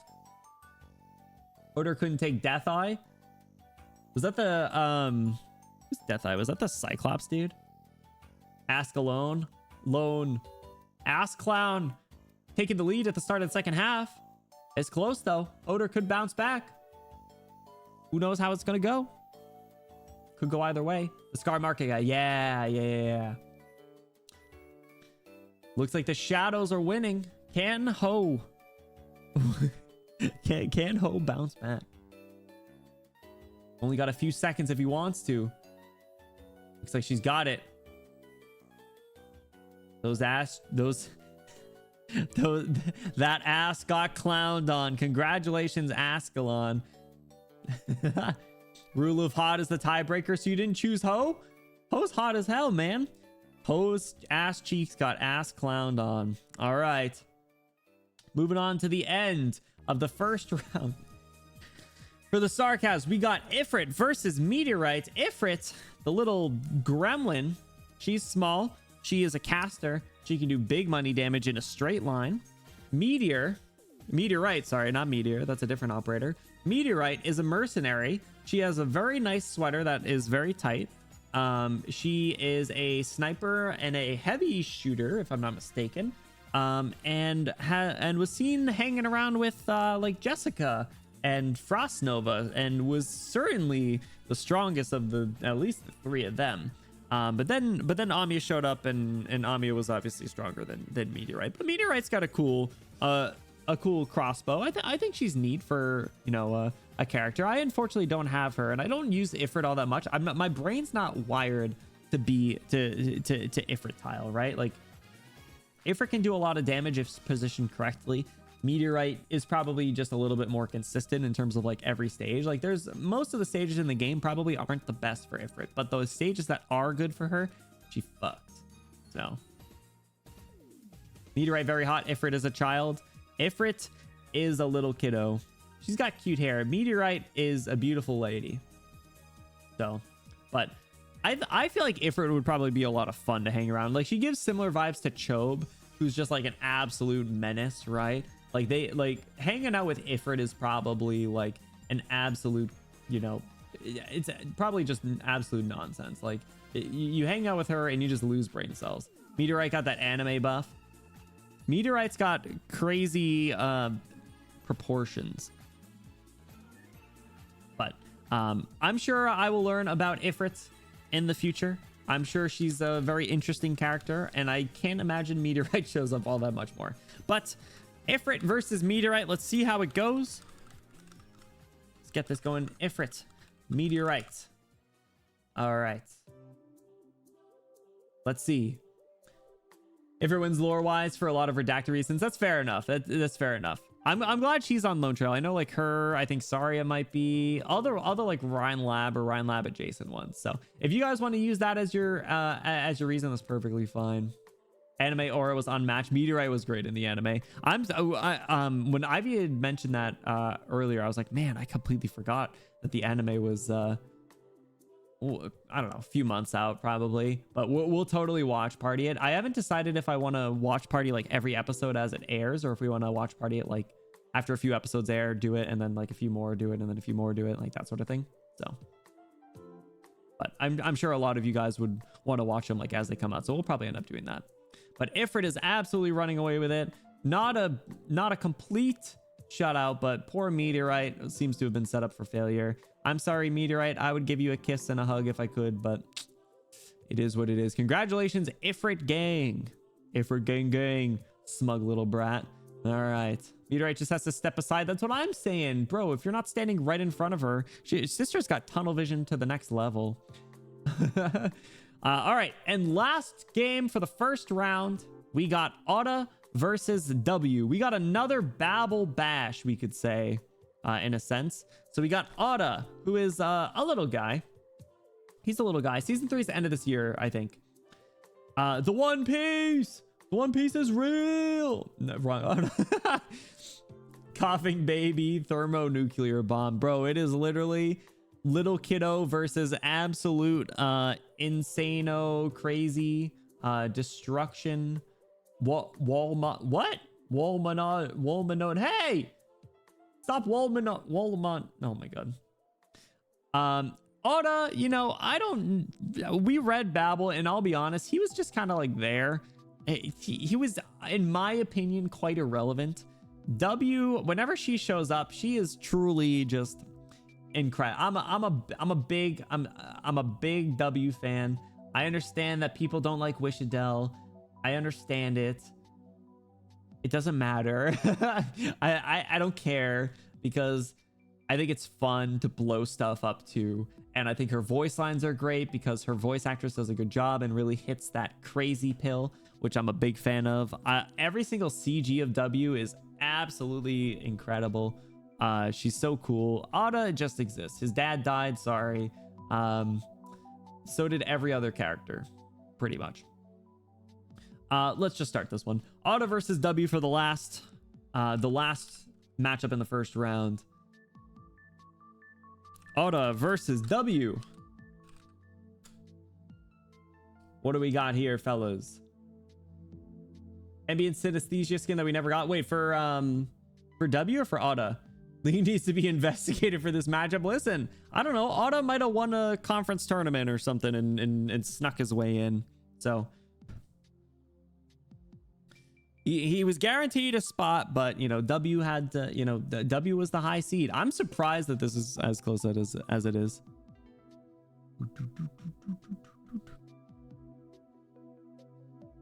We're like Otta versus L. Oh my god, this is closer than I thought. What, Otta Nation? Where you guys been? Do people even use Otta? I know everyone uses W. If Walter doesn't exist, is this purely based off of Wishadel hatred?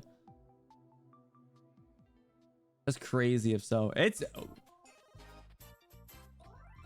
that was close to that. That was really close when I thought. If you could hear, were you guys Auto Nation? Auto voters didn't watch the Daggers Inheritors? I guess not. Congratulations to W. And with that, fellas, we finished the first round. This took a bit longer than I anticipated, so let's just jump right into the next round. So we are in the round of 32. Let's keep going. All right, Amiya versus Lynn. So the start of the second round. Amiya, we got the CEO of Rhodes Island herself, the King of Sarkaz, the protagonist of this game, going up against Lynn. Now, Lynn is a defensive unit. Lynn's got shields. No, Daniel's offline. I just checked. I'm not even gonna bother them. They were on here 4 hours ago. So yeah. So we're gonna speed through. I appreciate your understanding and everyone hanging around. All right. So Amiya versus Lynn.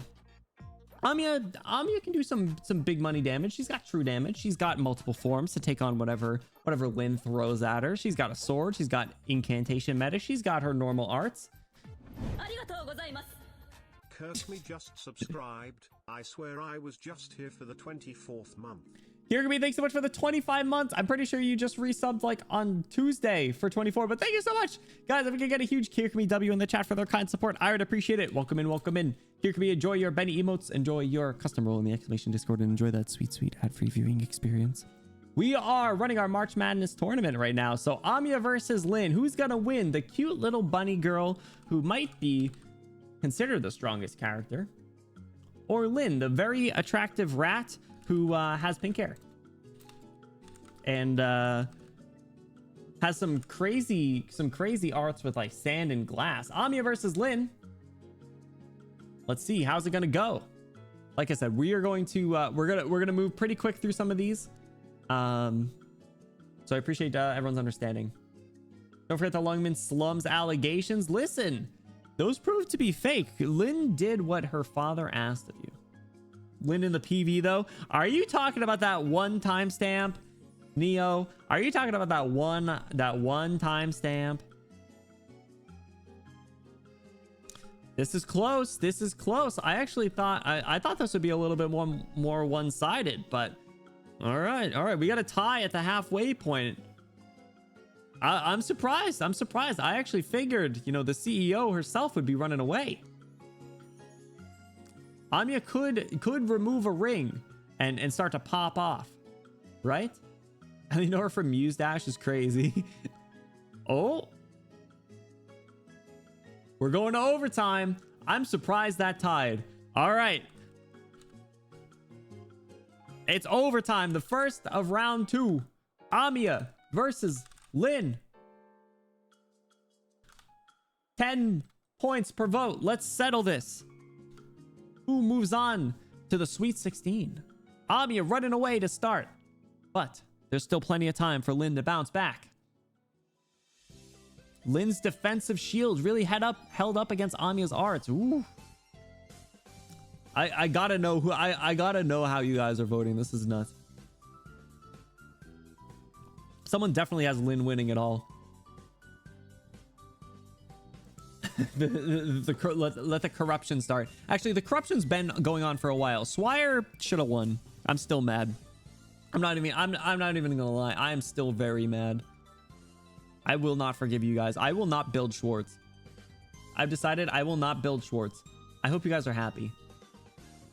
Listen, yeah, true damage can get through those shields. I agree. Listen, that's why I said I figured it'd be Amiya. I thought Amiya would run away with it, but it's close. To the buzzer. Amiya takes it. Congratulations, Amiya. Moving on to the Sweet 16. Nicely done. Nicely done. All right, on to the next one. Ooh. Fellas, this is a tough one. This is a tough one. We got Bagpipe versus Chen. This sounds like a lover's quarrel. I vote last minute to cause mayhem. You're a madman. Sometimes the votes don't go in if you do that. This is a lover's quarrel, fellas. We got two dragon ladies going up against each other. What do they fight against? What are they fighting about? Could be anything. Chen could have remembered something that Bagpipe did back in college. Bagpipe could have tried to kiss her and Chen wasn't ready. Who knows? You know? At least Bagpipe has the grace to not randomly appear in story chapters entirely unrelated to her. True. The developers are constantly reminding you that Chen is a character in this game. Bagpipe is very strong. Chen is also very strong. Chen already in this tournament defeated Weedy. Bagpipe defeated both Horn and Texas. Bagpipe has been on a Lupo killing spree. Now Chen is not a Lupo. Will Chen put a stop to this? Let's leave it on the court, fellas. Let's see how these girlfriends fight each other. Bagpipe versus Chen. Bagpipe. Chen. We got a Vanguard versus a guard. How's it gonna go? Actually, how good is Chen's sword? Chen's sword is really good. Listen, I mean, Amiya has a copy of it. Potato versus Chen. Yeah, Bagpipe probably just said something and Chen was like, what the Bagpipe? What the I'm not gonna kiss you. And then they started making out, but then they had to fight first. And then it's like a lovers to enemies to lovers to enemies to lovers, enemies, lovers, enemies, lovers, enemies to lovers, lovers to enemies. And that's how they got here. Live bleeps? Yeah, what's the problem? Scotland forever. What do you mean? Chen's got a sword. Bagpipe's only got like a spear or something. Or no, it's a thunder spear, right? It's some Attack on Titan type shit. This is also a close one. Round 2 has been tight. I'm not surprised. I'm not surprised. It's coming down to the buzzer. You guys are really... Oh, the last minute. The buzzer beater. Oh! She did it. Bagpipe with the win. Congratulations, Bagpipe. Hitting the buzzer beater. Well done. Well done. All right. On to the next one for strong female characters. We got Reed versus Scotty. Reed on another matchup against someone with an altar. It seems like she is just destined to fight against people with altars. Now we got Reed. The why am I drawing a blank on her race? The other dragon, Draco. Thank you. I figured it out. The Draco versus another sea critter. This is an interesting one. It's a little fire versus water type stuff. Yeah, Gunlance, that's what it is. I said Thunder Spear. We will yeah, sorry. I do want to I do want to keep the pace up. One of these has arts, the others is strong. This would be a really interesting one to see fight, right? Like, I mean, like, especially if it's both their altars, right? So, like, you know, Reed throwing fireballs around, Scotty spinning around with her water arts, or water aerobics classes. Reed would S3 Scotty. Scotty would brush the ash off her clothes. Yeah, I feel like if they were to go up against each other, I would imagine Scotty would probably prevail just due to the state that Reed is in nowadays, right? Like Reed is hella infected. Groudon versus Kyogre. Literally. Dude, Groudon is the biggest loser. Why would he go up against Kyogre? He loses 10 days out of 10. The only reason Groudon hasn't fucking died is because Rayquaza exists. So with that said, let's see. We got Reed versus Scotty. I think this is a really interesting round 2 matchup. Who we got? What are we thinking? Let's head down to the court. Arts are one weakness of Scotty, her inability to use arts and her close range fighting style. True, if Reed can keep a distance, she is competent with a spear or something, right? I mean, she was a Vanguard. Abyssal Hunters are strong. I know, and they do have cool hats, so that's important to consider. We do have to remember the drip. The drip clause is important to remember. We mustn't forget the drip.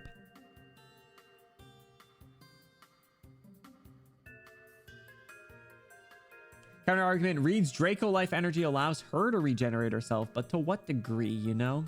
Because, I mean, she's still got hella infection in her chest. Ban Mega Ray? No, they can do whatever they want. Groudon versus Kyogre in their primal forms? True. That's how they balance it out. They had to retrofit it. Which I guess is kind of like their alters, right? They call Scotty the walking catastrophe. That's a baller nickname. And she wins. She defeats Reed. Good job, Reed. I like both of them. I don't know much about Scotty yet, unfortunately. I know I'll probably like her. I do like Reed. I liked Reed's story. I like her sister. She's hot and crazy. I liked Reed in chapter 9. So it's a shame to see her lose like this. But sometimes that's how it goes. There's not much to know about her. Oh, man. All right. So this next one, we got Degen versus Virtuosa. Let me just drop a quick ping. I know they probably know. But Degen versus Virtuosa. We got two really strong. They called me a walking catastrophe after Taco Bell. Bro, valid and real. The way that Taco Bell catastrophizes my stomach. That absolute banger. Thank you. Well done. Bro, actually, I would say they would call me that, but I'm not even walking at that point. I'm like crawling to the bathroom. I'm like in absolute shambles. I'm like, oh.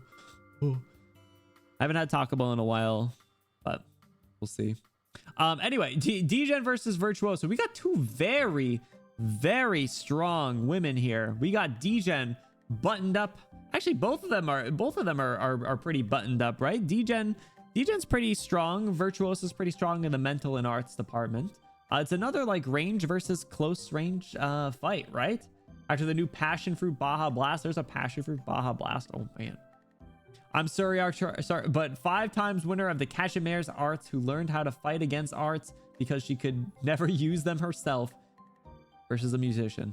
I love how I love when games, especially gacha games, will throw like random characters as a playable character that aren't a fighter, but they'll adapt their kit. Like Dr. Ratio, Honkai Star Rail comes to mind, where he's literally just like a he's a nerd. He's a nerd. And then he has a kit where he just drops pillars on people and throws knowledge at them. Like the same sort of thing here with Virtuoso. She plays music and messes with your mind to give you necrosis damage. I think this is an interesting one. I think this could go either way. I think a lot of people are probably team Degen though, but I would probably lean Virtuosa. I think that necrosis damage is not to be messed with. Virtuosa could probably fight Degen boss and win. So emotion is meaningless here. You're right. Degen looks stone cold. So she's definitely a little lame. Degen Brecker versus Virtuosa. So Degen Brecker or Virtuosa. I think this could be close. Degen would kill Virtuosa 3 times before the necrosis proc. I don't know. Can Virtuosa can she keep her distance, right? You know, you're great, but this is not your fight. It's a tough matchup, but it's close. Like I said, it's close. It's close. People are shooting for Virtuosa, and you love to see it. I don't know. Degen's close. She's keeping the lead. She's keeping the lead. Who said something toothpick? Virtuosa getting snapped in half like a toothpick. Oh my god. Should be a really cute toothpick at least. Range caster versus person designated specifically to kill casters. Yeah, hate to see it. When you bring out the lore, it's tough. It's tough to counter argument the lore, right? Well, Virtuosa, you might be able to bounce back. It's the final stretch. What say you, Virtuosa? Can you do it? Afraid not. Nicely done, Degen. Congratulations. Really power scaling this tournament. Yeah, it's great. Listen, that's how it goes sometimes. It's an unfair tournament. Sometimes there are upsets, but all right. On to the male knights. Let me drop a quick ping. Mika, are you available for Munar versus Executor? And let me also do...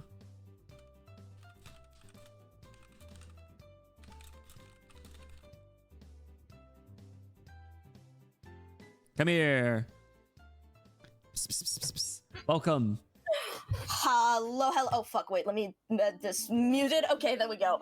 Okay, so All right. this one I'm gonna jump right in because again we are pressed on time. So this one would be actually quite a dicey matchup because while Executor does have quite a bit of strength behind him with his abilities and stuff, Munar is actually previously an incredibly powerful person in Kashmir's, which I'm not going to elaborate on for the sake of spoilers. However, again, he is past his prime and hasn't been fighting like this in a long while, in contrast to, you know, his gameplay. But as well as the fact, but also on Executor's side, he does again I'm sorry, I'm trying to rush through this. Let me No, you're good. Catch your breath. You're good. We make time for the expert analyses. You're good. So Munar, I will say, has been extremely experienced. However, Executor also does have a great deal of experience, even within the 7 years he's been fighting for Rhodes Island, and has gone into various Bolivarian conflicts and come back alive, even with like rescuing a hostage and with his partner as well. I use they them pronouns, by the way. However, this this fight, I will not deny, would be a tricky one. However, another thing in here is Federico's Munar. Well, actually, interestingly enough, they both tend to fight. Well, They fight then again, close-ish, Munar right? previously I like to think Executor, you know, Mr. FedEx regenerates health when he shoots people with his gun. Now that is a good trait for when you're in a fight, if you ask me.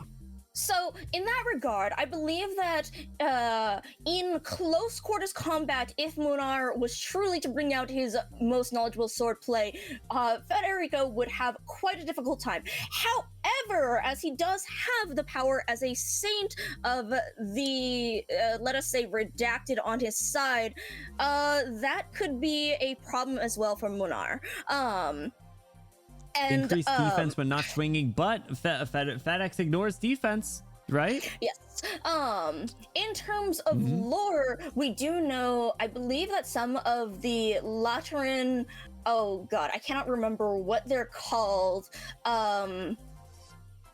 Shoot. And you haven't seen them yet, but some of the people who guard the Pope, I believe there is some reference to them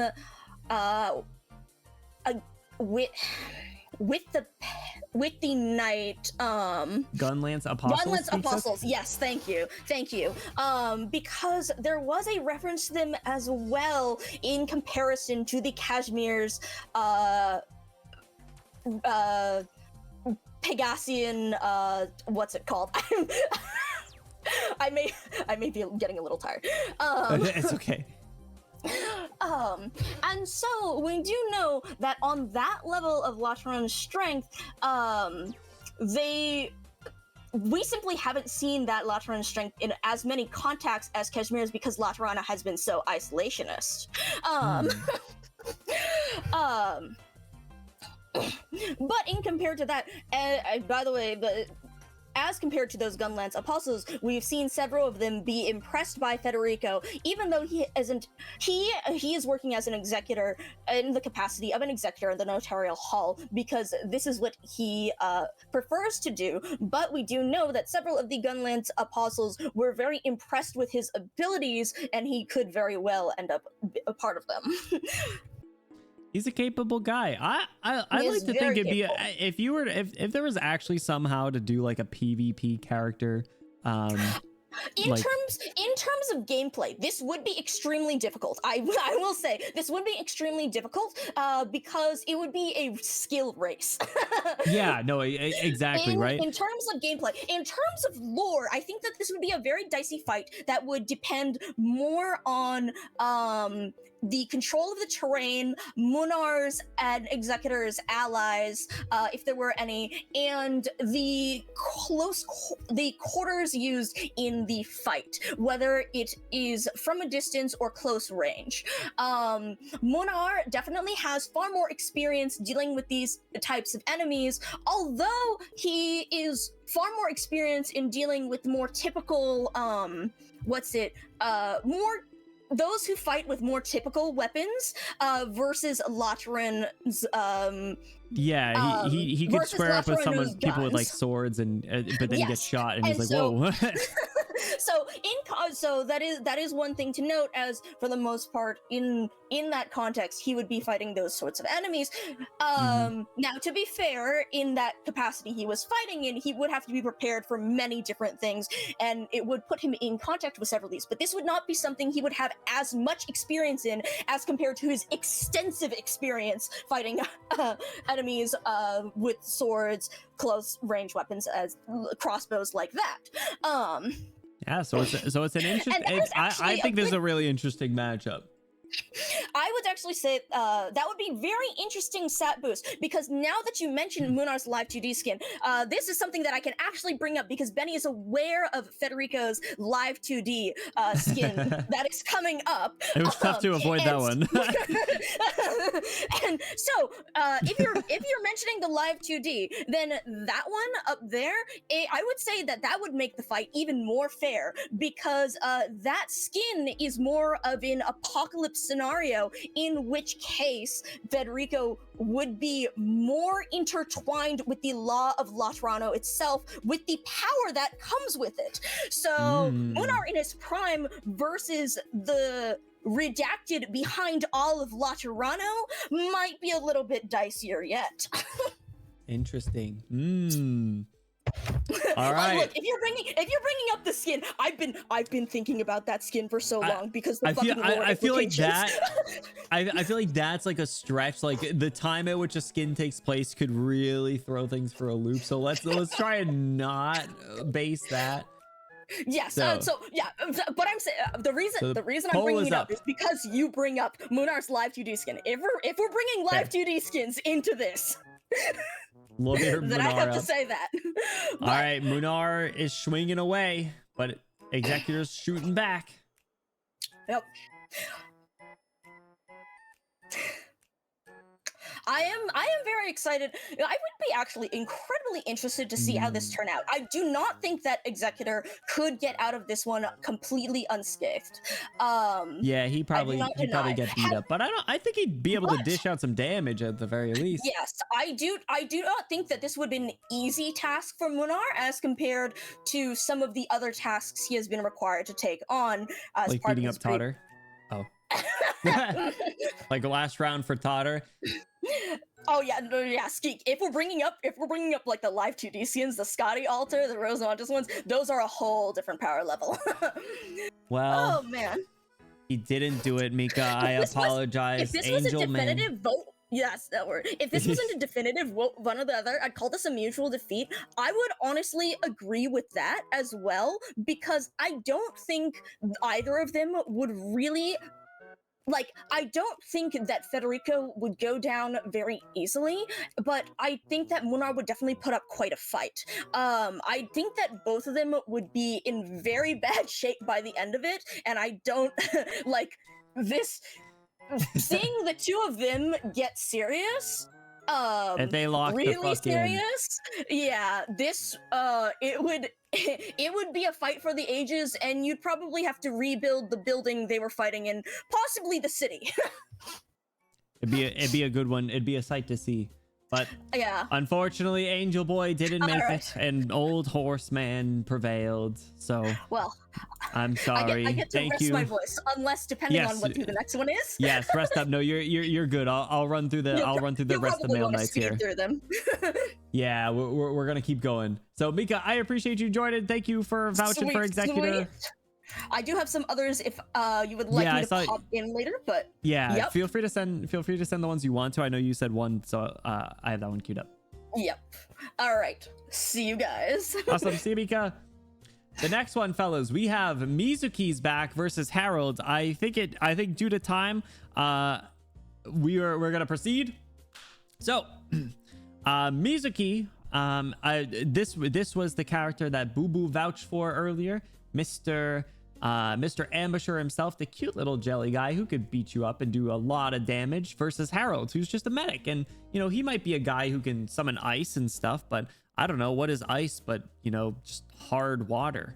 So you know, I don't know. Is that impressive? Could Mizuki just control the ice? Does that mean that Mizuki just wins by default? Does Harold turn his water into ice? Who's to say? But they're about to start. Harold's army, though, it's not an army versus, you know, it's the operator. It's them themselves. Mizuki. I just spelled Mizuki like it was a Wii Sports me. Mizuki versus Harold. How's it gonna go? So, in the spirit of Boo Boo, I almost said rest her soul. She's not dead. She's probably just asleep because it's late. Mizuki's out here splashing it up. Harold actually has gotten some supporters though out the gate, but Mizuki's got a pretty decent lead. If they can't determine a winner in a fight, they have to settle it in a fight. Wait, what do you mean by that, you?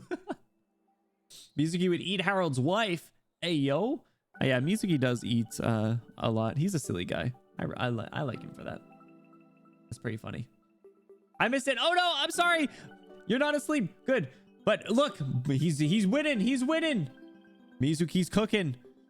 He might be on to the next round. At this rate, he's beating up this cat boy. Cat man, sorry. Cat man. Can he hold on to the lead? Drum roll. Woo. I was a little worried. I thought Harold was gonna do it. I'm just kidding. Mizuki keeps it going. Nice job. Nice job. All right.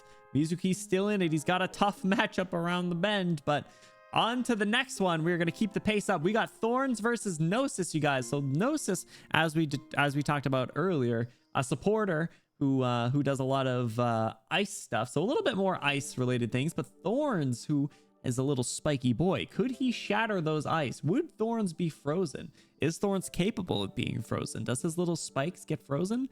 Are they harder when they are frozen? Thorns can do some damage. Gnosis is more crowd control. What kind of fight are we thinking here? Harold's win an eating tournament though? No, not at all. Not at all. Mizuki clears there. Thorns versus Gnosis. We're jumping right in. Thorns. Gnosis. Harold can milk more. Oh, all right. Sorry. I thought that was something else. Thorns versus Gnosis.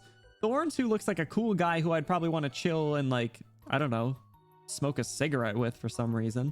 And Gnosis, who's like, actually, Gnosis uses free dry, which is super effective on waters. That's what I was thinking. Yeah. I mean, listen, it could. It depends on how you look at it. Does Thorns benefit from being all sea urchin spiky and you know, nice and chilly cold, or does he freeze and choke, you know?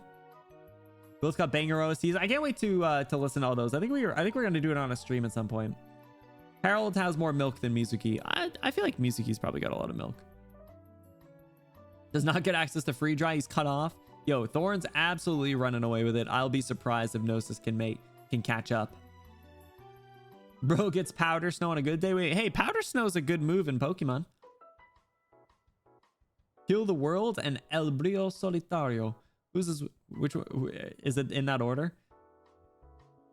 All right, Thorns absolutely destroys Gnosis. Gnosis fans, I'm sorry. I think he's a cool guy. I'm actually really interested in checking him out. This next one is a really interesting fight. Okay, so Changyue versus Alpinus. These two older dudes have been fighting for years. They're ready to square up, throw down against each other. Who's gonna win the twerk offs? Changyue or Alpinus? Vision versus Captain America. That's a good one. Nuclear bomb versus nuclear bomb. I think this is actually a really interesting one because I'm pretty sure that both of them are like canonically like unkillable or something. They're both like literal superheroes. in this world. So I don't even know who I think would win because I don't know enough lore about either of them. I know Chongyue attacks pretty fast, but I know Ulpianus has a big ass anchor and supposedly has some regenerative properties. So let's see. What are you guys thinking? I like Jotaro more. I like Jotaro as well. Jotaro is cool. Chongyue versus Ulpianus. Ulpianus.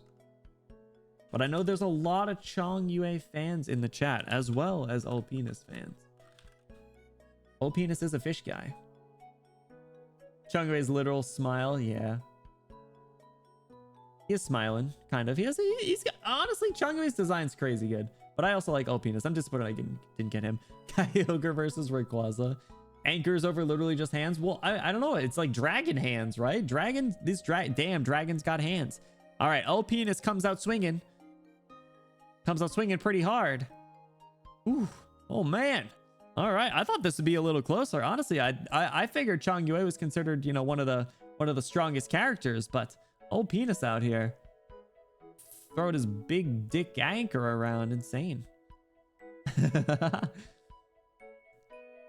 1,000 moves in one breath. That's true. People are forgetting the 1,000 moves in one breath. Ready to square up with Isharmla? I'm not sure who that is. Sounds tough though.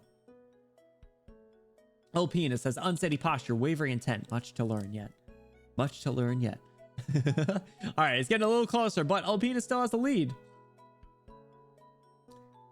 Still have to turn to war for solutions. You're right. You're right. All right, Ulpianus prevails over Chongyue. That was an interesting one. Is related to Redacted on the same power level of Isharmla. I don't know who Isharmla is. I probably would have voted Ulpianus as well, but I feel like lore-wise, you could probably make some really good arguments for Chongyue. All right, that closes up the male knight section. We are moving on to, we got Felines. We got Schwartz versus Jessica. Let me send a quick ping.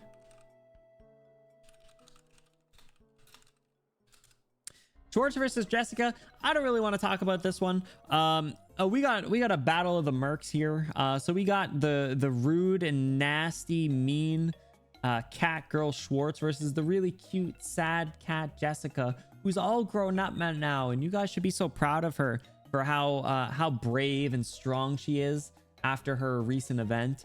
This is totally not biased now due to who Schwartz recently defeated.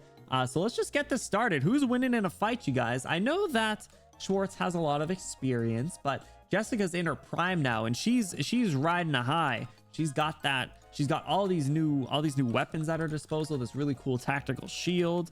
And what does Schwartz have? Like a crossbow? What's a crossbow gonna do against a gun? And not just one gun, but a bunch of guns.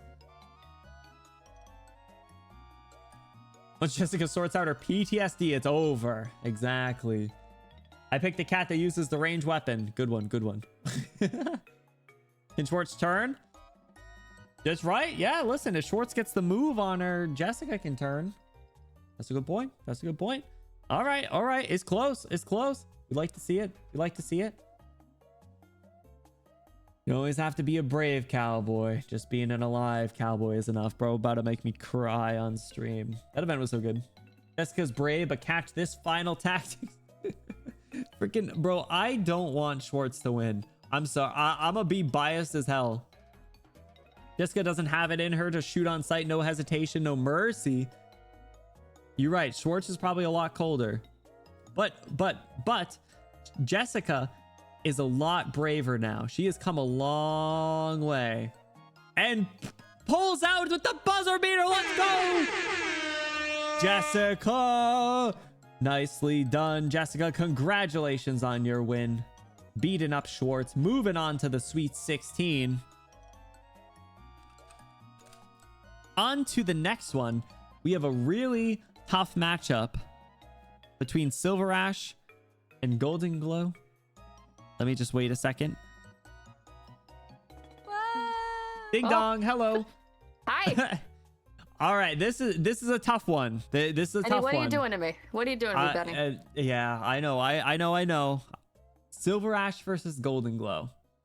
So Oh, this is a tough one. This is a Oh, tough one. man. This is a tough one. This is a Oh, tough one. man. I'll start. So Silver Ash, very, pretty boy, big sword, lot of damage. But remember who Golden Glow just beat last round, fellas. Golden Glow beat Mountain because she was able to keep her distance and absolutely blast his ass with her arts.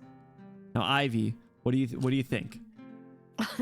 Yo, I just This pulled is a key. hard. Hold on, a bunch of my keycaps just fell off. What the hell? what did you do? That's funny, Neo. Finnish Scottish fold his ass like a lawn chair. I mean, the problem here is like Silver Ash doesn't have the heart that Mountain has. Like, I don't think he has any mercy in regards to her cute face. He's a little bit colder. And Golden No Glow pun can't intended. control her arts. So, I mean, there's a lot of RNG. But if he is the only one on the battlefield, she's kind of screwed. It's a 1v1, but hey, listen, I mean, the same thing happened with Mountain. Mountain was gonna run up on her with fists, and she blasted his ass. So, This is hard. yeah, listen, I mean, hey, what do you think? In what situation could Golden Glow win? The same sort of thing that can't happen last time? I mean, I think that Silver Ash would win in a fight, if only because he's a little way more ruthless than Golden Glow would ever make herself be. But she could also Yeah. be distracted by his bird, which I forgot the name of. But Or she could Bird. absolutely blast his bird out of the sky with one That's single true. She just make it go, art. And I don't know how attached Silver Ash is to that bird, but he could be emotionally distraught very quickly if he loses it. But if he's stone cold, he is pretty stone cold. yeah, not a lot of emotion out of this one. Very cute and pretty faces on the screen here. I mean, it's the fluffy tail versus the fluffy ears. Come on now. Yeah. That's true. Well, I mean, Silver Ash's ears look pretty fluffy too. I feel like it's probably like a sensitive area if you were to like grab his ears where they're I don't fluffy. think he But would let you. no, probably not. But that's not the point, right? I mean, Golden Glow lets you touch her ears. Does she? She probably She's like a voice line that says that. really. All right. I need to she listen invites to you the to voice touch her That's ears. so cute. I bet. I like Scottish folds. They're really cute. I feel like their ears are nice and soft. I mean, maybe she Silver win Ash would this be in the bald cutes by the- department. Silver Ash is also getting a low taper fade. Golden Glow wins by giving everyone Sit a in low the taper chair. fade. It's like a fighting game ult. Just sits them down, hits them with the buzzers, and that's it. Grab him how with a step ladder. Silver Ash is like a foot taller than her. Is he? Yeah, he is one Yeah, of the he's tallest quite tall. ops, right? She's, I Man. think, average height, but yeah, he's tall. I feel like she looks like she'd be, tall-ish, tall adjacent. Actually, let's see how many centimeters she is. She's 159. It's not bad, but it's not tall. What is Silver Ash? Or like 180. He's to 190. 192. Yeah. Oh my god. So he's like what, 6'4" or something? He's insane. All right. Yeah, he's pretty tall. Well, I think she might be too scared of him. In all honesty, he's got that deep booming voice. the deep booming voice, those like really slutty eyes. The you're gonna do what I want you to do kind of thing. Yeah. Yeah, like a Christian Grey type sort of thing. Oh my god. Sorry. Wow, that took a turn. Anyway, let's head down to the court. We got Silver Ash versus Golden Glow. I think We're this gonna can span go. some fan art here, I think. I think this could go either way, actually, because like we said, Golden Glow was able to beat someone who excels in close range combat, and Silver Ash does have some range though. Does, With his yeah. swings. She could just go really far away from him. Yeah, just runs away, blasts him a couple times, runs away, blasts him a few more, and it looks like that's what she's doing. She's got the lead. Oh, she does have the lead. Oh. Silver Ash Scrappy little summons cat. She's Tenzin. winning. Is now. Tenzin the bird? Yes. GG summons Red, Project Red? No, it's an NPC, I think. Oh, damn. It was Project Red He's just on all the came out of fan the arts woodwork. with Golden Glow. Gotta see it. All right, there's also a close one. It's so Coming down close. to the wire. No, don't tie it. Please don't tie it. Coming down to the wire. And she holds out. Yay! Congratulations, what? I'm not Golden biased. Glow. Did it Totally again. unbiased commentator. Totally unbiased commentator. All right. There's not a Nicely bunch of done. pink on the screen. I'm sorry, that was probably a tough one for you, but congratulations to Golden Glow. The Nami buff. We got 2 Nami characters. You're right.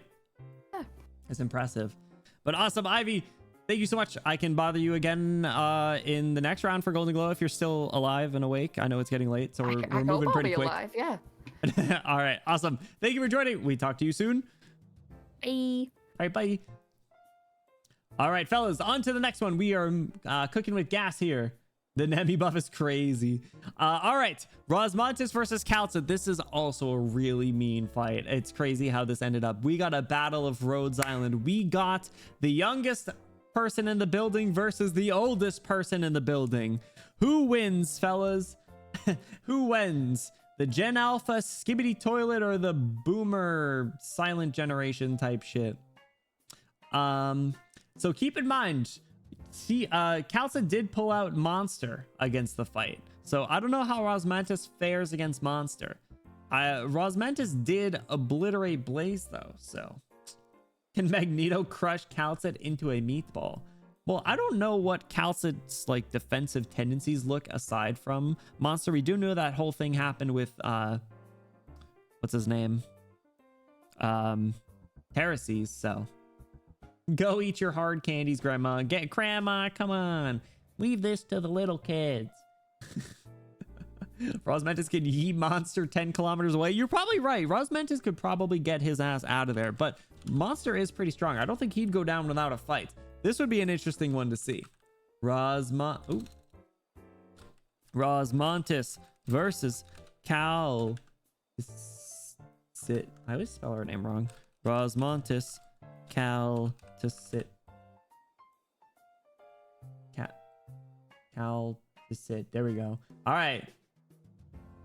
Rosmantis is Magneto on crack. Calling her Magneto is so funny. Well, given what we know about Kalsit, Dormammu have come to bargain. Ooh.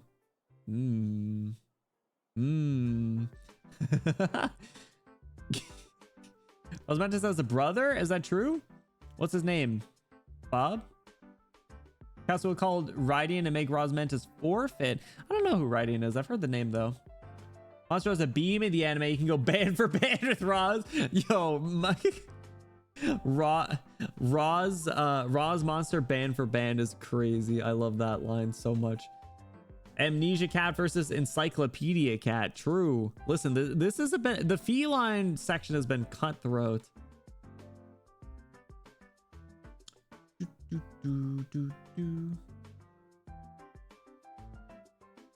No, you're good, Neo. Exclamation AK spoilers will tell you, but Rosmantis gets beat up by Kalsit, and Monster beating up a little kid is rude even for you, Kalsit. Honestly, I expected you to hold back a little bit.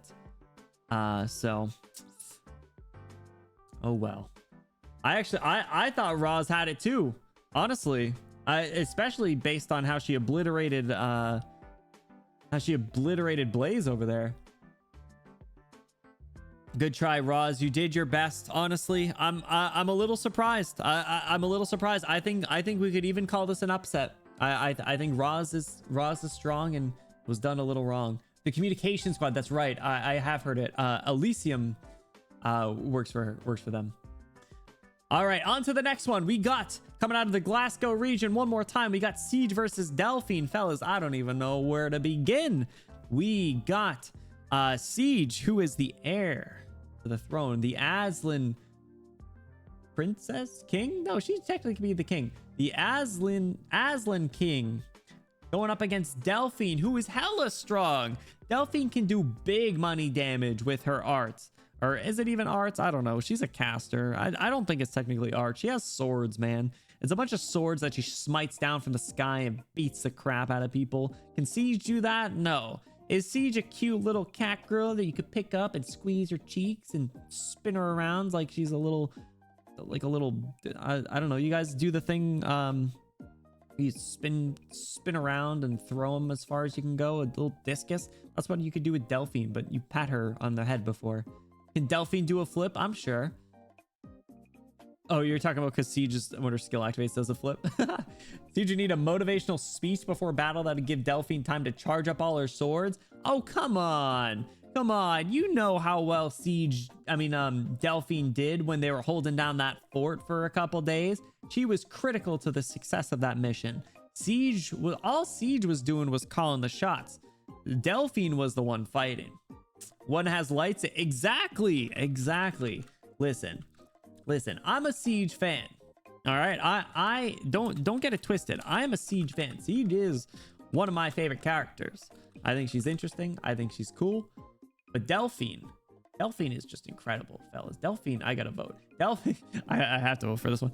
Delphine is truly one of the strongest characters in the game. I mean, she can do hella damage to Sarkaz enemies. And while Siege might not be a Sarkaz, I think if Delphine closed her right eye, tilted her head, closed her left eye, stared long and hard at what she couldn't see and just envisioned that she was smiting down the Sanguine Arch or something, I think she could do it. I think she could pull it off. How good is Siege's counterplay versus arts? That's true. Listen, I don't know how well Siege fares against a caster. I'd imagine not that well. She's got a hammer and a sword. If she can get attacked, she can get attacked by from a distance. It's the same sort of thing that we were just talking about with Golden Glow, you know? Golden Glow, getting it at a distance is it's the way to go. We got a tie. We're going into overtime. We are going into overtime. Let me send a quick ping really quick though.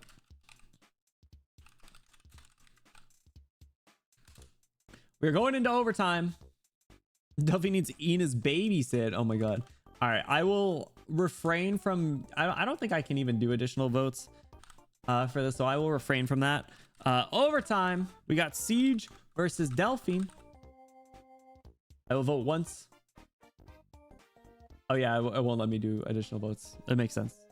But Siege versus Delphine. Overtime. Why is Alexa talking to me? Alexa, shut up.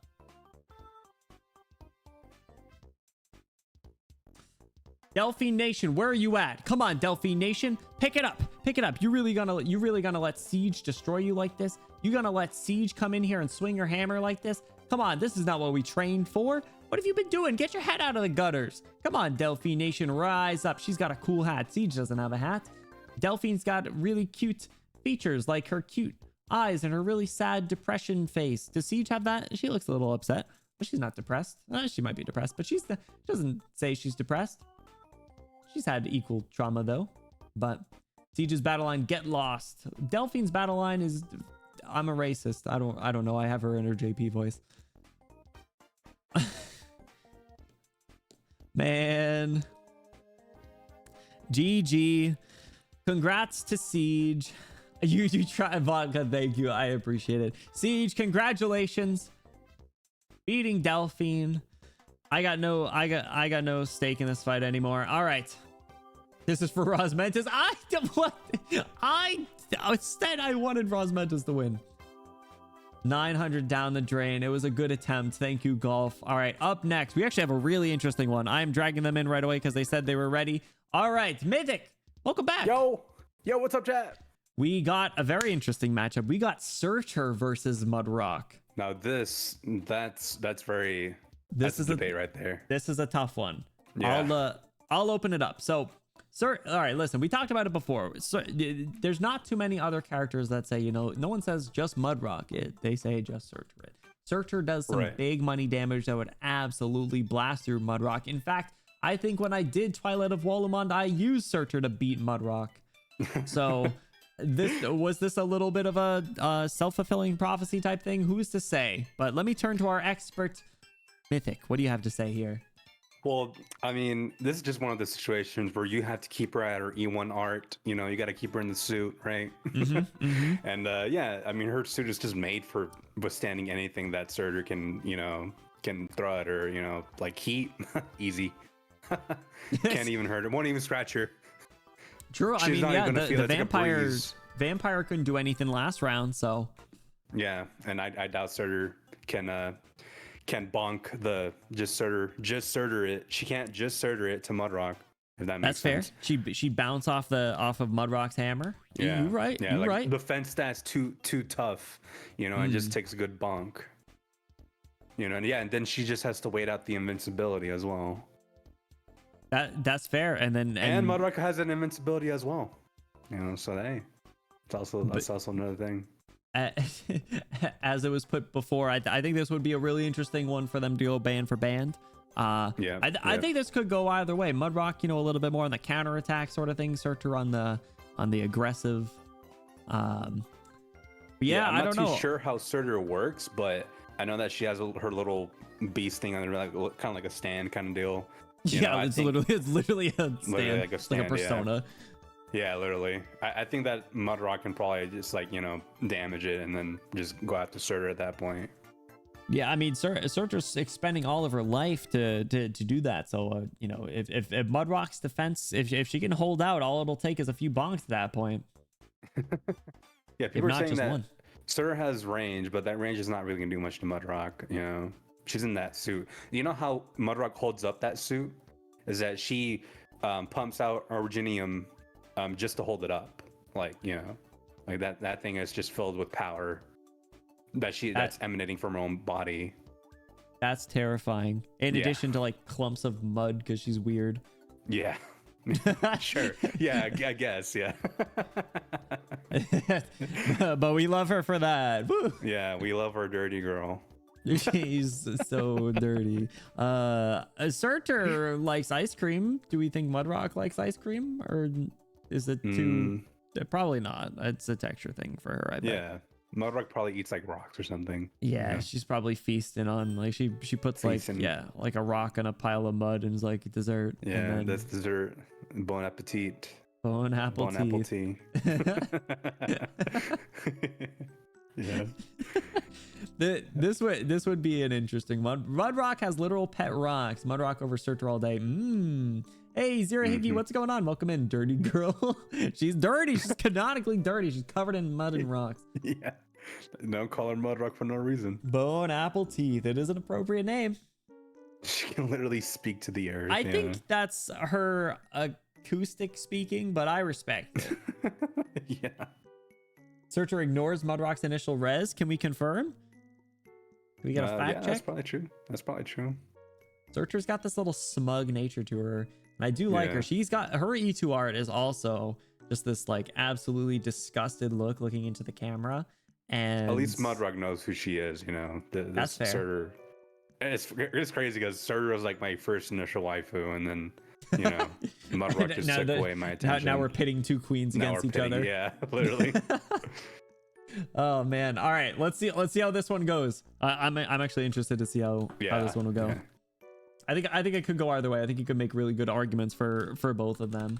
Yeah, and she can make golems too. Golems can also deal with, you know, her stand or whatever. You know how when you the golems, you're right. You could literally have like a persona stand, JoJo stand battle. Wait, that actually sounds sick. Someone should animate that, like that Surtur versus Mudrock. That'd be crazy. A golem versus the Levitain thing. Yeah. That would that sounds so sick. That would be pretty elite. All right, Mudrock starting out swinging with the bonk. Surtur's coming back. If you're bringing golems, then you bring Surtur stand. Yeah, I don't know. No, the stand's involved for sure. I mean, it's part of a skill, right? Yeah, and I mean, exactly. We've talked about. We actually talked about the stand. You know, we're assuming that Surtur's gonna be at her skill 3 power, you know. Yeah, and I mean we've referenced some like boss mechanics for those characters, so I think technically Mudrock can probably get some golems out there. Yeah. Surtur stand is mountain sized, as in like literal mountain size. Is it that big? I guess the golems would probably lose then, but I'd still want to see it animated. Yeah, that'd be cool. Fan animation would be lit. She did it. I think she did it, Mythic. Yeah. Mudrock moving on to the Sweet 16. Congratulations. I think this is technically an upset. Surtur was the 1 seed. Impressive. Yeah. They just couldn't argue with my logic. I guess my facts and logic. Actually, Mudrock is. Nicely done. All right. Well, I can give you, I can bother you when we go back around for the next round for Mudrock if you're still down. Yeah, man. I got you. Awesome. Thank you so much for joining. We will see you soon. Thank you. Bye. Bye. All right, fellas. This one is also a little bit interesting, we'll say. I think you could make a lot of arguments for this one. There's a reason Mudrock has more skins than Surtur. Is that true? Don't they both have 2? Does Mudrock have 3 skins? I thought they both had 2. But Vodka cannot talk in this one. No, they've been ready. So we got Civilite Eterna versus Logos. Teresa versus Logos. So Logos, as we've established, canonically like the strongest guy in the room at any given time. So Civilite Eterna, you know, if we're talking Teresa, I feel like Teresa could probably hang with Logos. I feel like she could go bar for bar, band for band with him. So I don't know. And I'm sure there's some more complications, like Vodka just said, lore wise, when it comes to actual Civilite Eterna. So Cal said at a certain line that said it all. Ayo, what is it? Logos and Redacted. Did Redacted against Redacted, so technically Redacted. Let's see. A VTuber versus a mama's boy. Dude. the slander versus both of them. So Civilite is pink hair knights. You know? Logos literally exists and is beautiful. He is a beautiful boy. Does Civilite Eterna have a chest window? Actually, she might. Actually, there might be a small chest window in her outfit. I think there is. There is. Okay, they both have chest windows. So they both have chest windows, so that's good. Not that that should be important, but if that is a deciding factor, it is balanced. Would Civilite Eterna read pun books with you? Would Logos sit there non-verbally with you? Probably. Civilite Eterna might. Hand gesture window. Listen, I bet both of them have really soft hands. I bet they both moisturize like crazy. I'm gonna go with the cloudy right here. Oh my god. This is an interesting one. So I feel like Logos would probably obliterate, but also at the same time, it depends on how much power Civilite Eterna still has from, you know, the Teresa days. So let's get this poll going. Civilite Eterna versus Logos.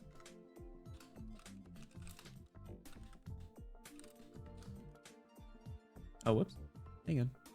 Hit the same thing twice. Civilite Eterna versus Logos. You can be silly with Logos. You can get drunk with Logos. You'll use an incantation to prevent hangovers. Is that true? Is that true? That's pretty powerful. Office Tool Racing did not... Office Tool Racing does not kill CE. Oh my god. He used to call Logos the Drift King back in the college days. True, he was zipping around like nobody's business. Logos with a commanding lead at halftime. Killed all the hornless Sarkaz elite. Civilite Eterna's got some, she's got some moves, you know? She's able to do a lot. This is very, very hard to define, so I'm just going with just what we know definitively. That's fair. She technically has already died. That's true. Logos sleeps with his wings covering his eyes. Is that true? That's adorable. Logos prevails. Congratulations, Logos. It's a prettier handwriting. He's definitely got really lovely penmanship. All those incantations he's been practicing. Vodka, it wasn't meant to be, but congratulations. Listen, I know Logos is cracked. I figured he would win. Up next, we got another, not really babble, but a little bit of a like a boomer matchup. Let me drop a quick ping.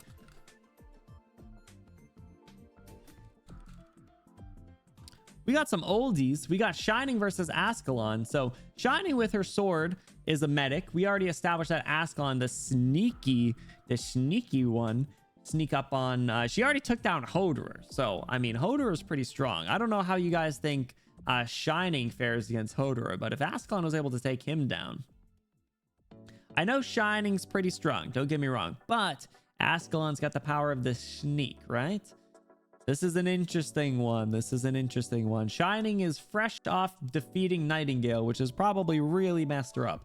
Ascalon probably a little upset about Ho, but probably not that much. I don't think she has much emotion. So this is an interesting one. Personally, I would probably lean on the Ascalon side. I feel like the sneakiness would really come in handy against someone like Shining, right? You get the jump on her. Over. Shining versus Ascalon. Ascalon. Ascalon interaction with Shining Dad. Read Shining lore. One day. Hodor, don't you mean Manfred? No. In the last round of the match, it was Ascalon versus Hodor, but she did get the jump on both Manfred and Hodor. Ascalon with a commanding lead. Shining on the board. No shutouts yet. Shining so broken she nerfed herself in game by becoming a healer. Ho versus Manfred would be nuts. Shining pulling ahead. Looks like we got some lore junkies on the second half here. Pulling ahead against Ascalon. Woo! Ascalon could not get the jump on her. How's it gonna go? Could Ascalon bounce back? Nope. Shining's pulling ahead. Unless Ascalon's got something left in the tank. 3, 2, 1. Shining prevails. Oh my goodness. Oh my goodness gracious. Congratulations, Shining. Interesting one. All right. Our last match of the second round. We got Ifrit versus W, and we are dragging in another expert. All right, hello. Welcome back, Mika. Let me start here. So W, crazy. Ooh, Guns, interesting booms, here. explosions. Ifrit, some explosions, Also, but in a straight technically line. explosions. Technically, this battle will be explosive. Sorry. All right. What say you, Mika? It'll be a What you fiery thinking? one, all right? So this one is particularly interesting as I think we have actually mentioned this because you've looked at Ifrit's files once. But Ifrit is the product of a great deal of fucked up experimentation. We made note of a thing in her files, how it said she used to be a Savra, but she is no longer a Savra. I don't know how that makes me feel. So that'll give you a little teaser to what happens later. And we also know throughout Ifrit's lines and stuff, this is not even going into any of the events, that during the course of Rhine Lab, there was an incident called the Flame Demon incident, where Ifrit got out of control, and the only person who was able to stop her was Saria. And this is why there's actually such beef between Silence and Saria right now, and why Saria isn't allowed to see Ifrit. Ooh. But very That's interesting. Yes, very much so. And she has a great deal of power behind her, although it may not be her own. However, I would say that Ifrit's main weakness is that she is still young as of late. She's gotten some character development that I'll leave you to find out. But her right now, her biggest problem is her temperament and lack of what's the word, like holding herself Control. Control? And yeah, that's a good way to put it. Lack control. Hell, she has nightmares about burning all of her friends alive. Because she worries she can't control it. Well, I feel like the cockroach would not, I don't think that'd be a problem for the cockroach, who's escaped death numerous times. In fact, they are known to survive explosions. I would say that W is interesting in that regard, in that they both seem to be very hot-headed folks. W has hers a bit more under control in being strategic about it as a mercenary. I think that in terms of raw power, Ifrit's fire arts would actually outdo Tallulah's explosions. I'm sorry, Tallulah. I said Tallulah because I was thinking about W versus Tallulah in Chapter 8, right? We saw W against the fire, W against against fire, and she tried to get those explosions out, but was not successful. Ended up getting thrown out the window. True, that's fair. But in terms of raw power with Ifrit's abilities, I think she would outdo her. But W does have the mercenary skill and tactical experience to and also the fucking annoyingness to rile up Ifrit and get her to make bad choices in this fight. The mental game comes back. It's always an important thing to consider. And W's pretty elusive. Listen, she can move around. Ifrit, especially if she can't control, she's only shooting in a straight line. Fire type is super effective against bugs.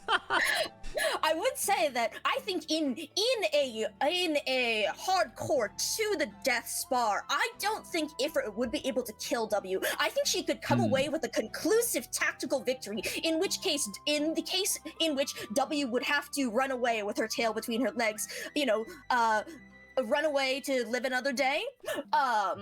So I don't think she would be able to kill W, but I think that she could definitely get a conclusive victory over her just with the sheer power of her arts. All right, I see you, but also Wishadel. Now, that's an interesting one, which, as neither of us have read chapter 14, neither of us... Yeah, fair enough. So from a gameplay perspective, so I mean, Wishadel has the little summon she does things. have a great. She does have that is one thing that she has. She has the ability to provide tanks for herself, which Ifrit does not have. Ifrit has much faster SP gain due to her talents, and she does have high burst damage. With both her skill 2 and her skill 3. Her skill 3 also greatly decreases resistance of enemies, so she can ignore that in the same way that Surtur does, and that's the key of why Surtur deals so much damage. You should see the two of them together. But so Ifrit's very quick skill cycling, and also Ifrit's secondary ability on her skill 2 to reduce the enemy's defense by 300% makes her work extremely well with the rest of the team. However, again, in contract, Wishadel is out there with just raw power. She does have the turrets, again, which helps tank fire. One of Ifrit's problems is survivability, especially because she loses HP on her skill 3. Yeah, I feel like it's like one quick scope from Wishadel and Ifrit's toast.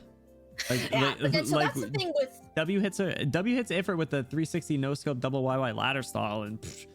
And that's one thing about just raw power. That's the interesting thing about resistance and defense and how it works in Arknights. Defense is a flat decrease versus resistance is a percentage one. And so, because Ifrit decreases resistance, the enemy will always still give all her attacks will always be reduced by a certain amount by that enemy resistance. However, in contrast to Wishadel dealing physical damage, after you get over the cap of the enemy's defense, you're just going straight up. That's also why FedEx hits so hard, by the way, because, for example, as soon as you hit, say you have 1,000 attack, enemy has 900 defense, you're only dealing 100 damage per attack. But as soon as you start going up, you hit 2,000 attack, the 1.1k, 3,000, 2.1k, and you keep going, and it just goes. So as soon as you pass that cap, it's free game. Damn. No one's winning. Yeah, I'll be interested to see the percentage of whoever wins. To deploy Wishadel so Ifrit is in her range, but she's not in Ifrit's. That's what I'm saying, bro. She's got tunnel vision. I'm surprised she's made it this far. But all right. Let's see. I like that Gabe brings up. Okay, Ifrit in her summer skin is cooking with gas. So literally cooking. The summer skin's good. W's got more combat experience though, so I feel like she's got a lot of knowledge in these sorts of things. And Ifrit, she might be a little explosive. Literally, she might not have what it takes when it comes down to it.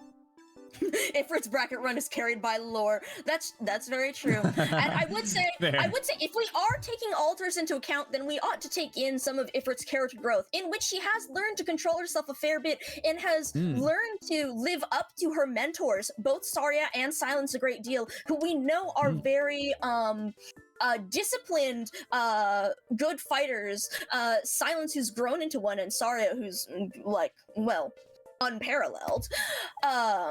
Fair. But to be fair, we have yet to actually see that Ifrit in practice. We've seen a bit of her growth, but we don't know the final result. Well, let's hope we see it at some point, because I'd like to learn about it. It's a close one, but W prevails. We got the cockroach moving on. All right. Nicely done. All right, so we are moving into the Sweet 16, fellas, and we are going to be moving quick. We All right. Mika, thank you so much for joining in and sharing the Ifrit lore. I'm actually really interested to learn more about her. So you gotta read Rhine Lab, man. You gotta read Rhine Lab. You gotta read Rhine Lab. We were talking about Mansfield earlier, because oh man, you don't know about Mountain. You don't know the real stuff about Saria. I cannot wait. Like, believe me, Coleb Q has been like, oh man, when he sees Saria, he's gonna. I know I'll like them. But yes, that's something to come. So everyone keep tabs on this channel. Yeah, we'll get there. We'll get there at some point. We read through all the stories. It'll just take a while. But yep. All right, we are moving on to the Sweet 16, fellas. Alrighty. Mika, I can pull you in later if there's anyone that you want to chat on. Let me. Give us a quick rundown, because I realize we can't see the bracket anymore. Who is our last 16? Who is our final 16? We got Anya versus Bagpipe, Scotty versus Degen Brecker, Minar versus Mizuki, Thorns versus Alpianus. We got Jessica versus Golden Glow, Calcid versus Siege, Mudrock versus Logos, and Shining versus W. Wow! All right, these are getting into some really interesting matches here. We got some interesting ones. I like that we have our two. We have Sad Cat versus Glad Cat again. Different kind of Glad Cat though. Yeah. But yes, oh man, some of these Sarkaz matchups are no longer easy sweeps. Yeah, they're all gonna get pretty tough. I fear for the Felines in the long run. I feel like they've got quite an uphill battle against whatever they have to fight in the Sarkaz, which I guess is lore appropriate. But I'm interested in the Scotty versus Degen Brecker, so if you want to pull me back in for that one, I might have a few things to say there. But as for now, I will dip out and I'll let you chat about Anya and Bagpipe. Well, that's the next one. So do you want to just hang on and I'll speed run this one? All right, sure. You know what? Why not? All right. So Anya versus Bagpipe. We got the CEO of Rhodes Island herself. As we said, Bagpipe, though, is a strong mover woman who has lasted quite a surprisingly long time. But can she take down Anya herself? Anya is truly the protagonist of this game, which means that she's got to be the strongest character, right? Well, that's for you to decide. It sounded like a sales pitch. All right, let's start it. Anya versus Bagpipe. Let's see how it goes. Vanilla, take care. Have an awesome rest of your day. Thanks so much for stopping in. The Bagpipe fans are running with it. Oh my goodness.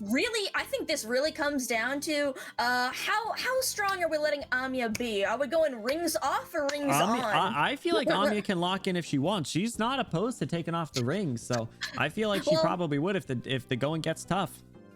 We have seen her even without the rings against Skull Shatterer early on as well. Bagpipe, of course, is a lot stronger, but seeing Anya's laser focus at times, especially when the doctor's safety is at stake.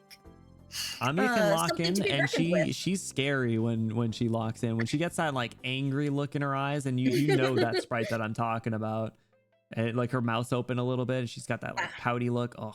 So good. And it does look like Anya is pulling ahead. Doesn't even need the ring. I guess arts over strength is quite a way to go. It makes sense. It was a good try, Bagpipe, but you had a good run. You had a good run coming front. You know, Bagpipe did really well because she played a play-in game against Horn, fought Texas, and then Chen, and lost to Anya in the Sweet 16. I feel like that was a good run for Bagpipe. I'm happy for them. Great stuff. Yep. Nicely done. Up next, we have Scotty versus Degen. Let's do a little look back for each of these. So Scotty prevailed over Penance and then Reed. Degen over Holhyak and then Virtuosa. So very interesting matchup here. Scotty versus Degen for the Sweet 16 of the strong female characters. Mika, what are you thinking? All right, this one will be a very interesting fight. This is again one of our. This would be a fight in which case, I think the entire city around them would have to be built up. Scotty, Superhero type shit. Scotty. Scotty sends people flying when she swings her sword and misses. One of those like hits you with the air around the sword. Yeah, no, it's that strong. She's tapped someone's arm lightly for her, cracked the bone, almost broke it. In a certain event or in a certain thing, we've seen her basically with a swing of her sword, basically break open a new cave in a mountain. And this is not even her at full power. Not bad. Not bad. In contrast, though, Gizenbrecher is one who's here to take on tough opponents. That's been her whole thing through the Kashmir's Major. She is certainly a fighter. I would pay to see this. If this was on pay-per-view, I'd certainly pirate it. I'd certainly pirate it. her name herself, it means sword breaker, and that's her whole thing of her dual sword breakers. That's what she's good against. Scotty does fight with a sword. This would be a raw strength battle of Scotty's physical strength and skill versus Gizenbrecher's tactical acumen against difficult opponents and ability to neutralize enemies.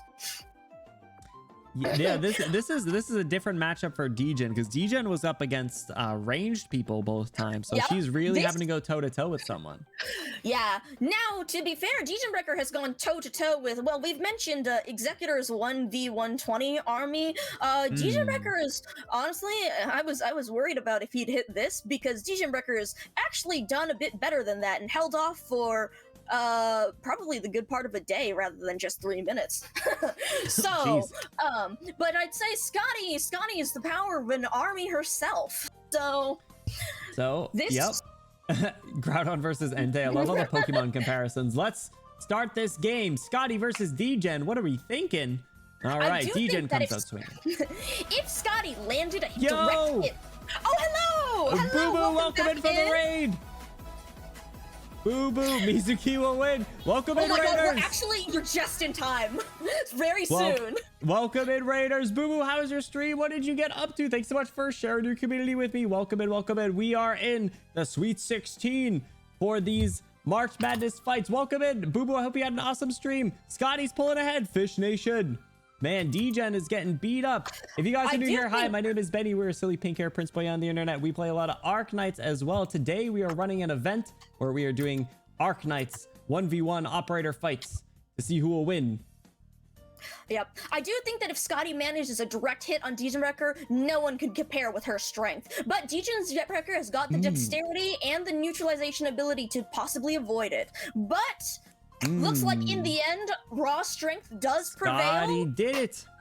Nicely done, Scotty. Nicely done.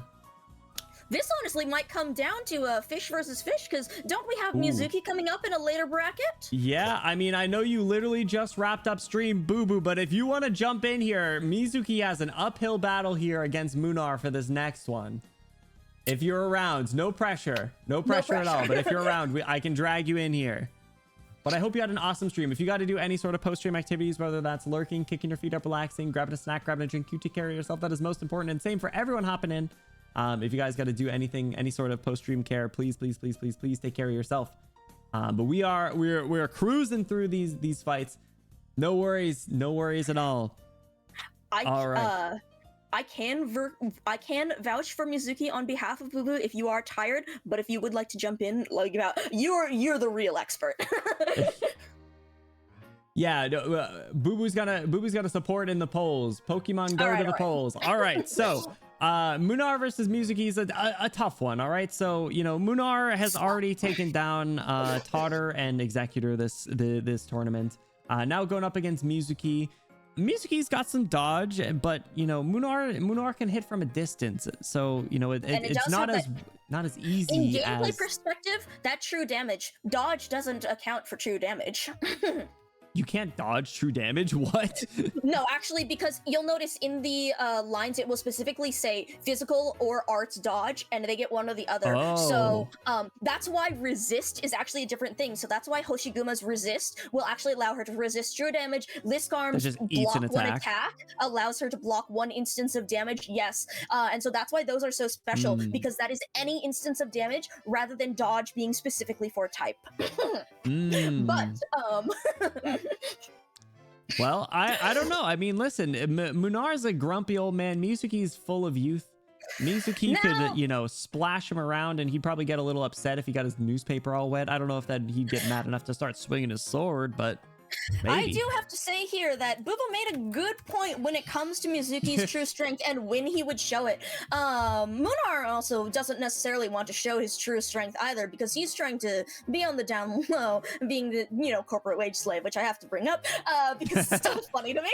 But when we do see Mizuki at full power, it is quite a sight to see. We may have mentioned IS being a little bit, a tiny bit. We may have mentioned IS and how they're like potential alternate scenarios, alternate apocalyptic scenarios in which something would happen. I will not spoil it, but I will say Mizuki features very, very heavily in that. And in the face of an apocalypse, I mean, we've seen how bad catastrophes get on Terra, and those aren't apocalypses. How bad catastrophes are like a semi-normal thing. You don't go hear an apocalypse too often, if at all. If you hear Calcit having to sacrifice people, that's kind of a bad thing going on, right? True. Considering how much of a bleeding heart she is. True. Pour one out for Slim Jimmy, chat. Everybody take a sip of their drink for Slim Jimmy. Gone too soon. Oh, yes. So Mizuki certainly features very, very heavily in those. Monar's greatest feats involve taking down more of, well, I would say the exceptional Terran, which is still far above, you know, our imagined Chili power Jimmies, that's what it level. was. Chili Jimmy. But those again are, you know, just a Terran as compared to what else might be out there. I think Mizuki could lock in. Let's see. The game's about to start. We're heading down to the court. Munar versus Mizuki. Who will come out on top? This is an interesting one because it depends on how you look at it. Yeah, it depends on how much Mizuki puts into this. How far does he reach into that well of power he could possibly pull from? He could lock in. He could lock in and beat up this nasty grandpa with his newspaper out. Could splash him around a few times. I have to mention, at the halftime moment, this is extremely amusing, as we've seen a large number of operators with the Nami buff. Mizuki is also a Nami child. Nami buff is crazy real. It's nuts. It's certainly been carrying a great deal of this tournament very impressively. Hey, listen, this could be another upset. We could see another 1 seed go down. My goodness, and it's honestly, Mizuki's got like, quite the lead. It's looking like Mizuki. Well, oh my God, he did it! He did it! Uncle hasn't faced an apocalypse, so let him retire. Well done, Mizuki Nation. Great job. Moving on to the Elite 8, Mizuki. Bubo, in honor of you, I will vouch for him later. Good job. Good job, Boo Boo. Thank you so much for the raid. Congrats on seeing Mizuki win. Yes. But we still got plenty more games to go, so we're gonna speed through the next few. So let's. What do we have next again? Thorns versus Alpinus. All right, so we got a battle of some sea critters, fellas. We got Thorns, who's a little sea urchin guy, I guess, but Alpinus is, you know, in the same vein as Scotty. He's a broken man in the sense that he's broken strong, and he wields an anchor, and I feel like anchor smush sea urchins, so I feel like this is a little bit on the one side. I gotta say, this does seem to be coming down to a battle of the Ager. fight between the fishes. I will admit, Thorns is an Aegir himself, but he's an Iberian Aegir, not one who's grown up with I will redact the next bit, but there's a bit of a difference, let us say, that you may versus humpback whale. Oh my god. To be fair, these two are both quite the experimenters, both with themselves and various other bioengineering feats. Both fellas are hella strong and do some wacky shit that kill people or evil things. Thorns, I would say his experiments have a little less lasting effects though, and perhaps, well, then again, we do know Olpianus's experiments are not all successful. Thorns has a tendency to come out of a room though, cartoon explosion style, eyebrows blown off, and be like, oh yes, I think that one was a failure. Well, I think this will be an interesting one. These are two of the strongest operators in the guards category, especially for male knights. Let's head down to the court.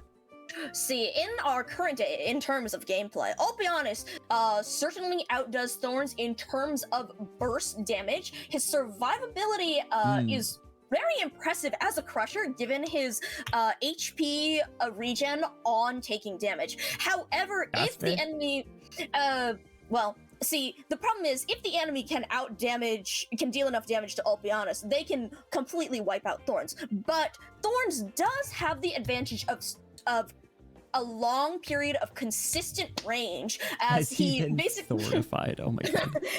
He's been Thorns basically just becomes a marksman sniper. He gets that range during his skill 3, and it goes for an infinite amount of time, allowing him to hit enemies from a distance and anticipate them before they come close. But it seems like at that point Olpianus already smacked him around with his anchor because he couldn't get that unlimited time. Poor Thorns, absolutely smushed out here. Nicely done, Olpianus. Oh my goodness. Thorns wails on Olpianus for 5 seconds before OP has 3 charges and he leaps across the map anchor first. Will you roast me if I had the worst one? Absolutely not. I will not divulge. But all right, congratulations, Olpianus. We are moving back over to the feline section, and we have Yes, so I'm going to dip out for our other expert to jump back in. Thank you all for your time. Thanks, Mika. All right. We're heading back to Golden Glow Jessica. Just make sure that they are ready before I rip them from their other chat.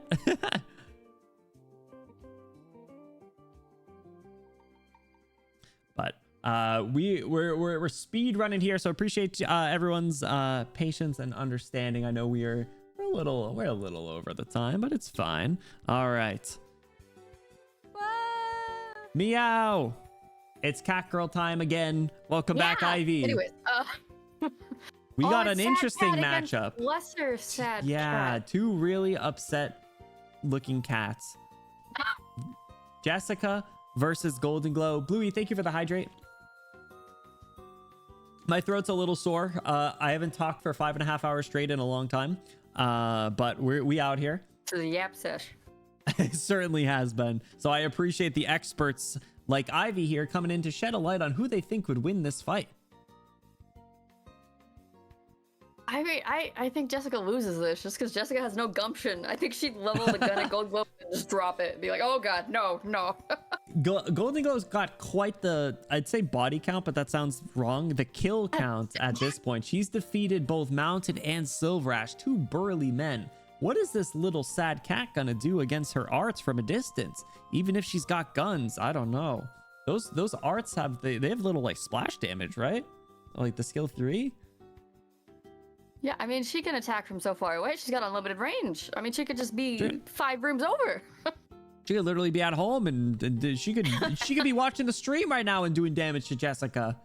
You know, I mean, look at Golden Glow's face. Nami drew that face. Look at that face. I know. And we've established the Nami buff is real. Golden Glow, adorable. Pink, as we've established. Jessica, also adorable though, really cute. And beat Schwartz and got vengeance for Swire. So Jessica has a lot going for her at the moment. I can't lie to you. She does. I mean, she's shown real growth, but I don't know if it's enough, you know? That's fair. Listen, is it enough to take down the pink dog? So, is Jessica Jessica's also wearing- going to end up with a low taper fade? Jessica's got headphones on her not ears, so I mean, what are we doing here, people? Fair. All right, let's get this started. Not me getting What's burst, I'm your scared. prediction? You're thinking Golden Glow absolutely I'm thinking sweeps Golden the Glow all floor. the way. Yeah. Well, Golden Glow's had quite a good performance thus far. I would like All to see right. nominated children in the winning bracket. I'm just gonna say that. It could literally be them against each other, which would be hilarious. It would be hilarious. Jessica could trade for another 1,000 years and she'd still get rolled, bro. Golden Glow just AFKs. Golden Glow could kill her from the bathroom. But Jessica Yeah. fans are holding true. Are we I in the mean, Sweet 16 Jessica's right now? really Yes, we are. sweet and lovable, but Oh, I absolutely incredible. But also, so is Golden Glow, you know? she's got the Scottish fold ears. How could you not want Mhm. to pet her? Mm-hmm. She's and I mean, we got skins. Jessica has that one silly skin where she's covered in armor and you can't see her face. Golden Glow has better Um, skins, arguably. Most of Jessica's skins are not great. Yes, true. From a Golden aesthetic and Golden Glow perspective. has 3 really good skins. Yeah, she has like the hazmat suit one. I don't like and that one. No offense. they're funny, but they're not great. Pink Coronet for the win. Golden Glow Go prevails. Corone! Yes! Oh my goodness. Golden Glow sweep. Incredible. Ivy. I think it's the I- pink buff. Pink buff. Nami buff. I will bother you in a little bit for the final 4. Golden Glow. Or no, hold on. I think we still got more. I don't know. I've No, lost yeah, track. the 8. I'm losing track. I'll bother you in a bit for the next feline round. Good luck to our competitors. Thank you, Ivy. Wee. All right, up next. Sorry, I got ahead of myself. Calcit versus Siege. We got Siege, who's fresh off defeating Delphine, to my horror, versus Calcit. Calcit over here, she just beat up Rosmanta, so I don't know if she's feeling a little remorseful. I don't know if she wants to beat up some other colleague or colleague adjacent. Siege here's an air, but Calcit's got a lot of what's the word? Spunk? Spunk's a good word. We could roll with spunk. I feel like Siege is probably getting beat up by Monster though. So let's just get this started. Siege, best of luck to you. Calcit, I want a fair, honorable fight. No underhanded methods here. Not that we've, not allowed it before, but I don't know. I feel like I feel like Siege probably just gets clapped by Monster and Calcit like paints her nails in the meantime. Calcit versus Siege. Calcit comes out swinging. Absolutely no Siege fans to start the game, but here they are showing up. Yeah, I mean, Monster's tough to take down. I don't know how much Calcit's able to do herself. She might be able to throw an elbow or two, but I don't know. She's probably got pretty brittle bones at this point. She's pretty old, She's kind of washed up. Like we said before, I don't know. There's a lot of art of her back on Twitter, and like she's got a good figure, so maybe, I don't know. Every caption is like Kelsey's back makes me piss and shit, and I'm like, why did I hit the translate button? I knew what this was gonna say. So Yapper versus British. Yeah, listen, Siege should just get tired of listening, and that's that. And it looks like that's the case. Cal came to Yap and Cal came to win. Siege, it was a nice try. Cal, congratulations. Moving on. I forgot to drop a ping. Hang on.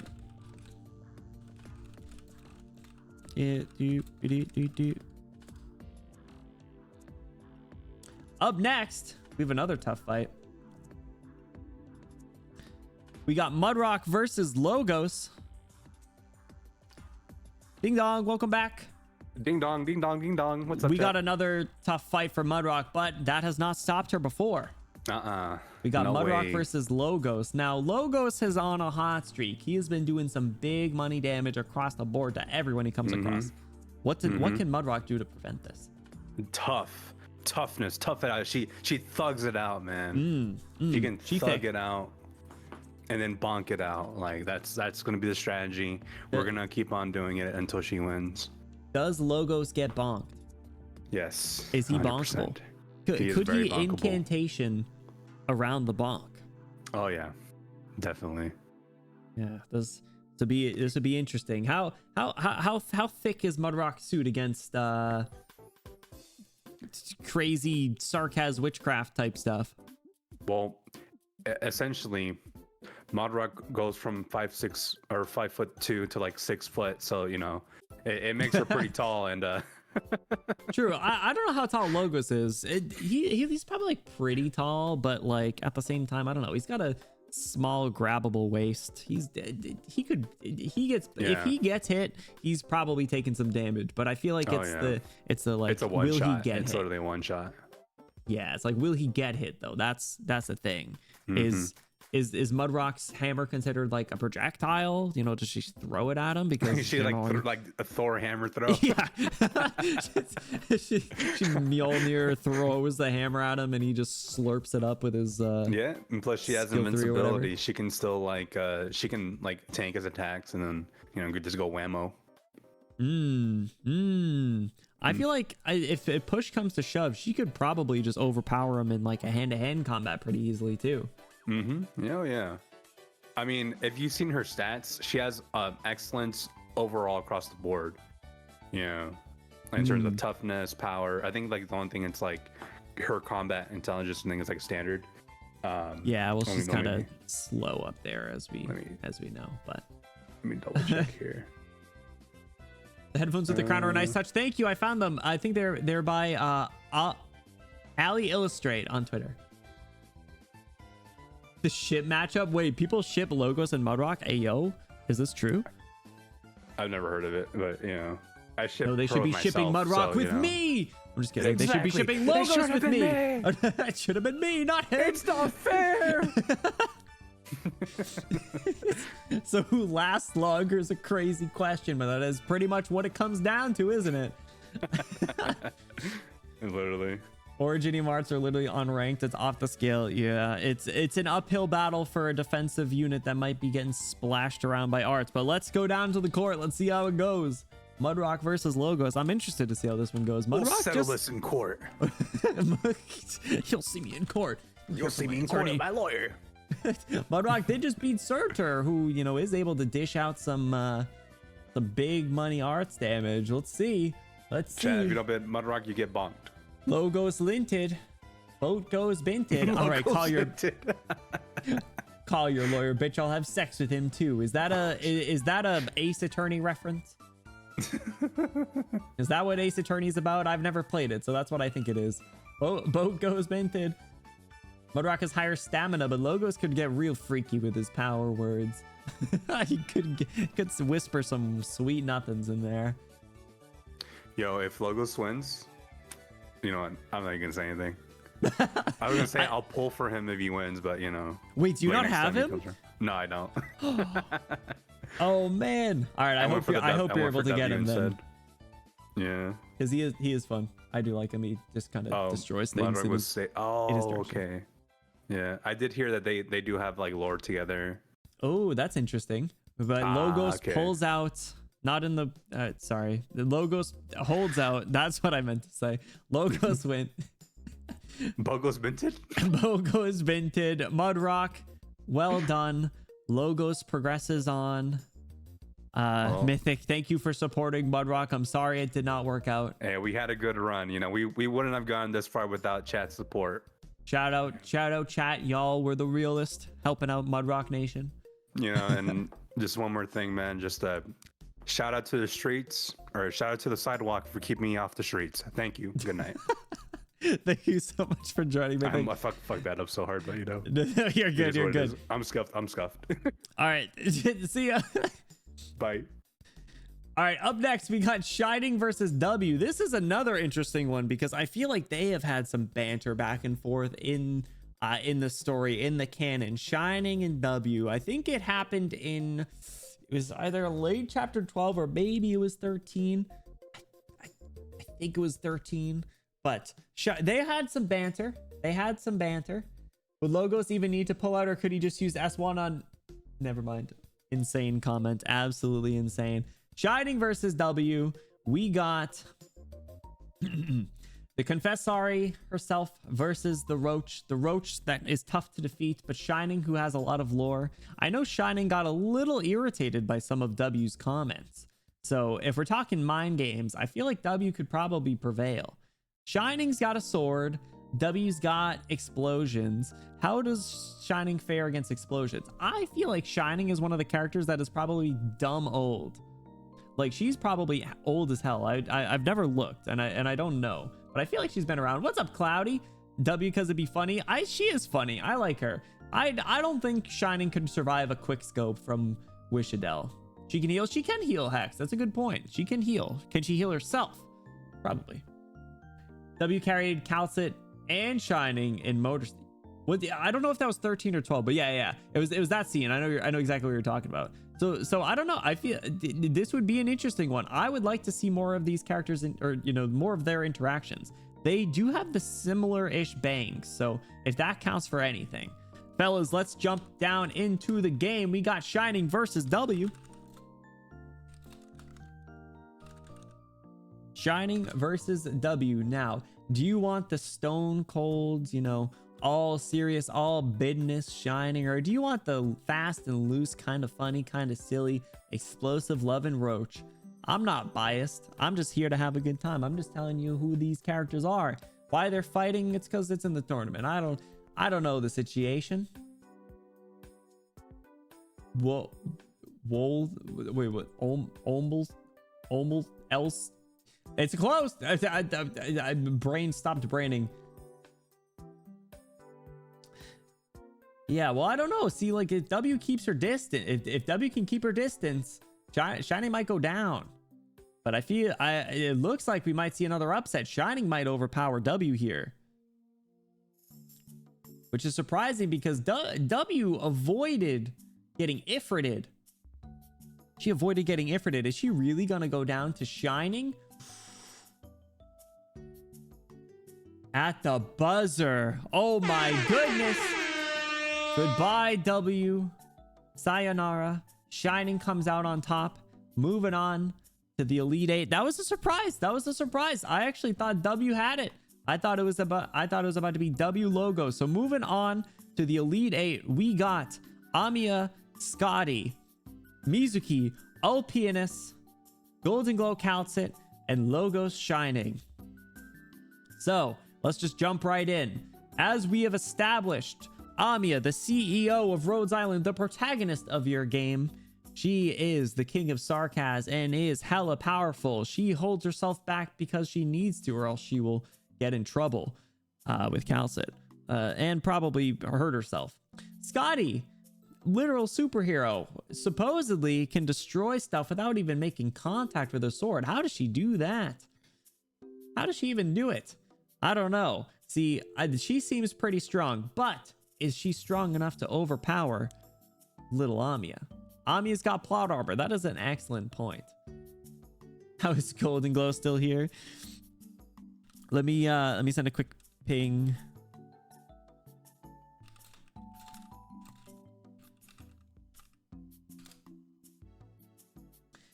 Let's get this going. Amiya does have plot armor. I don't know if plot armor prevents Scotty explosions. Amiya versus Scotty. Amiya versus Scotty. Let's go. Elite Eight. Who will be representing the strong female characters in the top left? Scotty has AU armor. What? Alternate universe armor? Amiya starting off strong, but Scotty fighting back. Listen, if Scotty beats up Amiya, that's just mean, okay? Ask ChatGPT, Amiya versus Scotty. They'll be like, who? What? Scotty has a big sword. Amiya technically has a sword too. Amiya has a lot of weapons at her disposal. She has 3 classes. Scotty has Rider's pet armor though. Yeah, do the developers really like Scotty? I feel like they do. I feel like Scotty's one of those characters that they just really enjoy. But Amiya's got a little bit of a lead hanging into going into the home stretch here. Amiya's mind powers. The mind powers are important. Listen, the mind games, we've talked about those before. The Black Crown could do some damage. The rings as well. Consider this. Fish. Well said, but unfortunately, not enough.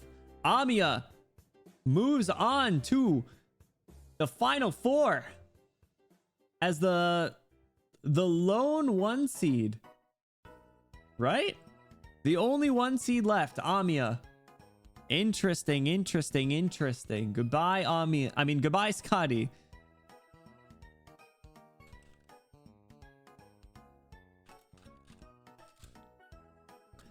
On to the next one. I really am interested in this one. All right, fellas, let me drag. Ding dong. Oh, I gotta make. I gotta make your thing bigger again. Hold on. Welcome back, Boo Boo. I am sorry in advance for this one. No, look, hear me out. I know. Hear me out. What if Ulpianus tripped, lost his ankle, fell into a pit, and then fell into Mizuki's arm, and Mizuki just, carried him and just dunked him on the side, and he passed out. Gently embraced him. We got the good ending here. Yeah, but like, technically, look, I know you haven't finished IS3, but for those who have finished IS3, technically, right? You know what happens in there when Mizuki's happen. What if in that scenario it was Ulpian against that specific boss? What are you going to do, huh? With your Ulpian, he's not going to beat him. I start with Boobo, thank you. That's fair. That's fair. Yeah, right. Like, he may be a giant killer whale. Well, not a killer whale, actually. He's not a killer whale. So he's not going to be killing me. So he's some sort of whale, though, right? He's a humpback whale. Yeah. So what is he going to do with his humpback, right? Poor man, he's old. You shouldn't make him fight. Yeah, you're right. He's already leave this to the young ones. Seaborn. You should just make him rest, right? Yeah. Let him retire. Come on, that's what we've said before to some of the other old guys. Let him take a break. Leave this to the young ones. Mizuki over here, fresh blood. Yeah, no, exactly. Do you want your Ulpian to start passing out in the middle of the field because he's just too tired from fighting 5 other people? Like, no, obviously not. Mizuki has smooth armpits. He has smooth armpits. Ulpian does not. That's fit. Yeah, Ulpian has got some body hair for sure. So he humps others? That's a good question. I'm sure if you ask nicely. Mizuki eats people as well. Mizuki has a refined palate. Mizuki is very refined, yes.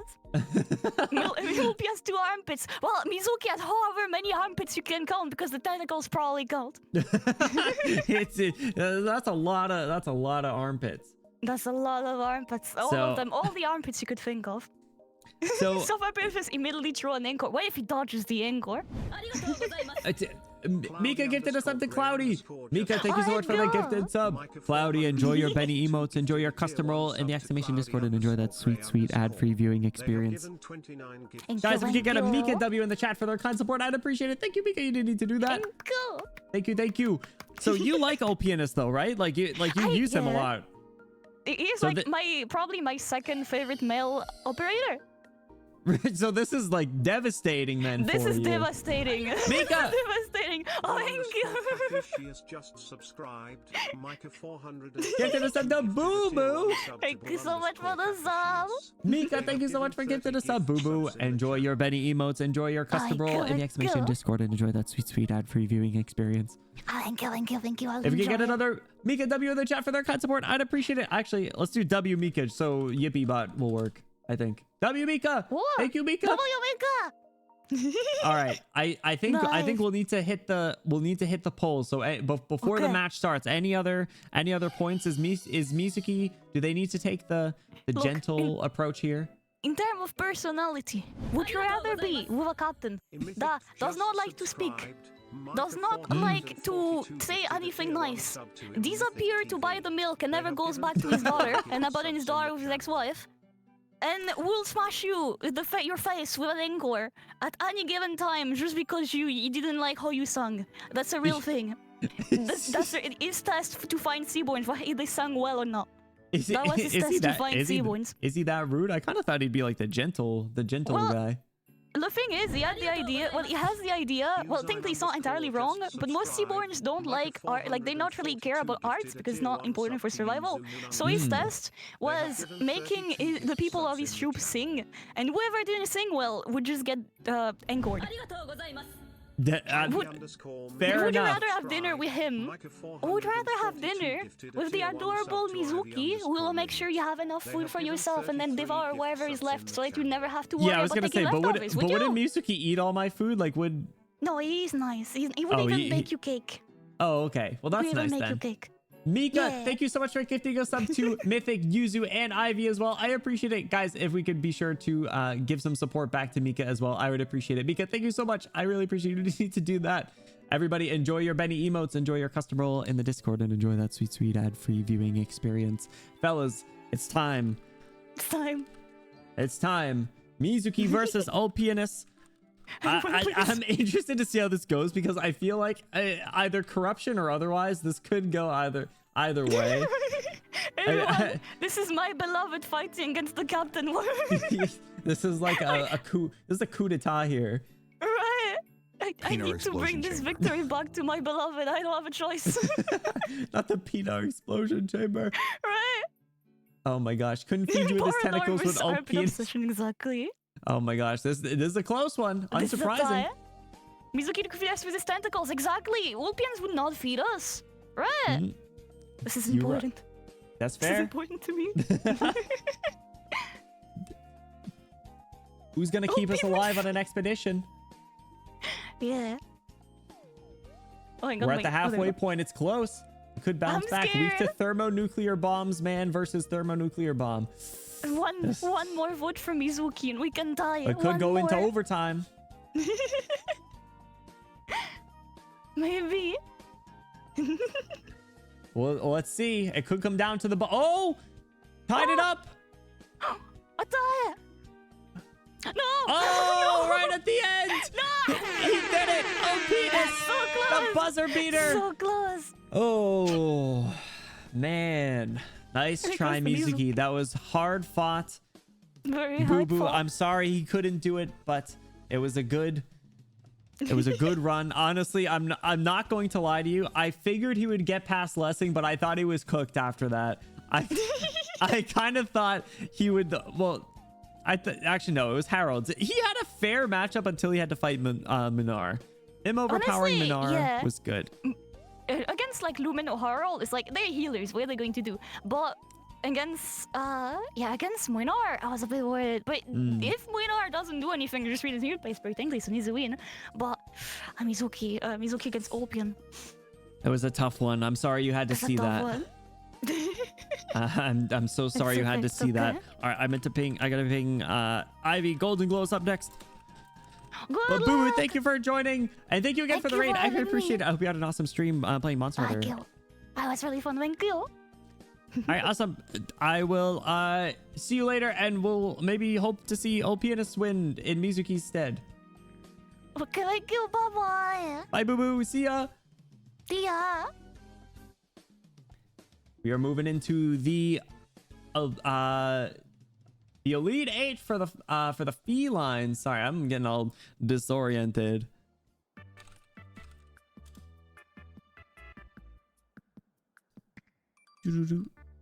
All right. Welcome back. I gotta adjust the Fugi. You're like swallowing the mic. Hang on. I am. Oh no. There you go. You're good. Don't worry about it. Don't worry about it. Yeah, you guys absolutely What is this devastated Boo matchup? Boo. What is this matchup? All right, so this is a tough one. Cloudy, the poll should pop up at the top of your chat. Mizuki's still one of my heart. Good job, Mizuki. He did great. Golden Glow versus Calcid. So Golden This is Glow. not fair. Calcid has had Monster devour all of her enemies thus far, including Rosmantis. So the gloves are off. What can Golden Glow do that Rosmantis couldn't? Are we relying on the global range again? The only thing is the RNG here. I mean, Mm-hmm. she's got a chance because of the unpredictability, but is that enough of a chance to defeat Monster, who is a terrifying thing? Yeah, I mean, listen, if you keep away from Mika, Micah 442 just subscribed. Mika, let's go! Oh, I forgot this thank you one. so much for the 16 months. Enjoy your Benny emotes, enjoy your custom roll in the exclamation Discord, and enjoy that sweet ad-free viewing experience. Guys, if we could get one more You got Mika one W in the stream. chat, I would appreciate it. Thank you so much, Mika, for all the support. You did not need to do that. Golden But, Glow. I mean, like, if you want to do the personality, I mean, Golden Glow's got the personality. Counts it's like wet paper counts its rag. negative Okay. personality, yeah. So we sorry, the yippee meter always catches me off guard. I mean, listen, Monster has to stay within close proximity to Calcit, or else he can't get healed. So I feel like that might be the Or else he strategy dies, again, yeah. is keeping some distance, right? Yeah, I mean, if she's at the complete opposite end of a quote-unquote map, then Mhm. technically she could wear down Monster until he's forced to retreat, because he can't die, technically. That's fair. Now, I don't know how the targeting would work, but could Golden Glow attack Calcit even when Monster's on the field? And, you know, wear her down a bit from afar. Like, this might be a war of attrition sort of thing. Wait, right? S3 has the 3 different... Oh, it hit both. Ooh. Yeah, that might be the strat, because Cal will need to focus on healing Monster. And then... and herself, yeah. Yeah, and she won't be able to heal herself, and then GG's Golden Glow might get it. That's how this could go.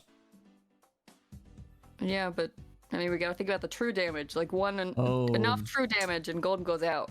The explosion on death. That's a good kid named Monster. True damage explosion on death. That's a good point. Listen, we certainly do need to consider that. In anime rules, Monster could rush her down and just Monster bomb her. True.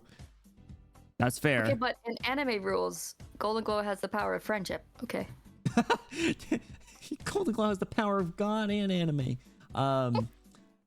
Yeah, that's tough. And any Does she want to win in her heart of hearts? Okay. she believes the heart of the cards. Is that what you just said? The heart of hearts, but yeah, Oh, I basically. said the heart of the cards, and I was like, oh, hey, yo. You also have a Yu-Gi-Oh mat right now. I'm sorry. All right. Because she's smarter, but Yeah, I'm sure Cal could devise a plan, but it'll be interesting to see how it goes. You never know. So let's get this started. The Nami buff. The Nami buff. I don't know. The Nami buff did I mean, just it is let a us little down. weaker right now, but I mean, maybe because it was split between Mizuki and Golden Glow. You know what That's I mean? true. We could put all the Nami power into Golden Glow. Pink, you know, she is pink. Cal's not pink. Cal's old. Cal's She's a fossil. old. She's ratchet. Golden Glow, full She's of not youth. Look how even cute she is. technically a cat, but you know, I mean, she is a cat, but I mean, like Monster, not cat. Yeah, I based it off of the operator records in the game, so if they said feline, so Yeah. But I get If it. it was a year ago, you Monster's could say a horn. I'm Mo- kidding. That was a yeah, I joke. heard about that. Monster's a problem, but he is an enigma. So I don't know. Oh, well, we've got a tie right now. We do got a tie. Could this game go into overtime? Tell me his wallet did not die for this. Correct. Cal said the immutable. Yeah, beautiful. Oh, right at the end again. Ugh. Oh, whoa. Monster and Us is- Calcit prevail. Golden Glow. I'm sorry. It was a good run. It was a good run, Golden Glow. It's tied. I don't think it was. Oh wait, it was tied. What? Wait, what? I looked away for a second. It was like 1 second. It was I was looking at the overlay on the screen. Okay, hold on. My bad. Hold on. Don't shoot me. Chat is screaming at you. Don't shoot at me. Don't shoot me. I'm sorry. Oh my god, dude. The overlay was the. All right, listen. Fine. Cal. Oh, Jesus Christ. Jeez. British history, my God. Jeez, beat this guy to death Yeah, with Victoria's hammers. Oh basically my Britain, god. Right? Swing your hammers, people. Insane. Okay, Stainless is gone, but you know. Jeez. All right. Take it easy. We're up in the ante a little bit. It's going to 50 points per additional vote since we're in the Elite 8 now. The auto clicker. The Don't auto do me dirty. clicker's Don't do me crazy. dirty. Don't. All right. Golden Glow versus Calcit. Who will progress into the final four? Tiebreaker time. Feline against feline. Pink or white, I guess. I don't know. Pink and Yeah, white's a she's- good combo. It is a good combo. Actually, TMI, my underwear is pink and white. So that's that topical. Betty, I'm gonna know you pretty well today.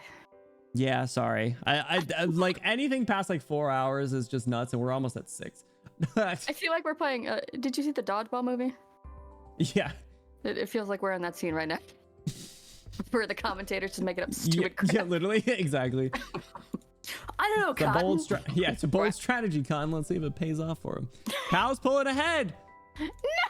Golden Glow Nation, can you do it? Don't do this to me. It was hard fought. No. Well done. A child. Good try. Golden Glow, you fought well. Congrats. It was Fossil. you made it to overtime. Well done. Ivy, thank you for joining. I appreciate it. I'm sorry Golden Glow could not prevail. She did really It's okay, well I'll though. just hold it against you for all of your life. I didn't even do anything. I gave her a second chance. I'm kidding. Oh man. All right. Ivy, thank you so much for joining. Have a good one. Excuse me. You too. See ya. Bye. Bye. Fellas, we are on to the last Elite 8 matchup between Logos and Shining. We are in the home stretch here. Breaking all the collabers' hearts. Listen, it's not up to me. You cannot blame me.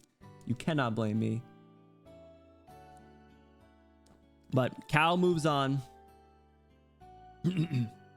Your ping must be crazy fast with the number of votes you're getting. Impressive work. Honestly, well for you. I just lost 6,000 points. See, this is a long con to make sure that I don't ever have to play League of Legends again. Anyway, Logos versus Shining, fellas. This is an interesting one. So we have established that both of them are canonically busted as hell. All right. So who's it gonna be? Is it going to be Mr. Incantation chest window guy or Shining with no chest window? Actually, hold on. I need to check that. I need to make sure because it wouldn't be the first time that I assumed someone didn't have a chest window and then they did have a chest window. Nope. Shining's tits are on reserve. So Logos lets him hang. I'm sorry. Logos versus Shining, fellas. What are we thinking? I feel like this could go either way based on lore. You guys have been keeping Shining in the running. I thought Shining was cooked, but is this the end of her run against Logos? Logos, Mr. Him. He is him. He is literally him. Boat goes binted. Logos linted. Yeah, for sure. When we move on to the final 4. Logos versus Shining. That's because you don't know shit. I know. I'm new to the game. All right. I'm the ideas guy. Shining pulling ahead. Logos bouncing back. This is a close one, fellas. Could we see another upset? Wendy, how's it going? I'm still salty about Tequila, bro. Tequila's been dead in this game for like 4 hours now. Get over it. Just kidding. I'm still mad about Swire.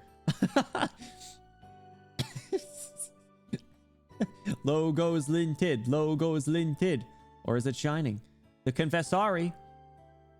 People are getting Logos linted going. The people want to see Logos linted. But Shining pulls ahead at the last second. With the buzzer beater. Lost goes linted. Oh my goodness. Shining with the win.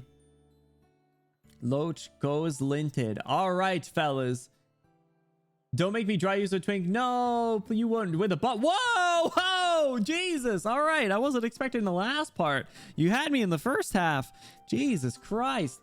All right. Well, fellas, we are on to the final 4. You should be able to see this now, even though it's really small. The final 4.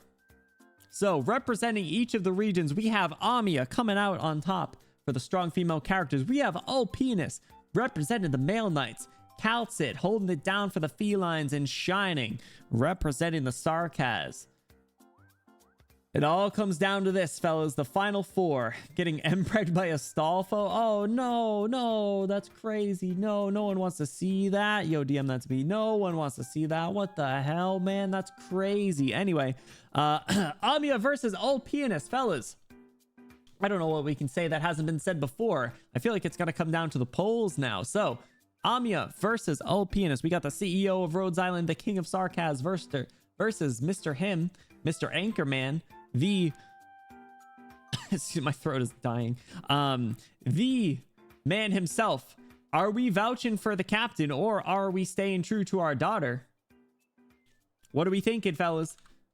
I see some fish love. Empire by Totter. I will block you and report you and never interact with you again. If that's what you want. If that's how you value our friendship, you would never be part of my skibbity again. And I would never let you hold my yacht. All right?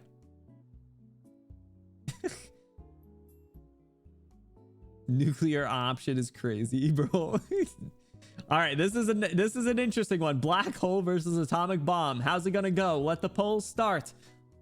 Amiya versus Pianist. Fellas, are we gonna let this old man beat up our daughter? She's so cute and little, but she is so strong. She is so brave. She could beat up honestly anyone that she has gone against. Has she lost a fight yet? Maybe. I don't think so, though. Maybe the same can be said for old Pianist. But on the flip side, he's a hot man. I mean, he's basically Kakashi. If you ask anyone who watched Naruto who their favorite character is, if they don't say either Sasuke or Kakashi, they're lying, and my phone's about to die. Most people are saying Kakashi, okay? I'm people. Kakashi is the GOAT. It is really tired. I feel like all of these are going to be really close. They might all go down to the wire or go to overtime. We got a tie in the last seconds. Amiya versus Pianist. Who's it going to be? Amiya comes out on top. Winning by a few votes. She did it.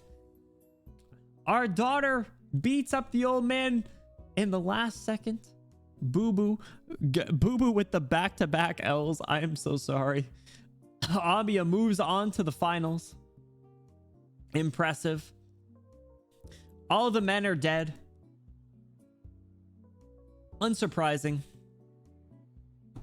And good riddance. Get rid of them. We only got time for pretty ladies. Please, bro, my points, bro. All right. The next final four matchup. Calcit versus Shining. We got Calcit and Monster versus Shining and whatever nonsense she's got hidden in that sword. This could be an interesting Missandra's Benny strikes again. Listen, I admitted to it. I mean, what? I mean, I wouldn't say anything problematic. No. All right, fellas, time to vote Shining so I don't have to think about it. Yeah, listen, the winner has to fight Amiya. So keep that in mind. Calcit versus Shining. This is what it's all about, fellas. We are down to the last few matchups. I do want to take this moment to quickly say again, thank you so much to everyone who has participated. If you guys submitted a bracket, thank you so much. I really appreciate it. We'll be calculating the winner soon. To all of our experts as well, thank you so much for spending some time. I know you guys have actually been hanging out as well. So thank you so much. Stop blaming me. Well, why is I have the only people I voted for was Swire and Delphine, and they both lost nearly immediately. Everyone else blame chat. You broke my. It wasn't me. All right, whatever. I'm the bad guy. Yo, screw this guy. Beat him to death with hammers. Oh my god. All right. None of the expert picks made it in. I guess so. Man, that's crazy. I'm never getting invited to another collab in my life, fellas. I'll be a solo dolo streamer forever. All right. The last final four matchup. Calcit versus Shining. Who's it gonna be, fellas? Is it gonna be the old hag cat with monster or the old confessari lady with a sword? Calcit's running away with it. Oh, the misery. Shining will blind monster. Shining could probably pull up some shenanigans. Give me the info that Benny hates Totter is good fuel. I've only learned today. I am so disappointed that that is what you're taking away from this. Calcit's running away with it. Could she keep the lead into the second half? It looks like she is. Shining was doing great before. I'm surprised it's looking like this, fellas. Could we see a Rhodes Island finale? Or will Shining bounce back at the last second? What's it gonna be? And here come all the people with the buzzer beaters. Nope, Cal stays true. All right. You can't disappoint on Yuzu her art. So I know she's really talented. That's the worst part about it. All right, fellas. Somehow, the finale for who is the strongest operator. Amiya versus Calcit. I'm not gonna lie. I half expected Amiya to make it here. I had no anticipation of Calcit making it this far. Certainly not beating any of the Sarkaz. So, daughter versus ex-wife. This is a family affair, and us, the doctors, are the ones responsible. Can you believe this? You'll like Totter after I'm done with you? That is intimidating as hell. I hated reading every minute of that. You think Calcit would look funny running in those heels? Oh my god. Babel 2 Electric Boogaloo. Listen, they are gonna leave it all in the court. Listen. Did Amiya piss off Calcit too many times? Is Calcit done with her shenanigans? Or is Amiya really ready to run Rhodes Island by herself? Does she even need Calcit's wisdom anymore? Is it just her and the doctor versus the world? We are going to be doing a 3-minute poll for the finale. Amiya. Actually, let me just call it championship. Amiya. Calcit. 3 minutes. No additional votes. Let the games begin. Amiya's just a pet to Calcit. The slander. Amiya can break all 10 rings at once and explode the universe or something. I think she might be able to. You could probably do some damage. Amiya's not maximally evolved though, so I doubt she could win. I don't know. She takes off the ring. She could, you know? Calcit's got monster and that's it. She's a fully evolved Pokemon at this point. I'd hope so, at least. Sag Hex. Matricide Gaming. Insane. All right, it's a close one. Coming into the first third. Bros, my throat is so dead. It's crazy. I mean, it took out like half the Sarkaz court. She can do some damage, but listen, so can Monster. It's all situational. Monster has not been able to protect Calcit canonically in all the situations that she's needed it. But Amiya has also been overpowered by who's the blue-haired Confessari lady? You guys have to bear with me. Ordinarily, I would remember the blue. Ordinarily, I would remember the blue-haired Confessari. Salis. I remembered Salis. What colors are eyes? No idea. Mosima.mp4, incredible name. Welcome in. Thanks so much for the follow. You are just in time for the championship. Who is the strongest operator? Match number 68. Who's gonna win? We're at the halfway point, and it's neck and neck. It is tied. Listen, Amiya's not undefeated. Amiya has taken some losses, but she is also able to lock in when needed. Is this a situation where she would lock in? Donkey versus Yappercat. That's so insulting. Monster couldn't even take Patriot. Amiya could. That's fair. Listen, we're using the Patriot method, or the Patriot metric rather. Amiya probably has some crazy stuff in IS5, which I haven't even played. Ooh, yeah, I don't know anything about that. I know there's a Cal popped up in that as like someone I had to fight, which is kind of scary. But I beat her up. I beat her up when I won IS5. Cal's stare can make Amiya behave. Yeah, listen. Is Smile gonna win? Are you guys really gonna have Cal beat up that cute Smile? Patriot's still being used as a measuring stick even in lore discussions. She's only lost 1 ring. True. Listen. All right, we're coming into the home stretch here, and it is tied. Are you guys really gonna want to go into overtime for this championship, or are you just really edging like this? Calcit taught Amiya all she knows. I feel like Amiya learned everything she knew from her power, right? Calcit just taught her discipline. Fellas, what's it gonna be?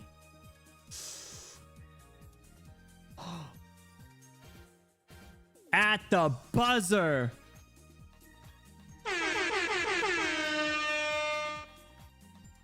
Insane ending. Fellas,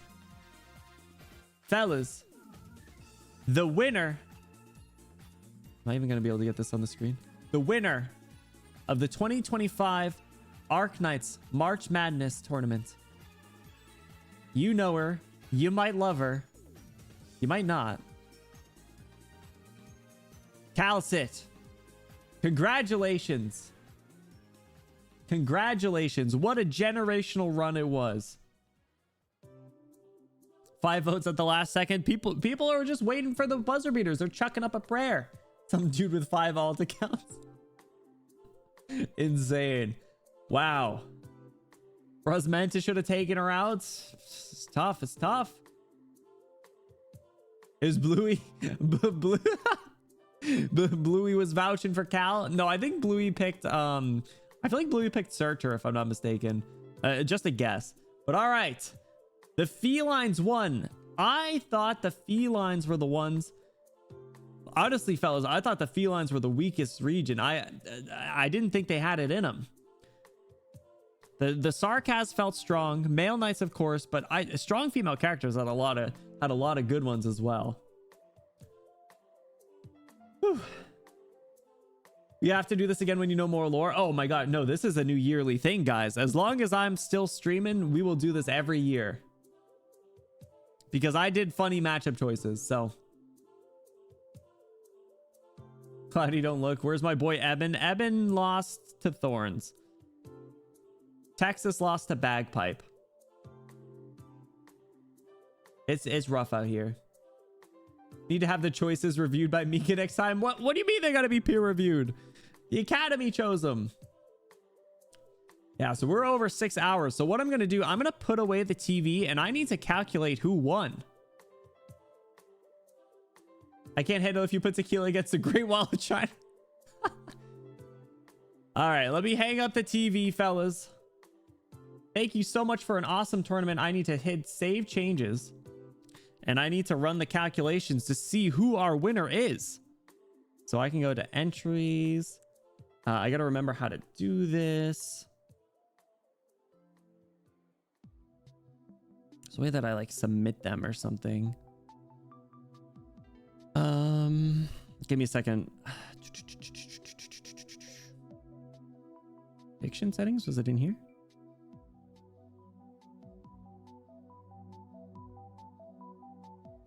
Prediction summary, calculate ranking. All right, prediction summary. That's not what I'm looking for.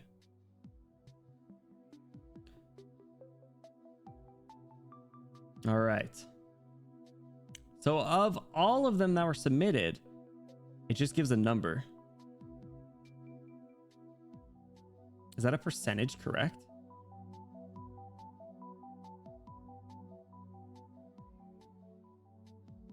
Do we want a high number? Hold on, I gotta figure out how exactly how this works.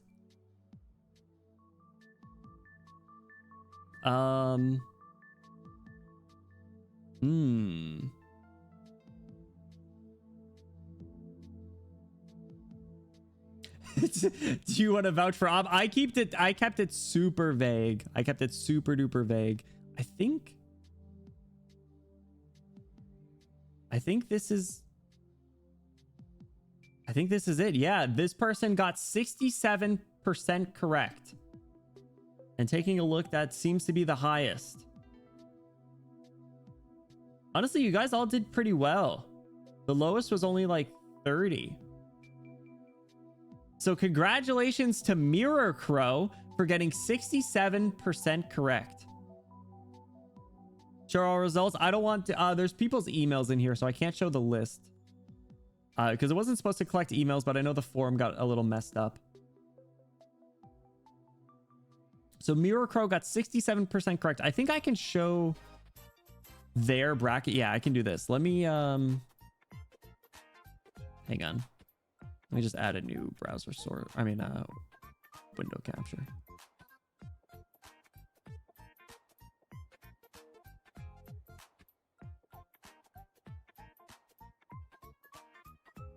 All right, let me move it behind me. Give me a second. We'll go through their, we'll go through their bracket. All right, so, oh, I'm like cut off. Whatever, don't worry about it. Don't worry about it. Don't worry about my lower half. All right, so they picked Neural. They picked Bagpipe. They had Amiya go all the way against Scotty, which is how it ended up going. But they had Virtuosa up there. They were not predicting Scotty over there. Not disappointed. Purposely voted against myself. Oh my gosh. They had Munar, Mizuki, which is what happened. Thorns Alpianus, which I think is what happened. Yep. That's what the green checks mean. And they had Thorns coming out on top. So their final four was Scotty, Thorns, Golden Glow, W, which interestingly enough was not any of them. Let me see. I'm going to quickly... Do you guys have a few minutes? Of course you do. I'm going to see if anyone predicted... I'm going to see... let's do this. I'm going to go through the predictions and just read off who people had as winning. Does that sound fair? I won't say who it was, but I'm going to go down the list. So the first one here, first person had Swire winning. Thank you. You know who you are, unless there's multiple of you. Next person had Amiya. So close. They were close. Next up had Virtuosa. Fortunately, Virtuosa got shafted pretty early on. Good try, good try. Moving on to the next one, we had Penance. Penance, I don't think made it out of the first round. That's a immediate bracket bust. Yeah, that's tough. That's tough. On to the next one, we had Neural. Interestingly, Neural versus Calcit. You guys might be able to guess who that was. Up next, we had Scotty over Mudrock over Scotty. That was decent. I would have picked Neural. I cannot confirm nor deny. Up next, we had Hodor over Munar, but with Swire and Amiya in the final four. Man. Yeah, no, you guys were not prepared for chat to sabotage me. Are these in order? This is going backwards by submission date, it looks like. Up next, we had Munar over Calcit, interestingly. All right, so a lot of people had Calcit coming out of the Feline region, which I guess makes sense. I already talked about them. Let's go on to the next one. This person had Scotty over Swire.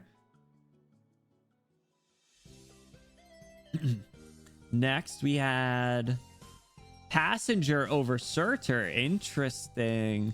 Had Passenger coming out of Male Knights. There's got to be some lore reasons there.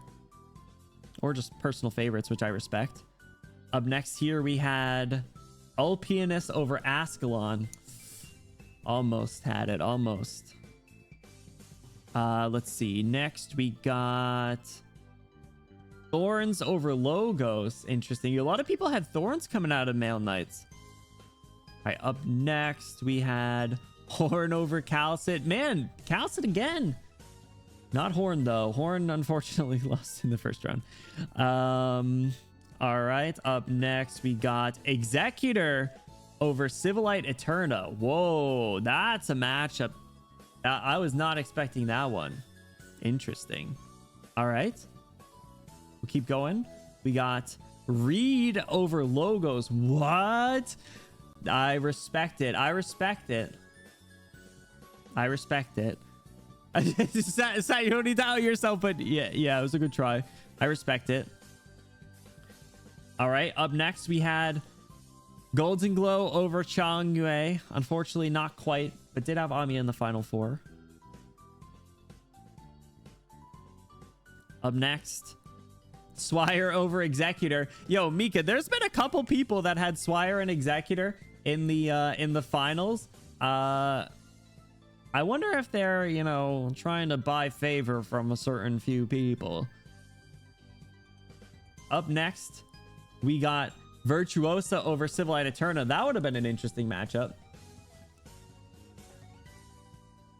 I need to hear your reasoning for some of these matchups. Some of them are just ridiculous. Were you aiming to have a fast elimination, or was it wanting to put an operator in and having no idea where to put them? It was a bit. We'll talk about that in a sec. A couple more brackets just to talk about. We had Golden Glow over Lynn. We had Logos over Virtuosa. Interesting. A lot of people had Logos, unsurprising. And then we had Texas over Calza. Interesting. Dang, Calza lost early. Bluey, I am out of water. Actually, no, I have a tiny sip left. I can barely get a sip. Thank you for the hydrate. All right, so if you want a little bit of like an under the hood sort of thing, so I wanted there to be at least 64 operators, and then I wanted the play-in games because I thought they would be fun. They'd be a good way to add a few others in there. So that's why there were some playing games, and then I kept going, and I was like, you know what, we could get up to the funny number 69. So that's why there were 69 characters. So there were 69 characters, and once I landed on the number of characters I wanted, I then had to create the 4 regions where they belong to. So I had to come up with categories that were like broad enough that I could fit enough characters in there. So that's why I had like Felines, Sarkaz, Male Knights. Those all make sense. I had to throw you know, strong female characters. It's kind of just like a generic one at that point. Yeah, for the funny number. So that was that. As for like the let me pull up the brackets. To be completely honest, I put some of the like stronger characters in like the buys, so that's why like Surtur, I had Swire with the buy, Minar, Amia, and then I started to just do fun matchups for the first rounds. So Horn Bagpipe, obviously, Neural Platinum, Degen and Hole was kind of funny. Executor and Lee was on purpose. Lumen and Harold, since they were medics. As for actually determining the characters, I created a list of characters that I wanted in there, and there were some that were going to be staples. And then when I got all of the info from you guys on, or the experts on the characters that they wanted to support, I had to slot them into some of the categories. So that's why, like, you know, Astasia was randomly there. She initially wasn't going to be in the tournament. Otta I threw in just as another Sarkaz, kind of just throwaway, to be completely honest. No one picked Otta. But for the most part, people picked characters for their favorites that I would have reasonably put in there. So gonna put a losers bracket next time. Oh man, yo, like some blue lock type stuff. But yeah, so ultimately it was more for just like fun characters that people would want to talk about and would like, but then also like interesting matchups. Primarily based off of like character lore and history. I thought it was like popularity instead of power. You're fine. I think the next time we do it, I will probably try and make the instructions a lot more clear. Shining Nightingale wasn't comparable, but was fun. Yeah, it was things like that. The Sarkaz one had some good ones, like Lava and Hibiscus and stuff, for example. But is an actually comparable possible matchup? Well, that's the thing, is if you're basing it off of like an actual March Madness tournament, like you get like the best team in a region plays the worst team in the region, and then the second best team plays the second worst. So it's only those middle ones, like if you're actually seeding them. So realistically, a lot of tournaments like this do technically end up lopsided. You don't end up with very fair matchups. That's why the games near the end get a lot more interesting. So there was some seeding. It wasn't fully fleshed out because that would have taken a lot of time. But next year maybe we can do that. But yes, guys, this was a lot of fun. I really appreciate everyone's participation and hanging out and joining. I'm going to be reaching out to Mirror Crow to get them their gift card. Mirror Crow, if you were here, congratulations on getting 67% correct. So what are you going to cook for April? We'll have to see. But you guys, my throat is dying. I would like to wrap up. We're going to hop into a raid. So I do want to say, don't go anywhere. Even if you're not able to stick around for the stream, wherever you end up going, if you guys could hop in the raid to show some support, I'd appreciate it. And I know that wherever I end up going, we'll appreciate it as well. Ah! I gotta see who's streaming. We have streamed for 6.5 hours. I have not streamed this long in a very, very, very long time. So I do not know who's gonna be streaming at this witching hour. We could, let's see who's doing things. Yeah, we'll do the March Madness again next year for sure. I think it was a lot of fun, and I think we can probably improve on it as well. Sorry guys, I gotta find who's streaming and someone that we didn't raid like the other day.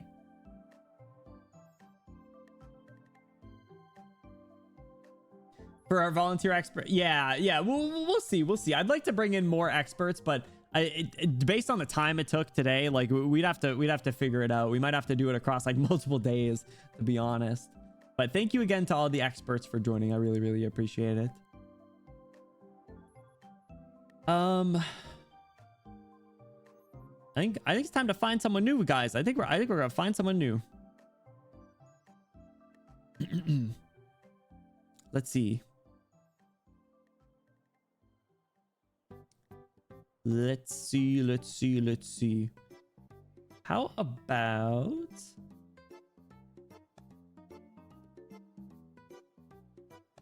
you have to find the most current experts in the world to fit it all in one stream? Yeah, I totally underestimated the amount of like deliberation that would be performed, but it's perfectly fine. It's perfectly fine. I had a lot of fun. It was an awesome time. And Mika, thank you for getting the shout outs for all the experts as well. They please check them out. They are all Arknights content creators, and whether or not they stream frequently or infrequently, please check them out and show them some support. I would really appreciate it. My throat is dying. Why don't we, let's see. I'm trying my best. I'm trying my best to make a decision. The self-plug, valid and real, and deserved too. All right. How about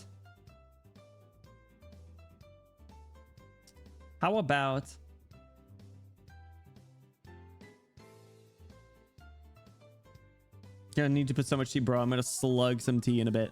Bro, I'm sorry. My brain is like so non-functional that I cannot make a decision. You guys got to give me a second. You got to give me a second. Let's meet someone new. Let's show some support to Lulu Lasso. I actually recognize them from Twitter and other socials. So they're super cool. They are a cowgirl Gyaru VTuber. They're doing a just chatting stream. Let's show some support to them. You guys, hashtag you Benny rated. If you're sub, throw your favorite Benny emote in there at the end. If you're not sub, no worries. Throw your favorite emote in there at the end. Make it look cool. Make it look fun. There's a new person that we haven't streamed. Haven't rated before. So I do ask if you guys could be nice and respectful to them, as you guys are a direct representation of me and my as my community. But you guys, we'll be back next week for more Arknights streams. We are going to be doing Dungeon Meshi and continuing Kodo Brawl next week, and probably do something else, but we'll see. We'll see how my throat is, really. That's going to be the big thing. So I will keep you guys posted. Thank you again so very much for hanging out. This was an awesome time. Despite the fact that it went long, I think it went well. So I'm very happy with how it went.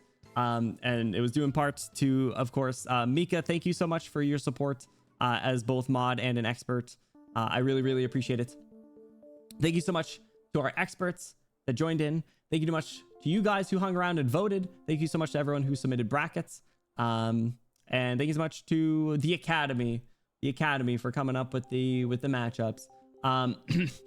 You guys, I'm going to be going to bed soon. We're going to wrap up. Be sure to hop in the raid.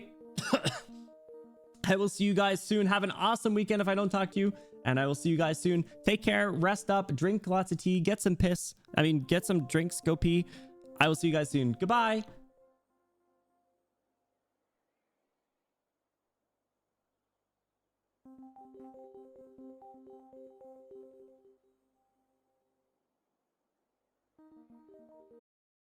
Why are we still here?